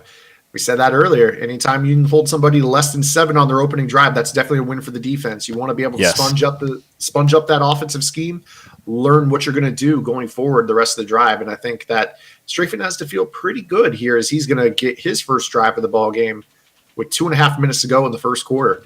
Again, guys, $1,000 to our winner. Everyone in the final 8 comes back next week for the Friday Night Football number 7. And we're going to find out if it's going to be Strafen adding another $1,000 in a second Friday Night Football championship. We haven't had a 2-time winner yet, have we? No, not yet. We've had guys like Hollywood who have won the Mutthead League and have won a Friday Night Football, but no 2-time Friday Night Football champions yet. Have we even had anyone make 2 finals yet? I think Strafen. Strafen would be the one that's made 2. No, well, obviously, yeah. So outside Strafen, probably not. All right, Strafen's trying to be the Friday night GOAT right now. Really is. He's taking a great opportunity to just add to that resume, add to his wallet. Yes, K-Mac lost a final, so that's correct. Rockets, thanks. Yeah, Rocket. Yep, thank you, Rockets. Our Mutthead esports historian. He's right on cue with that one. K-Mac's got actually a first, a second, and a third. Yeah. Through six Friday Night Footballs. So pretty good resume in his own right there. Friday Night Football has been dominated by Strafen and K-Mac so far. Yeah, it really has. And then you still got names like, Serious Mo, Calaf, a lot of great players. I mean, these guys are going through a gauntlet every single week. And it's the same guys that are continuing to make these deep runs. And I think that's the added bonus of finishing top 8. Just give yourself a chance. I'm more of a fan of these route combos that Strafen's putting together now. This is so much better than the double crossing route combination that he was putting out there. The deep in route with an underneath drag or a motioned over baby in route. I like this much better as far as spacing is concerned. I feel like it makes it much harder for the user to be able to lurk him and take advantage of what he's doing. Good defense there by Fancy, and Strafen's going to ditch that ball out of bounds. 4th down and 7. Strafen's going to go ahead and go for this. We already know here, so it'll be that trips tight end offense again. Going to come out with that to the wide side of the field. Dallas Clark and Dalvin Cook to the right. Moss Hill and Kenny Galladay, a really sneaky receiver there, Galladay. Yeah, the new GOAT. The new goat. Oh, goodness. Nice high ball to is that Randy Moss there? Yeah, but Randy Moss down the sideline on the wheel route's going to move the chains. Big completion right there. You don't want to turn the ball over on downs in your own territory, especially after you just allowed 3 points to open up the game. You don't want to come away empty at all on your first drive. To get the offsides call. Nice little hard count there by Strafen. 5-yard penalty and move him up first down and 5. And this is a free play. I wouldn't be surprised to see Strafen take a shot right here because, if it's incomplete, it's the same as if you ran the ball for a 5-yard gain. And that's it. He's going to go down the sideline. All right, let's see how Strafen manages this situation. Does he get, one, going aggressive like he just did? 2, run the ball, get a little closer, get yourself to that money spot, that 3 or that 2-yard line. Then let's just run 3 straight sneaks for the bread. So it will be the single back bunch ace. 2 tight ends to the left with Galladay, Moss solo, but compressed to the right. Here's the wham. Dalvin. Stumbling and falling down to the 3. So there you go. Now you got that 3 yards to go with 3 downs to get it. I just sneak. Anytime I'm sneaking. It's time. Package, you're making a mistake right here. It's time for 3 straight sneaks. He's got to stick with that bunch ace formation here. Going to check into the pass. It looks like a little spacing concept. No, back to the wham. Dalvin. No gain. I think maybe it's just a thing where the guys don't truly believe in the QB sneak yet. I mean, do you believe in the plays that you're? It depends on how much you believe in the plays that you're calling right now, though. Do you really believe in these plays, or are you just kind of just calling plays hoping for something? And I almost feel like Strafen is hoping for something, especially knowing that Strafen really hasn't had red zone offense all year long. I know this for a fact because he's been telling me to go find him some red zone offense. So, and it still looks like he doesn't have it. So it's like, if you don't believe in it, then just just work the way the game has shown you that it works. And this is Strafen's little off the radar red zone call right here. He looks for the high points of Moss out of the slot. He used that quite a bit in the last tournament there before he lost to Pavon, but right there, that's going to fall to the turf incomplete. Mel Blunt on the coverage there for the Cowboys, and Strafen will settle for a field goal as well. So 1 possession in the books for each player in our $1,000 final 3-3 ball game. And it will be fancy to return the kick. It will be Strafen's ball at half. Strafen has shown the ability all tournament long, aside from really I guess you can even throw it in there in the Mo game, although he did get some quite a few fortunate breaks. He's shown the ability to make these late adjustments as the game goes forward to get the stops that he needs to get the victory. Out of 10 here for the Cowboys. Ball on the 25-yard line. Big nickel over G, looking to bring that slot corner off that left edge right here. Going underneath to that whip, and he's used that very fumble. well. Every time you get that animation, it's guaranteed fumble. It's been a lot of fumbles for Strafen. I mean, he had a couple against Clef, and again, another first half fumble recovery for Strafen, and now he's got a chance to take a lead, and again, he has that ball at halftime right here. So I don't think you really want to waste clock right here. I mean, you're not going to burn 5 minutes, but just like that, good pressure. Sean Taylor off that edge there. Again, see that 36. There's something with that card. It's number 38, EA. Somebody at EA is watching. Number 38 is the card art, or the the card art that you guys have. I don't know if he's ever worn the number 38, ever. In Little League, in college, high school, the pros, I don't know if he's ever worn the number 38. I don't know. Someone correct me if I'm wrong. Drini claims to be the resident Sean Taylor fan, so please let us know, Drini. I don't think he's ever worn the number 38, though. I'm going to look it up on my own right now, actually, because now you got me thinking about it. 3rd down and 1 here for Strafe. He's going to give it to Dalvin Cook. He's going to fall forward for the first down, moving the chains. 4 minutes to go here in the first half.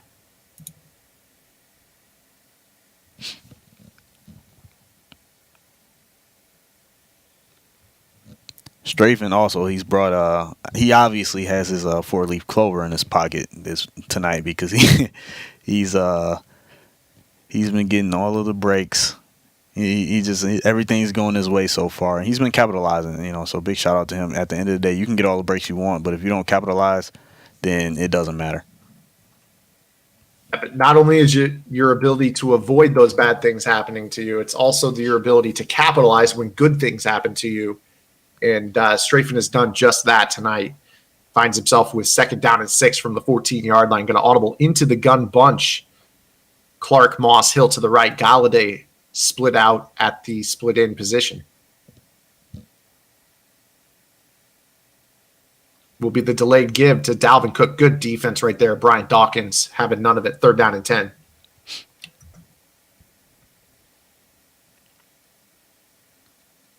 He did wear number 36 and number 21. So I'm not sure what his whole 38 thing is. I'm not sure what that is. Yeah, we got to fix that. Yeah, there's no way we can have the number 38 on his card art. Sean Taylor has never worn a number 38 ever in life, not even in Little League or Pop. I guess Pop Warner is Little League, but you get the point. He's never worn it. Authenticity is important. 3rd down and 10 here for Strafen. Here's the snap. Good no pass by coverage, Strafen. Zach. Good no pass by Strafen. I know how badly Strafen wanted to throw that ball because it's just in his DNA to just say, you know what, forget it. I'm throwing it. I'm going to make a play. And he held on to it. So that was big by him to not make a mistake, hold on to it, take his 3, and just take a 3-point lead. He's playing okay right now. He's getting all of the breaks. So, give yourself a chance to get a potentially another break or just go out here and lock up. So after the field goal, after the fumble, it will be Fancy. Needs to get points on the board, preferably 7, because you have Strafen coming out with ball. I think that's got to be your goal if you're Fancy. You got to keep this in a situation where you're trading leads. You cannot afford to come up empty on this drive and allow Strafen to have a chance to extend it to a 2-score lead in a $1,000 ball game.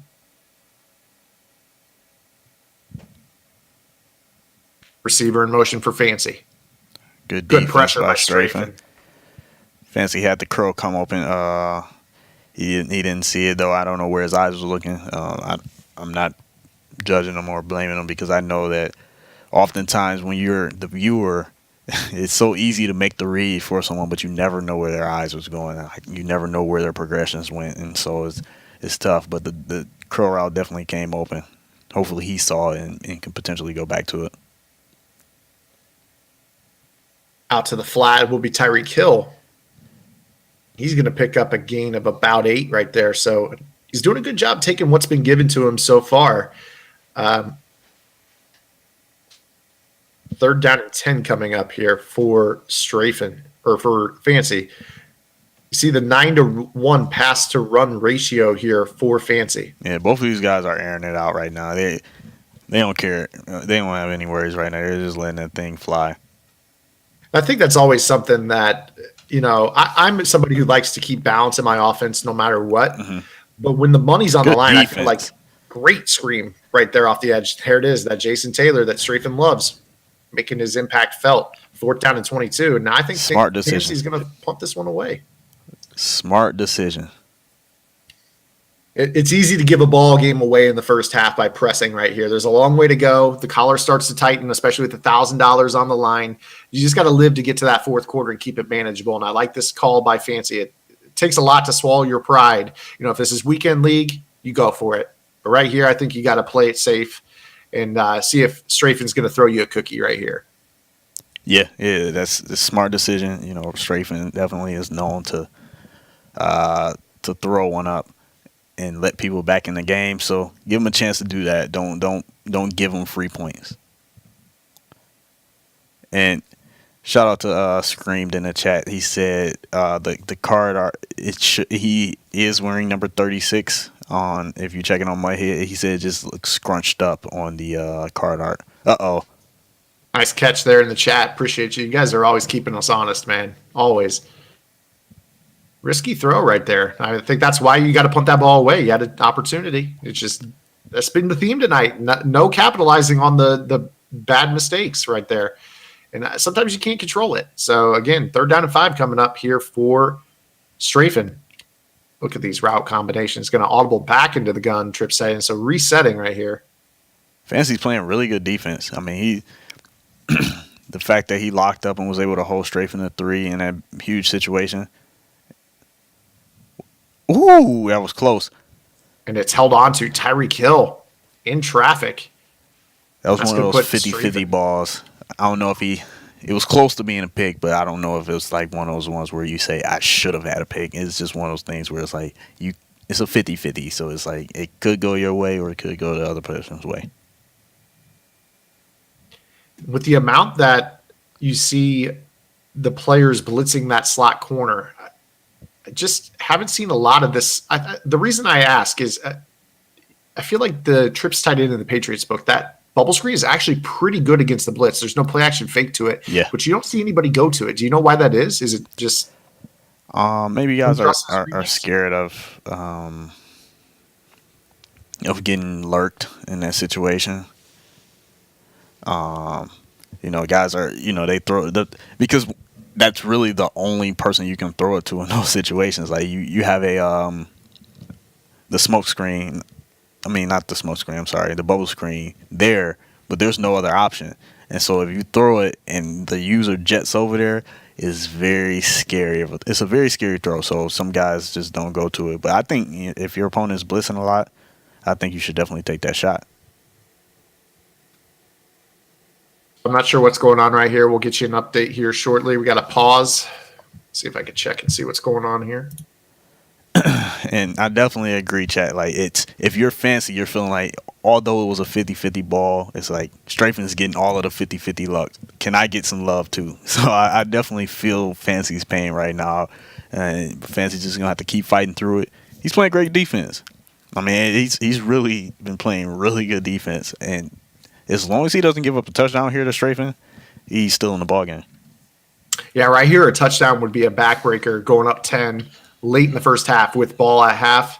That's what you cannot afford right here. So Fancy's going to have to really buckle down and hold him to 3. And speaking of pauses, if anyone was not in here earlier, it just brought it back up. We're definitely doing a giveaway. I'm giving away either like a Crazy Life shirt, hoodie, whatever you may want. And also the winner is getting a Playbook GG code.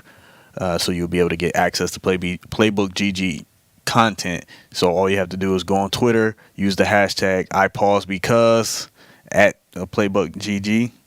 And the funny comments is the ones that's going to get entered into the giveaway. Yeah, make sure you guys aren't saying I pause because I drop a pick.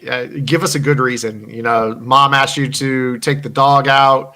You have to bring in groceries for your wife. Give us something that's funny, and we'll choose one of those funny responses. Again, the hashtag is I pause because. Why do you pause in Madden? At PlaybookGG. We'll give you away a code for access to the website, and Boogs is going to be giving away one of his Crazy Life t-shirts or hoodies. There we go. 3rd and inches, QB sneak, first down for Strafen.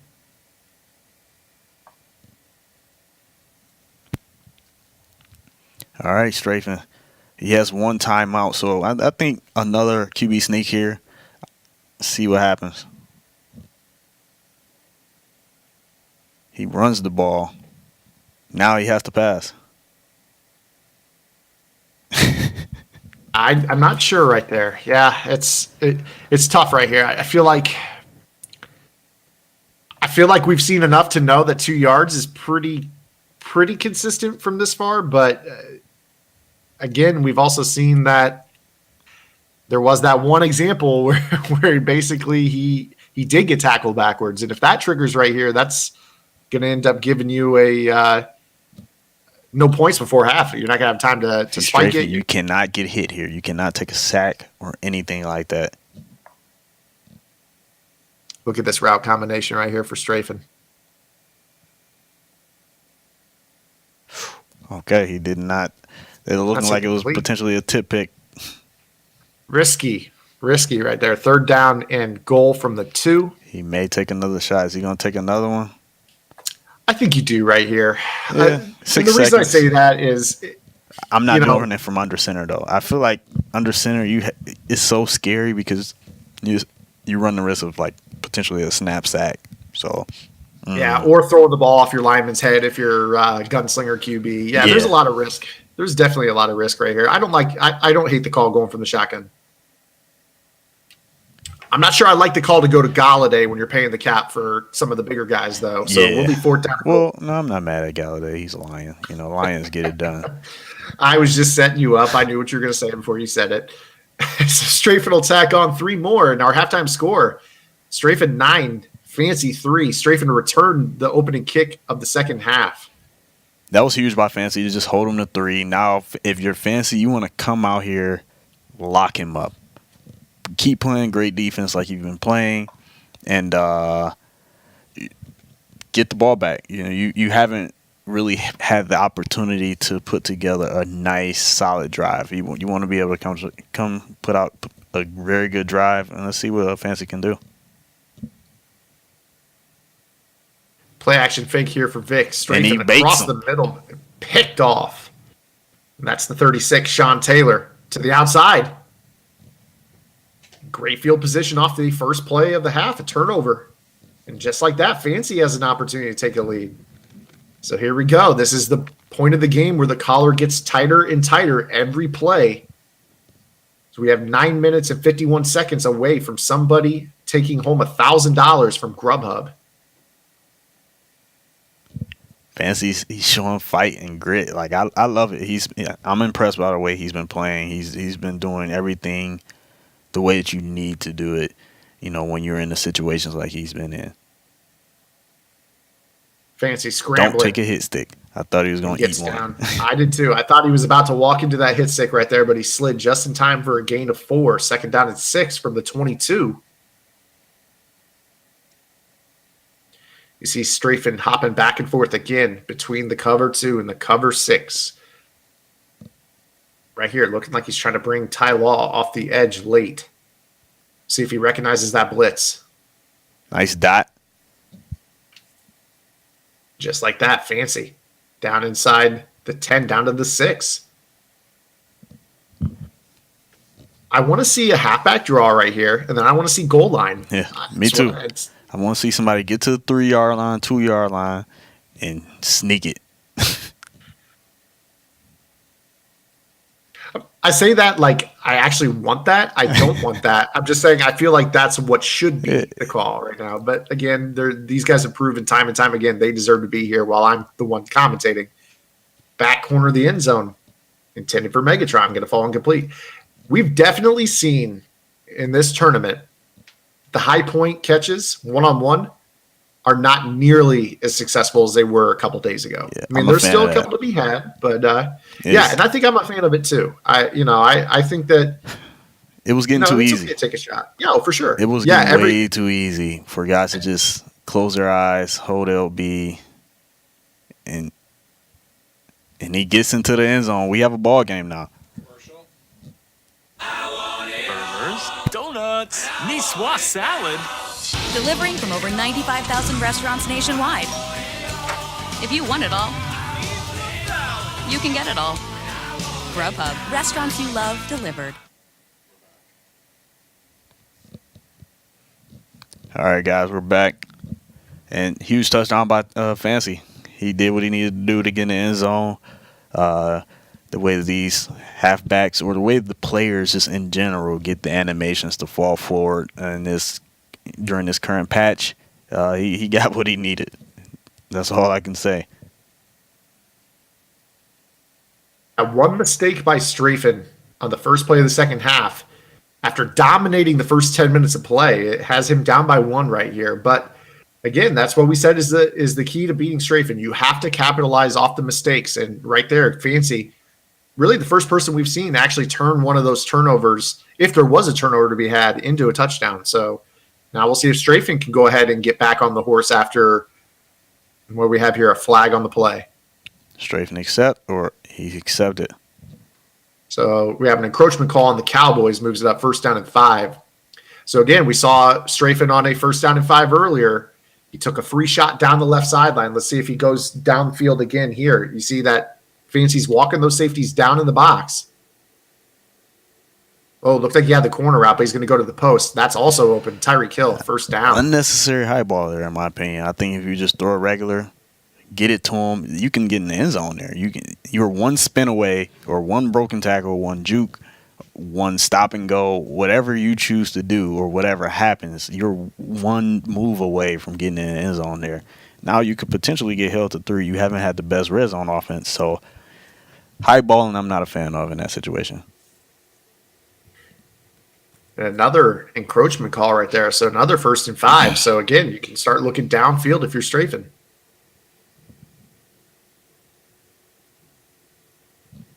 Vic flush from the pocket, back out to his left. He's going to go ahead and throw that ball away. Smart decision there by Strafen. You look right there at the stats, only 8 completions on 15 attempts. That's well below the average you're looking for here in competitive Madden. So great defense displayed by both competitors so far in this matchup. And I think it's only going to get even warmer for both these guys. You start to see a little bit more of a run game. That's Dalvin Cook's 10th rush of the ball game, 36 yards to show for it. Is this Dalvin Cook a truck back? He's kind of a do-it-all back. He's actually a really good budget item. And I think that right now, if you're constructing your salary cap teams, you probably need to be spending down on your running backs. With all this falling forward, I don't think you need to pay for, big-time truck.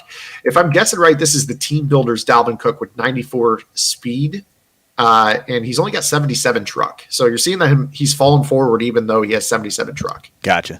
Huge sack by Fancy here on 1st down.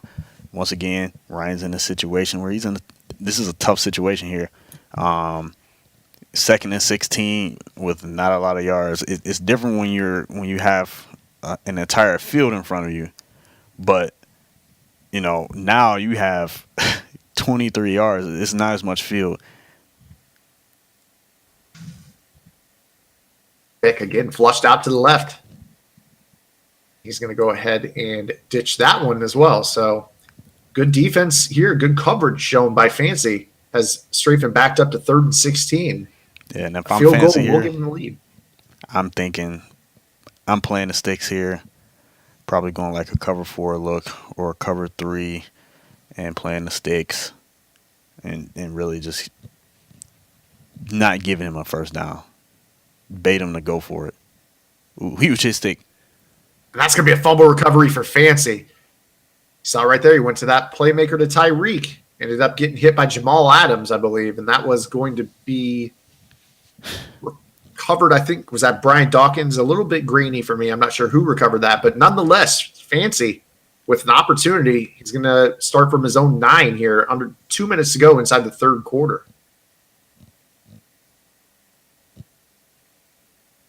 Ryan sent some heat there on that play right there. And he gets to the corner. Dot. Down the sideline, Randy Moss. Touchdown, Fancy. Great strike right there on the outcut. You saw the route break underneath the deep zone, but behind the flat zone, was able to hit that window, and then he turned up the sideline, beat his man, went untouched for a touchdown. So the extra point would put him up 17-9. So now Strafen's going to need a touchdown and a 2-point conversion to tie this ball game. Man, it's tough. Now Ryan is in a position he has to fight again. He's almost in an identical situation as he was versus Mo. He was down 10 versus Mo. He's down 8 right now versus Fancy. He's shown the 4-leaf clover ability to be able to pull this out. We'll see if he can do this one as well. And we're going to see the bunch here from Strafen.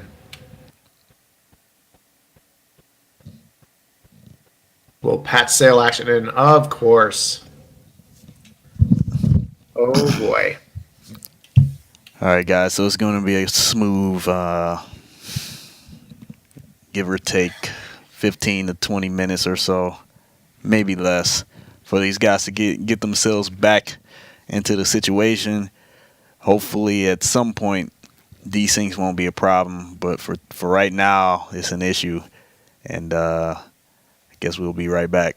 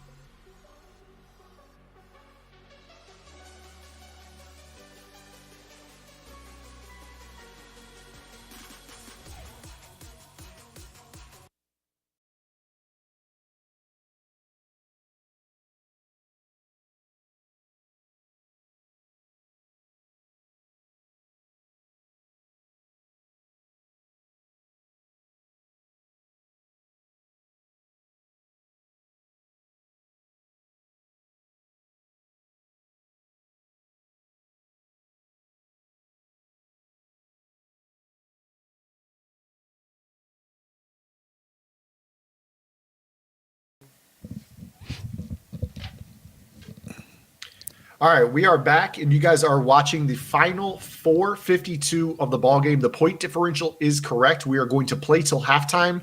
The person who is winning at the end of the first half will be your $1,000 winner. So point differential is all that matters here at this point. We have an 8-point ball game. Strafen down with ball at the fancy 42-yard line, and we're right into the fire. 4th down and 4. This could be your ball game, Bugs. Yeah. If Fancy can put together a defensive stop right here, I'd like him to finish this game and close it out. Strafen over the middle. Ooh, that was He a just got the biggest scary catch throw. of the game from Dalvin Cook. I don't know if I'm staking my tournament life on a halfback streak, but Strafen's built different from me. Yeah, I think right there, that was the only guy he even had. Yeah, it was the only guy he winner had. throw to. He But had to it's put it up. scary. That's a scary Absolutely. throw. But he does have 1st down and 10 from the fancy 13-yard line. Vic in the gun. Oh, room to scramble. Passes up on it. I'm surprised he didn't take off. Nice playmaker getting in his zone. Just like that, his favorite target off the playmaker, Tyreek Hill, for the touchdown. And now we have a big 2-point conversion. And you know what? I think that, in some scenarios, you're like, okay, chase the points. Okay, don't chase the points. Right here, I love the decision to go for 2. Obviously, it's the 4th quarter, technically, not the 2nd. But even if you don't get it, so much pressure on Fancy because he knows if he doesn't get points on his next drive, a field goal wins for Strafen. Oh, and he calls a draw. I don't know if I'm a fan of the draw for that. I don't know. That's a scary call. That's what makes Strafen, though. Yeah, that's the exactly draw. what makes Strafen. Dalvin Cook taking over here at the tail end of the game. The big 4th down conversion and the 2-point conversion to tie this ball game up, and now it's Fancy. 4:14 to go. Can he go on the 4-minute drill and kick a game-winning field goal for $1,000? Strafen's switching up the defense now. He's out of the ORG versus his trips. He's And that's into what I- 3-3-5. Yeah, and that's what I was going to ask you. Coming back out of the break, technical issues happen. And I'm not going to sit here and defend EA. I mean, we've had 2 out of 6 of our final big covered sack, Ron Parker in. We've had 2 out of 6 of our finals for $1,000 desync. Mm-hmm. I'm not going to make excuses. That's unacceptable. It should not happen. It is what it is. These players are fighting through it. They're probably less upset about it than I am. But when you have these breaks, I mean, what do you personally do? I mean, do you think that Strafen just thought to himself, I got to mix it up, or do you think there's a rhyme and a reason for this? What do you think's going on in Strafen's head right here? Honestly, it's a complete disadvantage to Fancy because now Strafen gets the opportunity to sit back and regroup and just think about and process what's happened so far on the field. Huge scramble by Fancy, and then he takes an unnecessary. Fumbles. Oh man, this is what Wow. all of the momentum was going Fancy's way. Fancy was in total control over the game. Desync happens. Now you're more focused on the desync versus taking over the game. And then it's just rough. It's really rough. It is. And now Strafen's been able to just kind of reclaim the momentum. The game shifted. He's gotten a touchdown. Then he got his 2-point conversion. Now he's got a fumble. Everything kind of shifts Strafen's way. What I will say is I'll be extremely impressed if Fancy pulls out this game because that really shows some mental toughness for him to be able to pull this game out if he does. Yeah, absolutely. I mean, make no bones about it. I feel for both of the players in this scenario. Neither of these players deserve to have to do what they've done here and play the second quarter as the fourth quarter in this finals. It just so happens that they are great people and they decided to, just get back into the flow as soon as possible. We would have afforded them the opportunity to play to the fourth if they wanted to, but they understand. We've been sitting here for 5.5 hours and they're willing to do this here. So kudos to them. They're both very mature about this whole scenario. But I definitely feel for both players and definitely feel for Fancy right there. I mean, let's just call it what it is. He completely got derailed, completely. But as we said earlier, kind of the theme for the tournament, your ability to overcome adversity is what defines you in competitive Madden. So he's going to have to just suck it up and deal with it at this point. So the real score pace is 17 all. Yes. 17-17. The time is correct. The point differential is all that matters. You know, it's basically a 0-0 ball game. Tie score, 2 minutes and 30 seconds to go. This is correct. You see right here, going with that possible skinny post in the middle of the field. Nope, going to scramble out to the left. Front of the end zone, and that pass is incomplete. Intended for Dalvin Cook. Now we got 3rd down and 15. So here we go. Fancy standing up for himself down inside the red zone here. Ernest in the chat. Yes, this is a $1,000 tournament. This is a winner takes all. There's no consolation prizes, which makes it that much tougher for fantasy because he was that much closer to getting $1,000. Everything was going his way, and now he's having to fight. Huge high ball Randy dot. Moss, touchdown, strafing, and I believe that's what 3 unanswered scores by strafing here. Yeah, if you count the 2-point conversion, yeah. Okay, so 2 back to back. But before that, wasn't he down 2 possessions? No. With the defense. Even we get flustered with the defense because we're in the groove calling, the matchup, the thoughts that these players are going through. Right. And when these things happen, it throws us off our game as well. So I'm trying to remember back. I do know that is 15 unanswered by Strafen after being down by 8. So I'll refresh your memory as well as the chat and anyone that's just coming in. So Strafen was down 1 point, then he got stopped. He fumbled. Fancy got a fumble, then Fancy went and scored a touchdown immediately. Then Strafen got ball back and was down 8, and then that's when the desync occurred. So Fancy had just stopped Strafen 2 straight times. Yep. And now we've got Strafen with all that defensive momentum after that huge sack. Javon Curse coming through.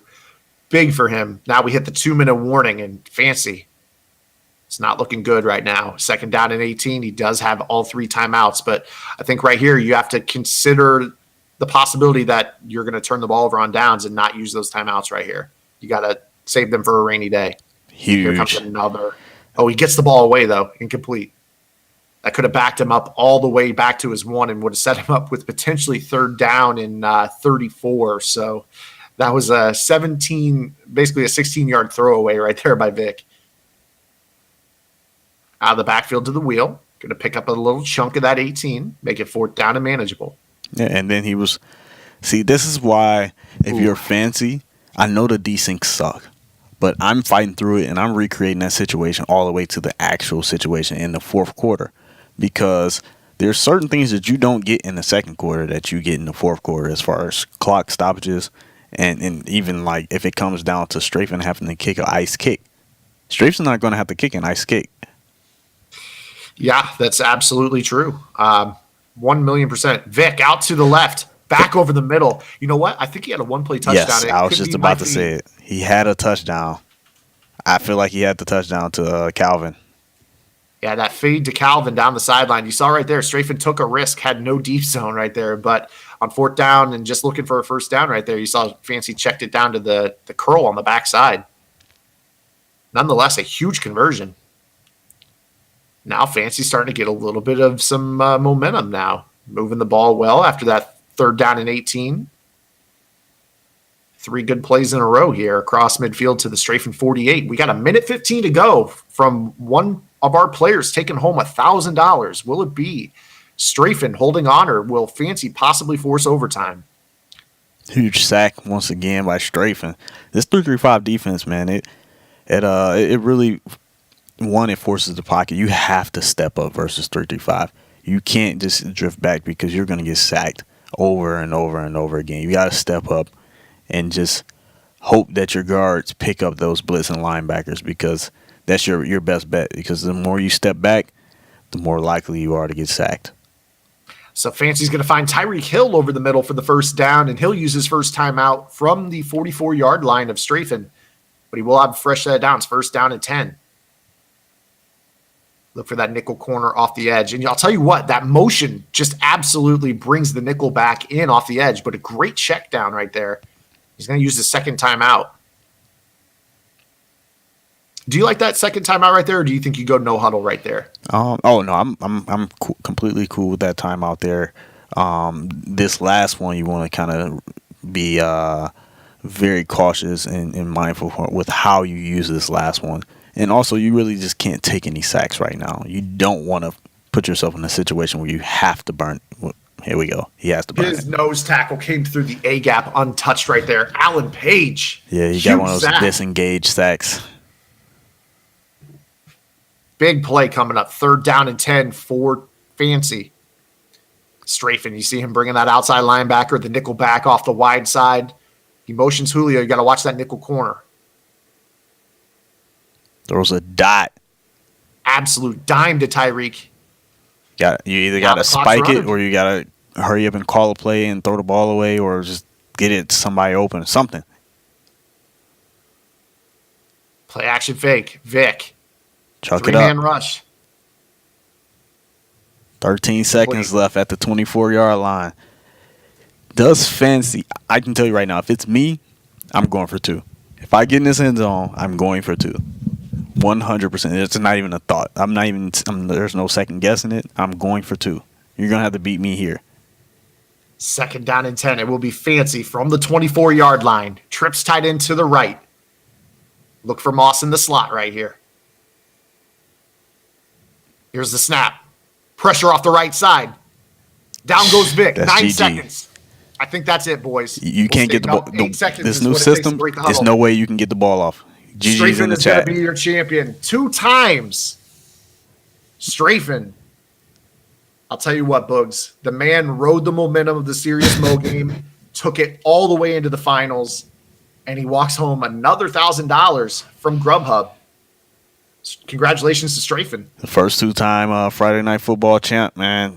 Congrats to Strafen. He definitely has this 4-leaf clover in his pocket. Tonight was Strafen's night. The fumbles were there. The fumble, the desync. He got the juice. What can you say? He capitalized on a couple mental errors tonight when he needed to, and he played great. I mean, outside that, I mean, we can always talk about the fumbles. We could talk about the desync. We could talk about a mental error, but he did play good football on top of that. Just a couple of reads that were a little questionable, but he played well enough to win tonight, and it showed as he was able to, take everything that was given to him.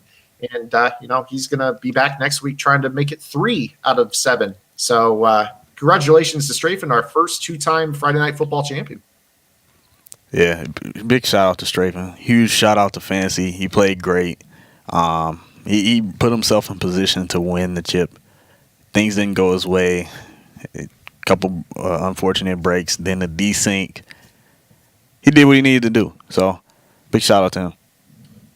And of course, we'll see Fancy back next week, and I'm sure we'll see more of him.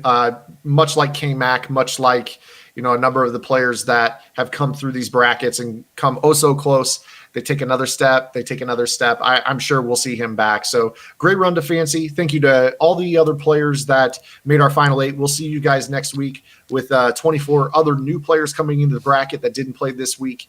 And, of course, shout-outs to you guys at home watching the broadcast. You guys make what we do possible. Also make sure to thank Grubhub by supporting them as well. Again, guys, touchdown for $10 off your first order of $15 or more. Definitely help Grubhub out. Because they're doing a great thing for us. Boogs, sorry I couldn't be there tonight, man. I appreciate you really covering for me tonight. You carried the broadcast, and I greatly appreciate you, brother.